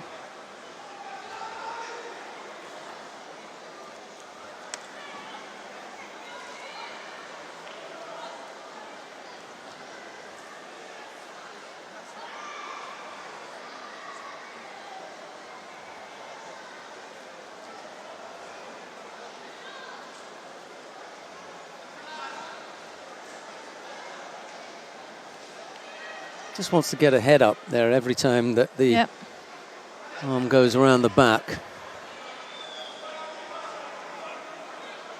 You've got to stop that when you've got an opponent who's got, you know, a longer reach than you have. And find a way of dealing with that.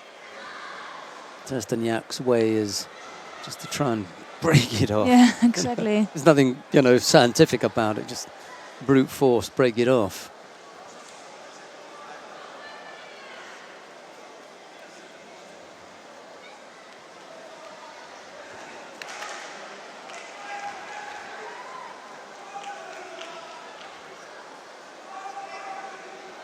Nice work on the feet. Ooh. Just what I was thinking there. Yeah. A little bit of Ashi was there just to unsettle. And that really doesn't look good for Traidos.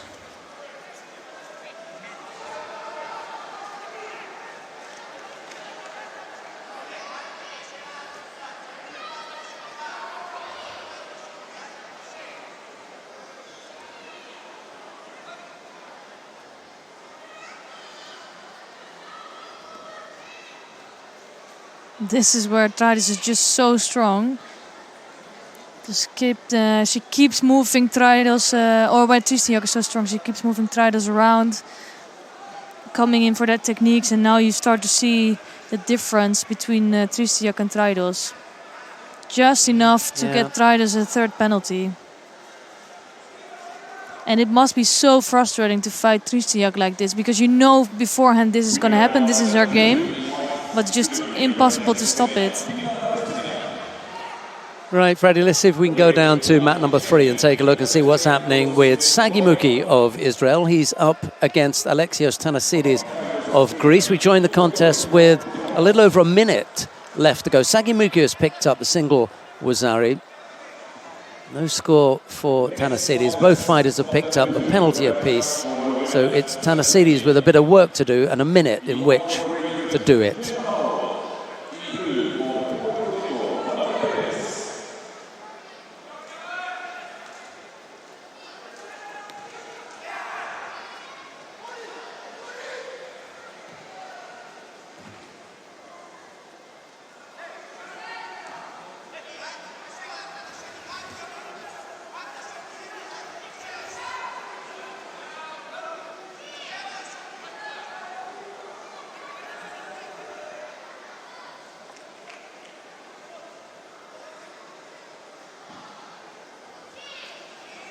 Ooh, I think that was starting to be a movement from Thanasidis, but quite lucky for Muki here.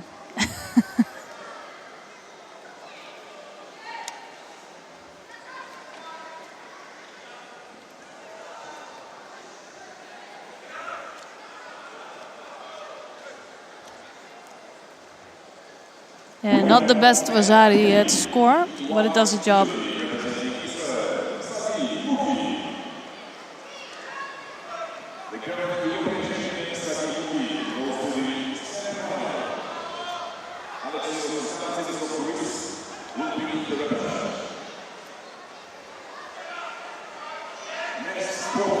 Right, coming up next, Matthias Kassa of Belgium faces Nassif Elias of Lebanon. It's Kassa in the white judogi, Elias in blue. Interesting route to this point for Nassif Elias. I was just looking at some of his earlier contests. Yeah, he beat Bryant in the last contest.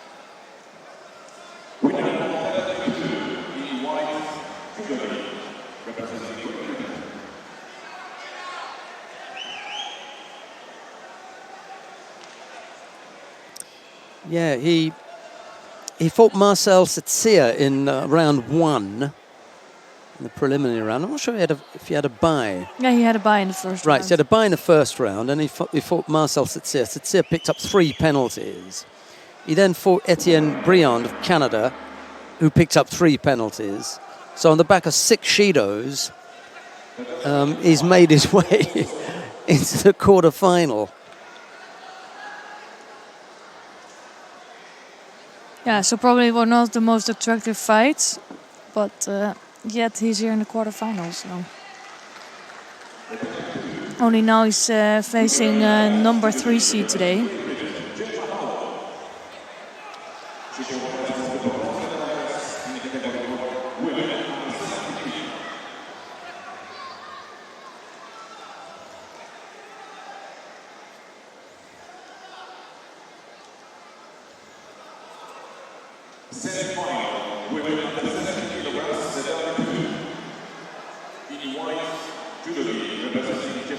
And I think Kassa is taking some time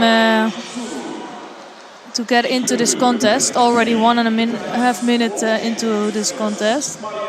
And I didn't see him making so much attacks yet.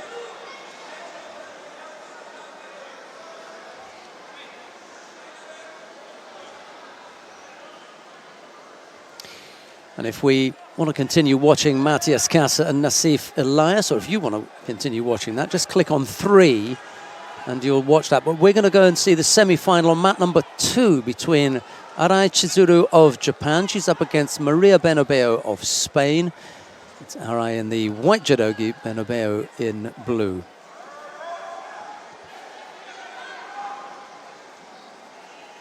Yeah, Bernabeu gave a shock in the last contest against Perez, throwing beautifully. And let's see if she can challenge Arai. I don't think that Arai was really challenged today yet. And now she's keeping down the right arm of Bernabeu.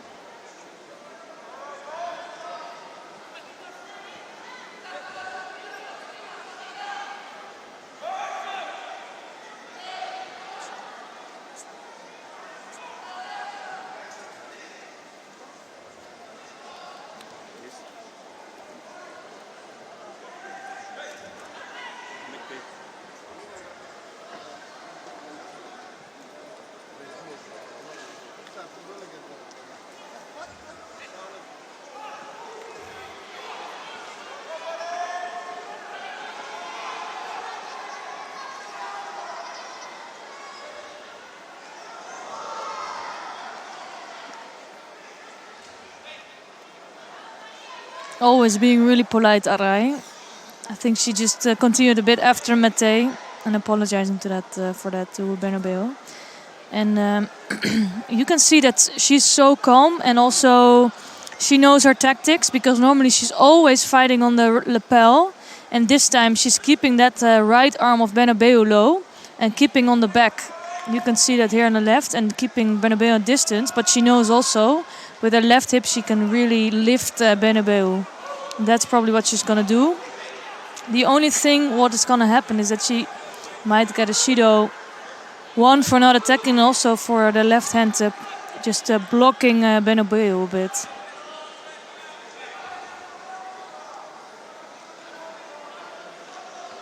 So both judoka on the Judo now.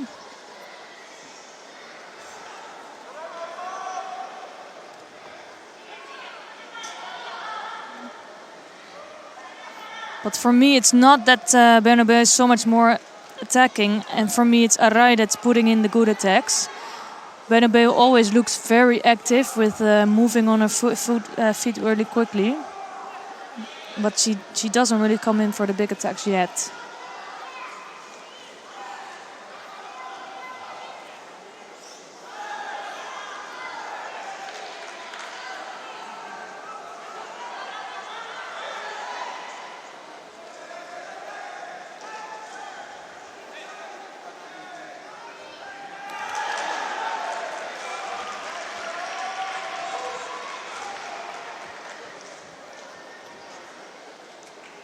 Nice movement there from Bernabeu. Trying a bit the same as she did against Perez.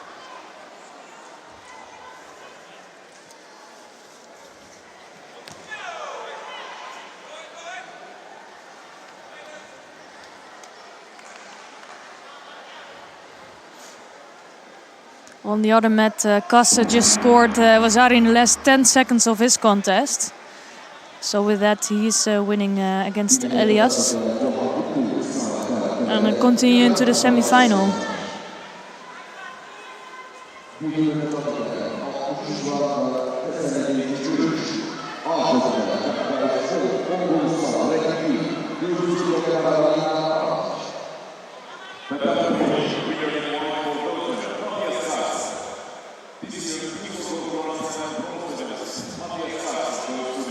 And I think this is dangerous for Ai to keep not engaged. And here she just scored a Nippon.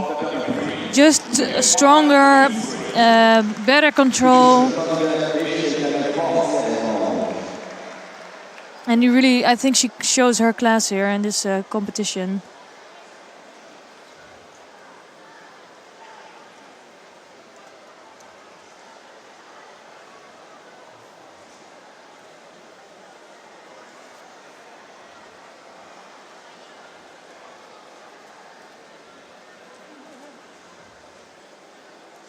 So, Arai Chizuru of Japan makes her way into the final of the under 70 kilo category, the number 1 seed at the start of today. Yeah, and she was never really in danger today, so yeah, that looks promising for the final as well. And I'm really curious if anybody can bring a threat to her. Tina Trsteniak of Slovenia made her way into the final. So both the women number 1 seed have managed to do what they were supposed to do. We've still got a little way to go with the men. But Orozhov has a chance of making his way into it. Could be an all-Azeri final. Could be. Anthony Zing of Germany is up against Denis Yartsev of Russia. Repechage contest in the under 73 kilo category. Zing in the white judogi, Yartsev in blue. And then as far as the under 81 kilo category is concerned, well, that was done and dusted in round 2 this morning when David went out to Grigolashvili, who has gone on to do really good things in that weight category. He's in the semi-final. He'll face Ivelo Ivanov of Bulgaria. And because the category in Georgia is still quite open in 81, except for Mazuradze, he's doing a really good business today for himself. Yeah, good man, good man.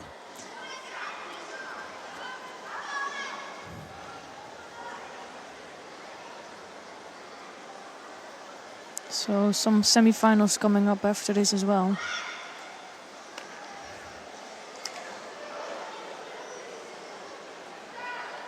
Yeah, and we've had and will have continue to have repechage contests, so it shouldn't be that long before we wrap things up.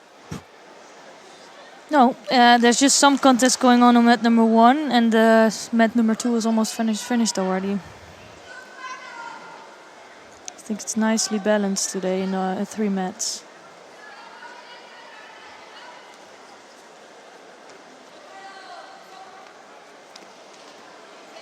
Another Uchimata effort of Zing, this time a little bit less strong or precise, losing the grip quickly. But I'm impressed with Anthony Zing today. We all know he has great technique, he can do good judo. I think today he's fighting particularly well.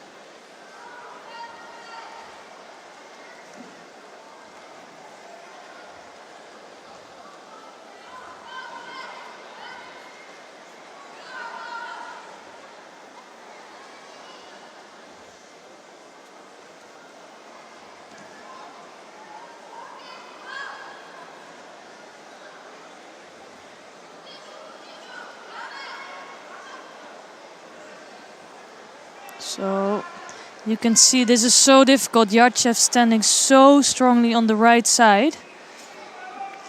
And it's forcing Zing to be really defensive, and that's why he picks up a Shido here. But for me, those judoka were always really difficult to fight against. Such an extreme standing, left or right, doesn't matter. And what a way for Yartsev to turn that one around for him. It was a great takeover from Zing. It looked like he had everything under control, but in the last moment before they touched the mat, Yartsev was able to turn that. And they're gonna check it on camera, but I think for me it was a Wazari. Let's see what they're gonna do with that. Here you can see Koso Tagake. But in the end, for me, Yartsev had control, so it should be a Wazari score.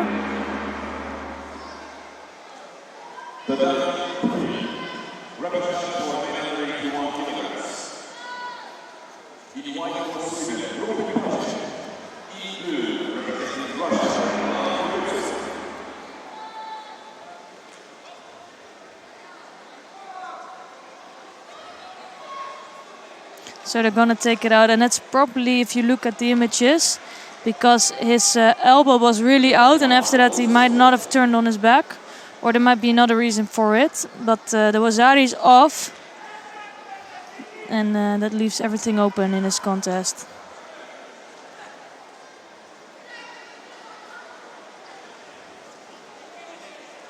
So, but again, it's Yartsev that looks quite threatening, both having great throwing skills.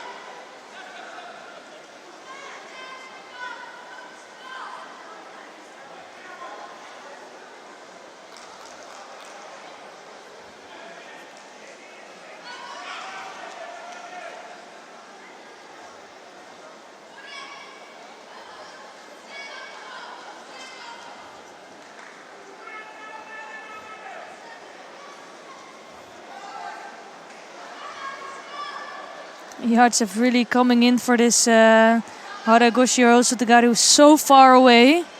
But because he's so tall, it's still difficult to escape that. Again, nice movement from Zing, but great reaction from Yartsev. Great feeling of when the Uchimata is coming and which way you should turn.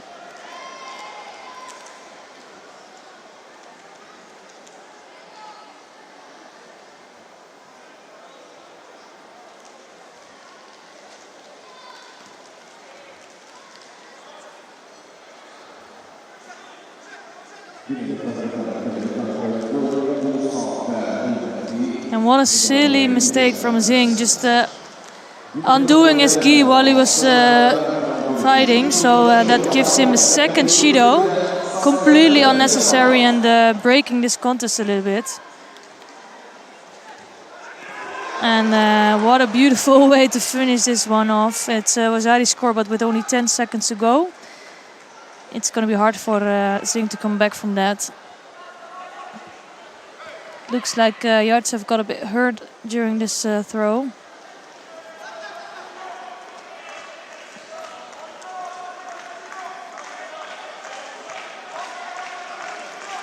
So it was Zing really going for it. But with that he gave Yartsev a lot of space for him to come in with the Uchimata.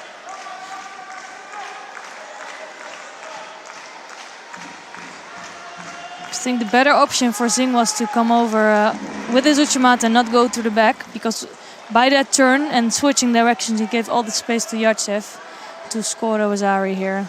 But beautiful contest.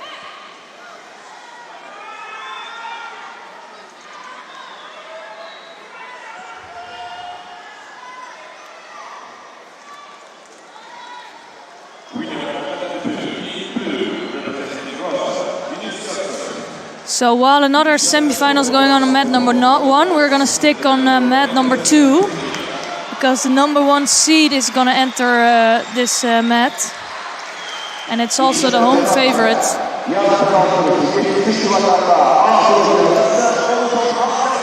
And it's Rustem Orzhov of Azerbaijan in white judo gi, and he's up against Hidayat Hedarov of Azerbaijan as well in blue. So two teammates know each other really well. They also fought in many competitions. And here they are in the semi-final of this Grand Slam.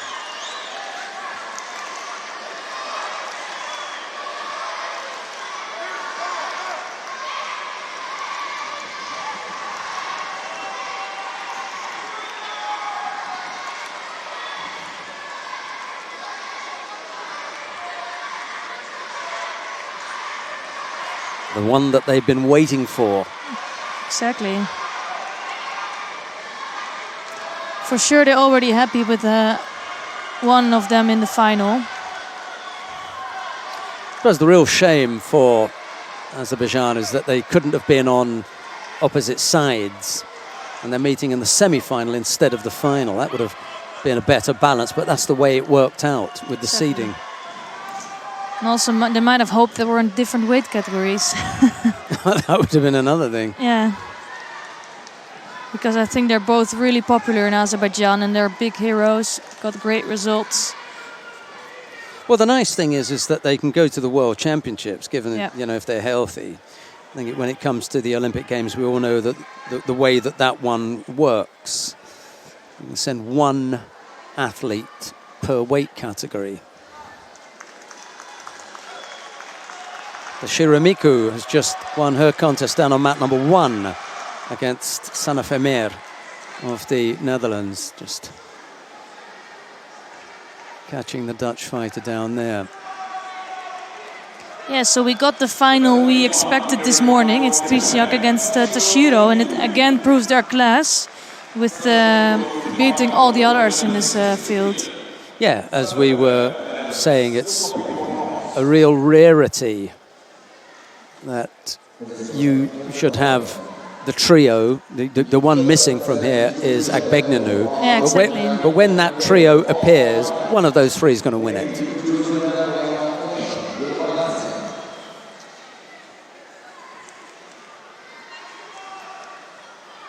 Half the contest gone. No scorers yet. Both fighters have picked up a penalty apiece.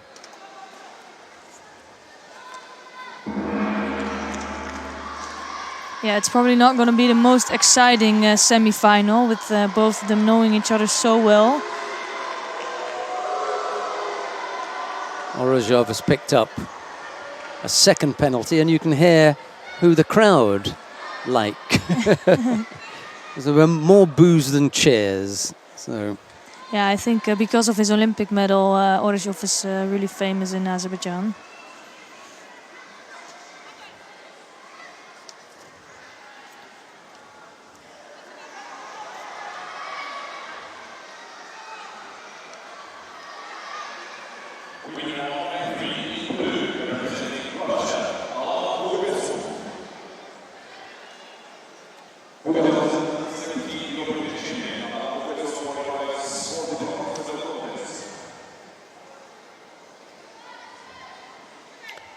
we're not really missing out on anything else, because this is the top draw contest probably of the day. Rustam Orozhov, It is. Hidayat Hidarov. As far as the Azeris are concerned anyway, this is the top fight.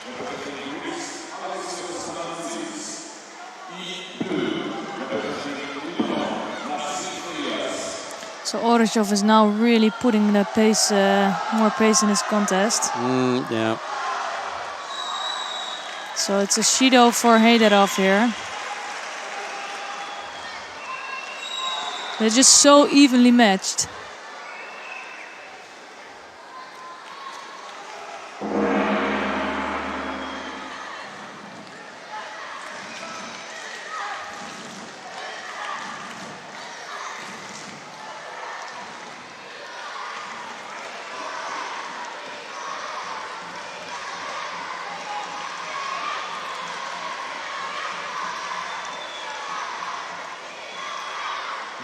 Again, I think Heidarov is looking quite defensive here. He has to watch out to not get another Judo on the board.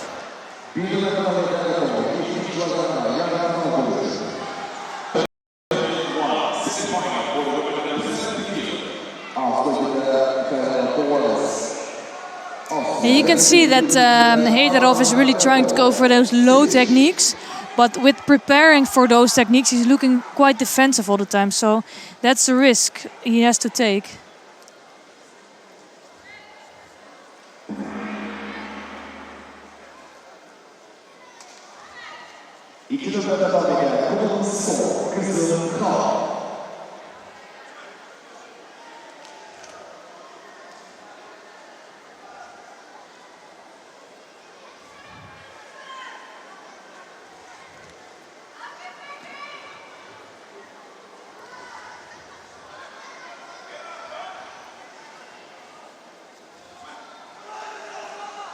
Ooh, that was dangerous.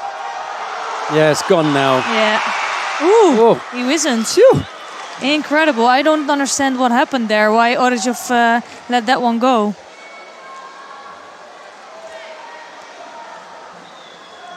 Smart thing to do though from Orozhov. Really good reaction.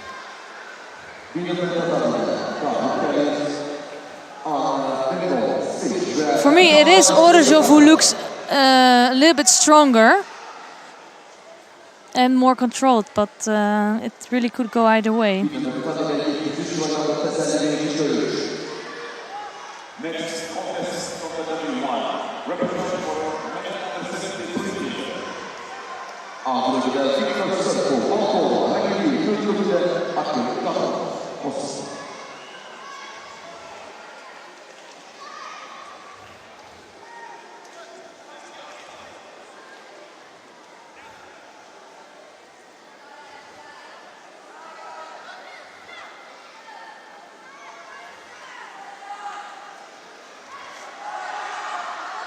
Oh, this looks dangerous for both of them. Just doesn't get anything out of that. Look, he completely had the arm open. Let's see what happened here, how he could have let go. You can see he escaped his head, you know. And then, when the leg was gone above the head, he could turn around. So that was a great escape from Heidarov, actually.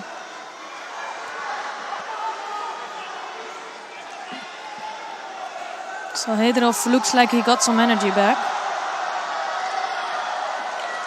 and and they're gonna do that. So I'm really happy with that, because that's such a bad way to finish a semi-final like this. The crowd will not be happy with it, and I don't think it was really a false attack from Hedrov. It was not a good attack, but it was not to escape anything that Orozhov was doing.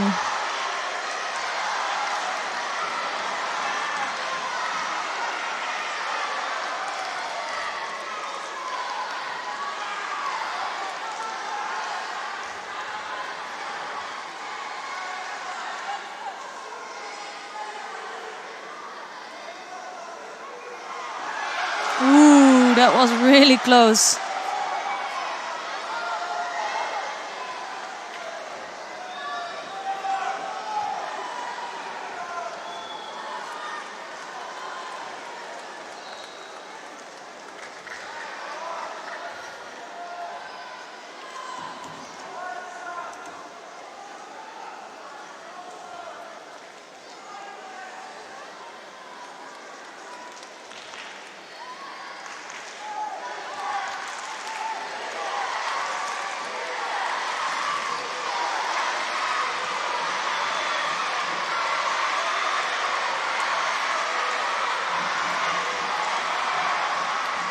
Two penalties apiece. We've had almost 3 minutes of golden score.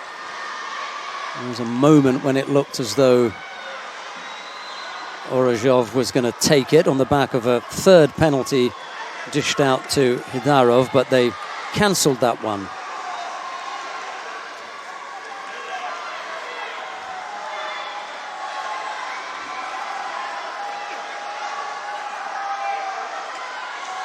And as you said, Esther, you know, it's a question of the fighters knowing each other really well. Yeah, it doesn't always give the best contests.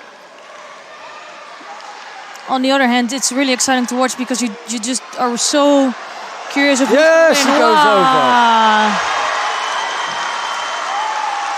What a beautiful way to end this contest, and that's why I'm so happy they took out that third Judo, because you know something like this can happen between those two.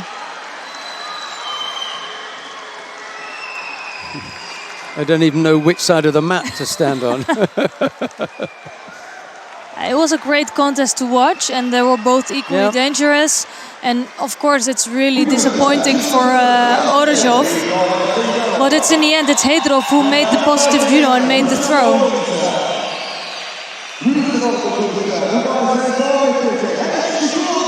And I felt like he was feeling like he could stop that, but in the end, there was no way in stopping that.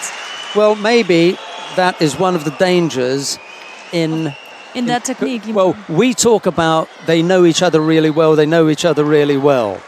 We're going to go down to mat number 3, because there's a semi-final about to get underway there. He thought he could stop that. He couldn't. He didn't know it well enough, because that was a dangerous position to get. Once he got into that position, you have to collapse it. You have to collapse that. He stayed up there trying to do what? You know, maybe he doesn't know him well enough, and they don't fight because we don't know. Look at Laura Martinez and Julia Figueroa. We say, oh, they know each other well. Yeah, we know each other well. Fight once a month, if that, at the National Training Center, and apart from that, they don't compete because she didn't fight in the national championship. So, and they're from different areas in Spain, so they just don't meet. And it's not like Papendal where you're in there every day with your training partners, you know. So we don't know the background to this, and it looked to me as though he didn't know that. He couldn't stop it. Oh well. Just guesswork on my part. Yeah. Right, down on mat number 3 then. Tato Grigolashvili of Georgia is up against Ivelo Ivanov of Bulgaria. It's Grigolashvili in the white judogi, Ivanov in blue. Semi-final in the under 81 kilo category. And we'll follow this contest immediately with the second semi-final. So you at home will get to see both of them. No need to change mats or worry about anything else.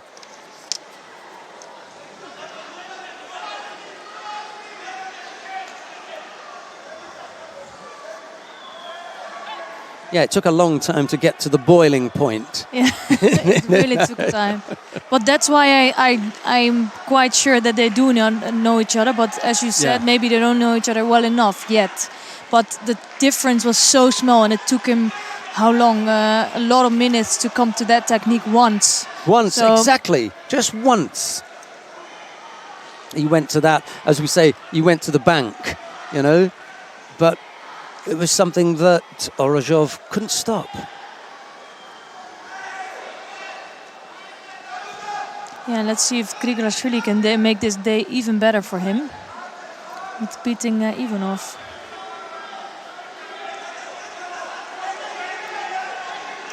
And Ivanov was had a less good period, but I feel like since the end of last year, he's really back on in form and showing good judo. Ooh, look at that! That looked like out of nowhere it came from. It's a clever way to do that Ashiwaza.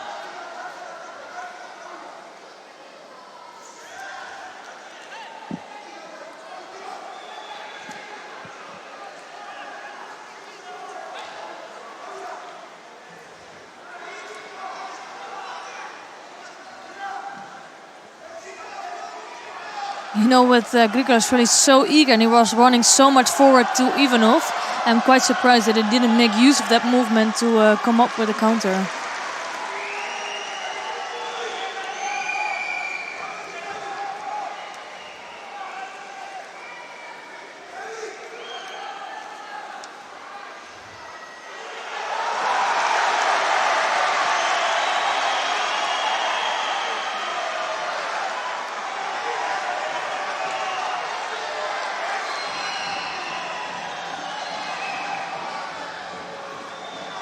Grigorashvili is so busy. I'm not sure how many techniques and attacks he already made.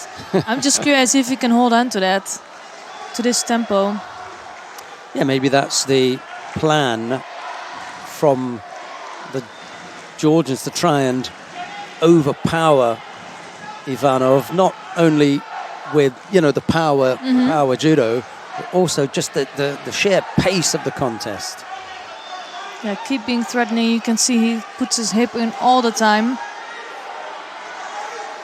And Ivanov just takes a lot longer to prepare for his technique. But I feel there's something can come from Ivanov like always, so...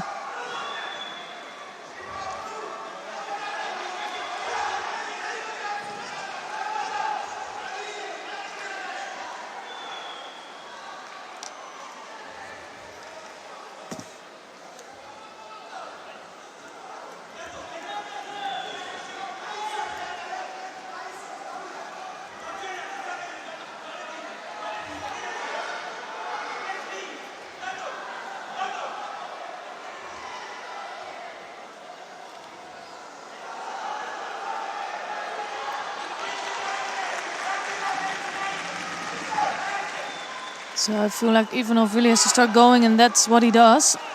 Nice hip movement. And he's suggesting something is wrong and that Grigorashvili might have hooked on the front side.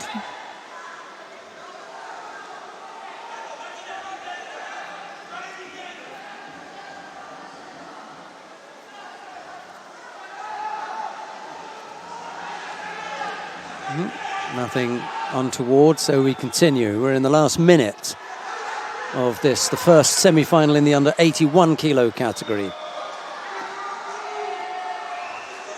Almost came up with the turnover there, Grigorashvili. He's fought so well today.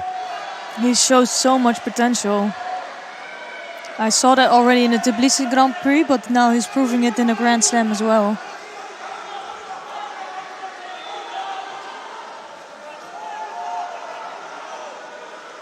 Musashi was up from Grigorashvili again.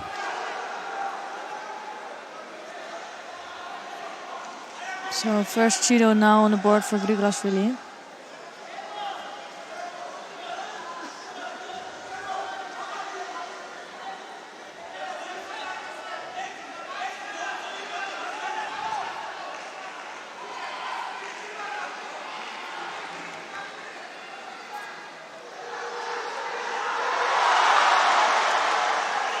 So still looking active, and here almost scoring. He's so threatening and he's all the time pushing Ivanov. It's really good to see.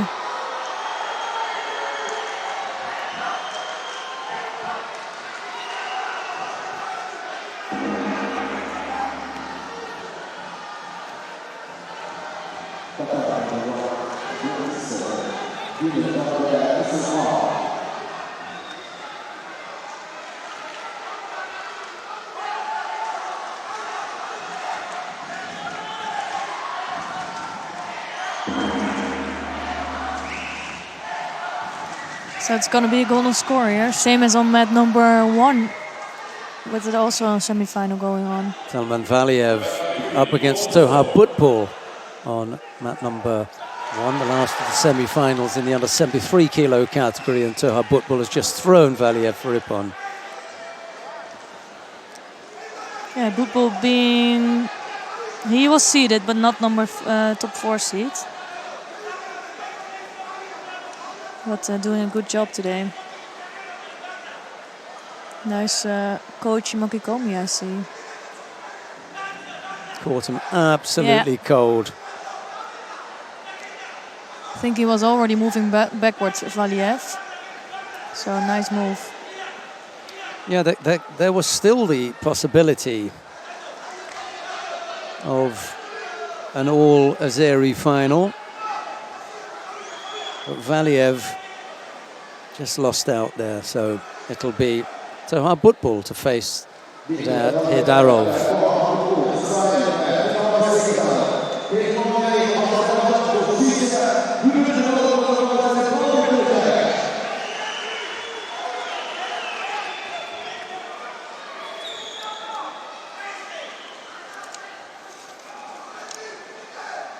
So it's only 2 fights left, and then we finish the morning block.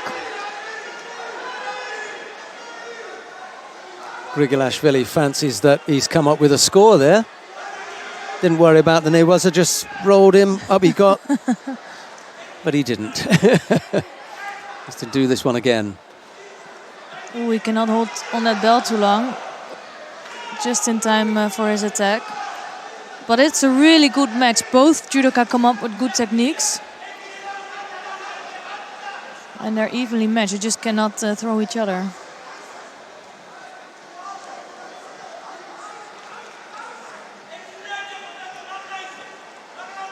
So good actually was he, you know, Grigolashvili. I mean, he just remembers to go to the feet. It's not all fighters who can do that. He just remembers as a kind of a... You know, he's accustomed to it. Yeah, and you can just tell he has a great feel for judo also by escaping this technique from Ivanov. He just knows exactly where he is, where he's supposed to move to escape that technique. He knows how to do ashiwaza, how to come in with his hips. It's really good to see. It's a good habit to have. Block that. There's the attempted count. It just doesn't have the same power any longer. No.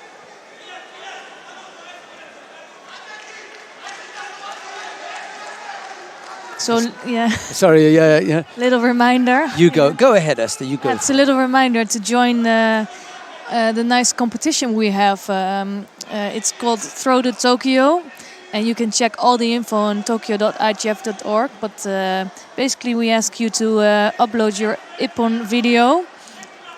And we have different categories like humor, beauty, and creativity. Yeah, please don't upload an Ippon video of Ono Shoei. We've got his. Yeah. It's your video that we want. Okay, go on. Exactly, and with that you will be able to win a trip for you and a friend to the Tokyo World Championships. So you will get a flight ticket, accommodation, and entrance to the World Championships. So I think that's a really huge prize. If you have a friend. Yeah, you don't have to use the ticket, you know, but you you can.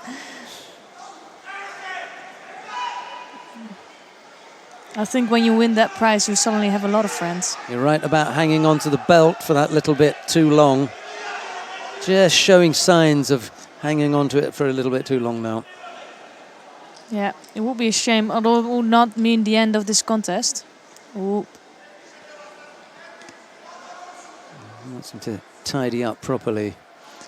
And before he was really sharp with that, so he was all the time tidying up his gi. So I'm really guessing this is just tiredness. He hasn't got the stopping him from it. strength. No.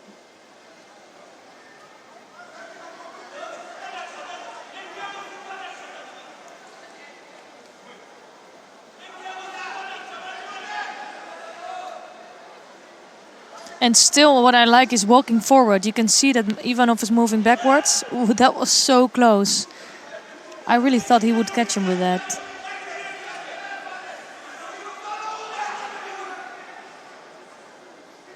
And in the meantime, Sagimuki and Matthias Kassa wait in the wings. Yeah, that's always really annoying if you have to wait for a while. And you just never know how long the contest is going to take. It can take for 10 seconds. It can take 5 minutes in the golden score. Problems here, sorry. Oh, sorry, yeah. No, go on. Continue. Problems for?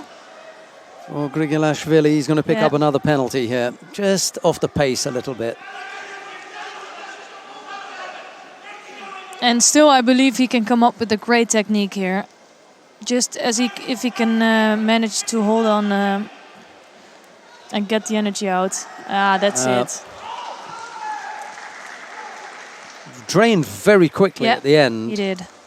I think it's just this was 100% physical strength. Yeah. Had nothing to do with judo skills, because I think even the skills of Grigilashvili were better today. He just ran out of steam.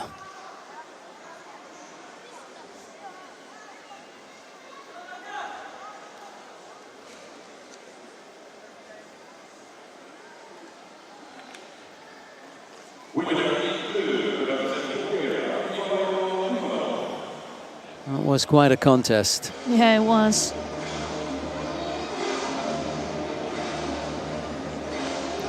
So he will have some time to recover for the bronze medal match.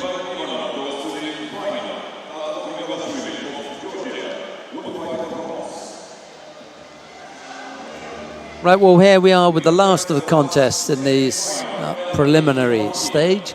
Sagimuki of Israel faces Matthias Kassa of Belgium. It'll be Muki in the white judogi, Kassa in blue.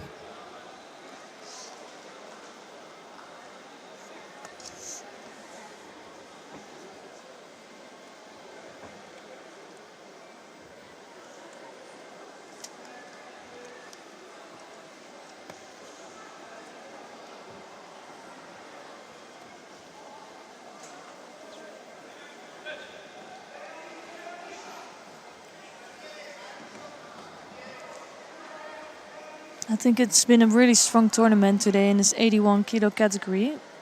And you see that the top seeds come out on top, except for the top half. But in this half, it's number 3 and number 2 seed who go on to the semi-final.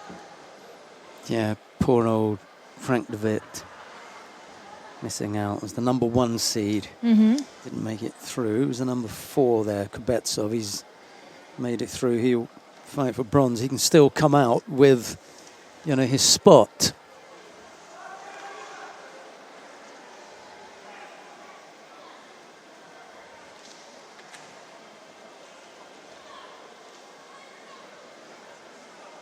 He had a huge throw from Muki.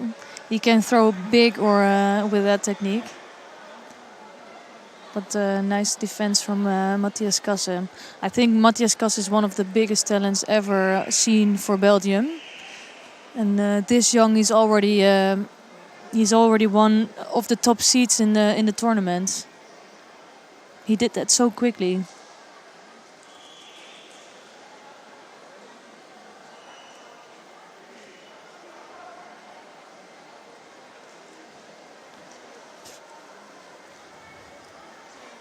Nice entry there from Kassa. Just had Sagimuki rocking on his toes for a moment.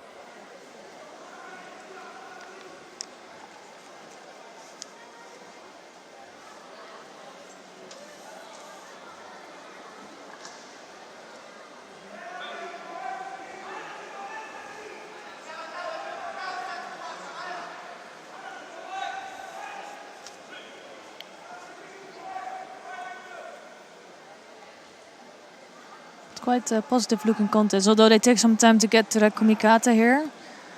And they look really focused, but no shidos yet on the board after 2 minutes.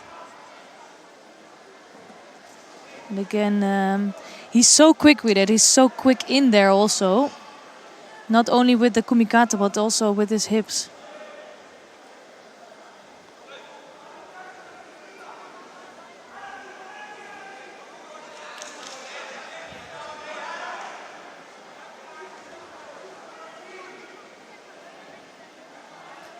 Minute and a half left to go.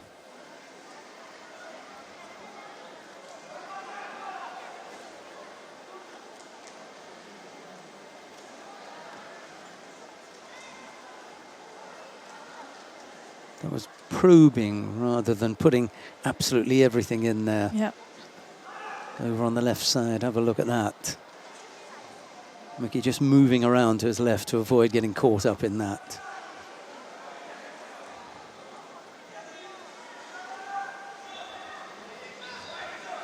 Yeah, now they're starting to take a little bit too long, for my opinion. I think the referee thinks that as well, so he gives each judoka a penalty. But I do like it that it's really a game of... they're both fighting really well, and it's not a game of who is the stronger, but really who's clever enough to come up with a good technique here.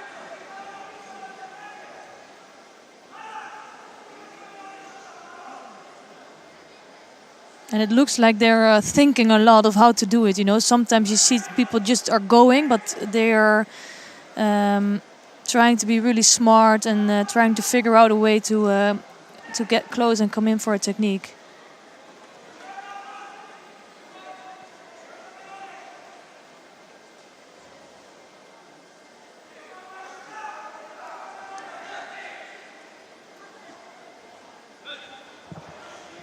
Probably it's going to be another shido for both judoka.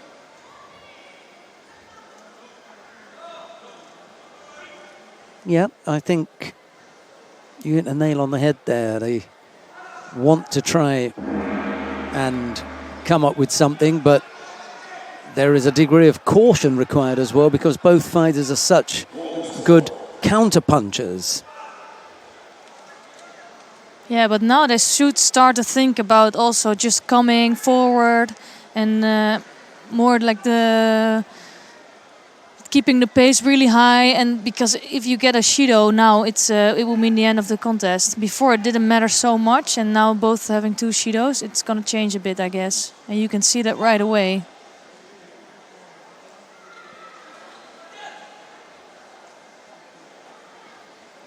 Oh dear. Yeah, he looked up at the sky there, didn't he, Sagimuki?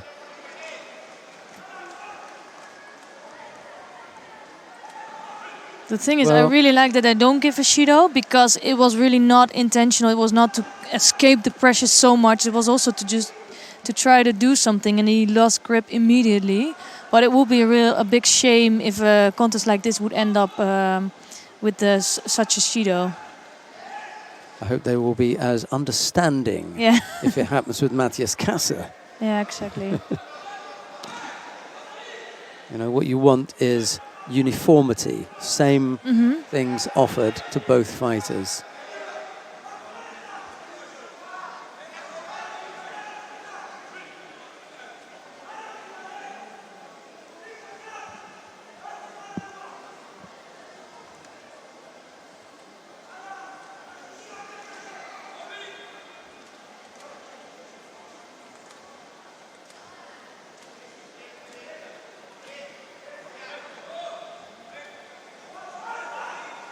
Just got to be careful here, Matthias Kasser, because you're not going to get long. No, exactly.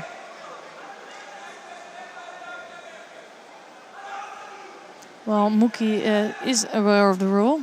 Yeah, making sure he's tidied up. Yeah. Just looking that little bit busier at the moment, Sagimuki. Yeah, I think Kasser really needs to do something now, otherwise he's just going to miss out. And he's trying to, but it's just really hard to get close and to get to an attack with Muki.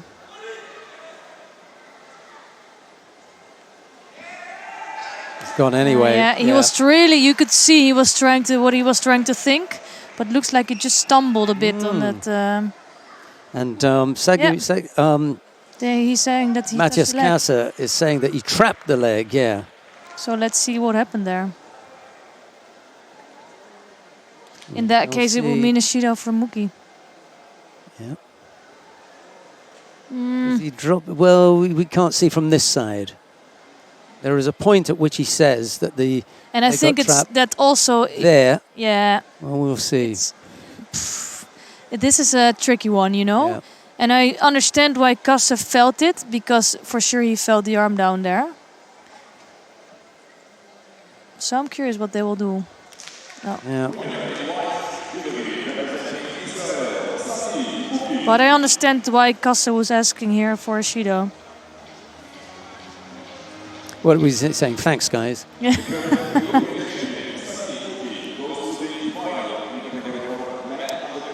Yeah, now we see it from this side. There's an elbow just in there, and maybe that's what he feels. Perhaps from the other side, the camera that we don't have, it's actually clear that it really doesn't get in the way.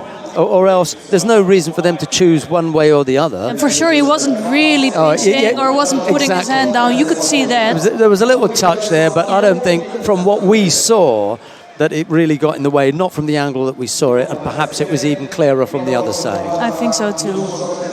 Right, at the start of the day we had 4 weight categories. We still have 4 weight categories, but what we didn't know in the beginning was who was going to be where. But Esther Stam has all that information, so I'm going to ask her, who are we going to see just in the final of the under 63 kilo category? So in the 63, the top seeds totally came through. It's Tina Tirsinyak and Toshiro Miku. For me, Toshiro Miku looked a lot less threatened than Tirsinyak. So it's an interesting final. We know that Tirsinyak also always has a lot of trouble with the Japanese. So let's see if she can figure out how to beat Toshiro. I suspect that when we look at it, Toshiro Miku, oddly enough, is going to end up having had what we would say was the slightly easier run of the punchy, whereas Tirsinyak probably had a few more punchy fights, and that's just the way it worked out. Yeah. Right, in the under 70 kilo category, who have we got in there? Yeah, also the top seed came through, Arai Shizuru. For me, she was not in danger at all today. She looked very calm, very controlled. And then the other, it's not the number 2 seed, the number 3 seed, it's Anna Bernholm from Sweden. She's shown to be really well, and I think with her judo, she has a good left makikomi, and she knows what to do against Arai, so that could be ending up in an interesting final here. Okay, we shall look forward to that. In the under 73 kilo category, how did things work out there? Yeah, so we just saw the top seed going out, but after long contest with its teammate Hidayat Heiderov. So it's Hidayat Heiderov who will be in the final on the top half, and he's facing Tohar Butbul. For me, Butbul was a little bit more surprising, but he had a really good day, showing strong judo, great ippon in the semi-final. I'm not sure what's going to happen in this final, although I think Heiderov will be the favorite also with his home crowd. Yeah. Yeah.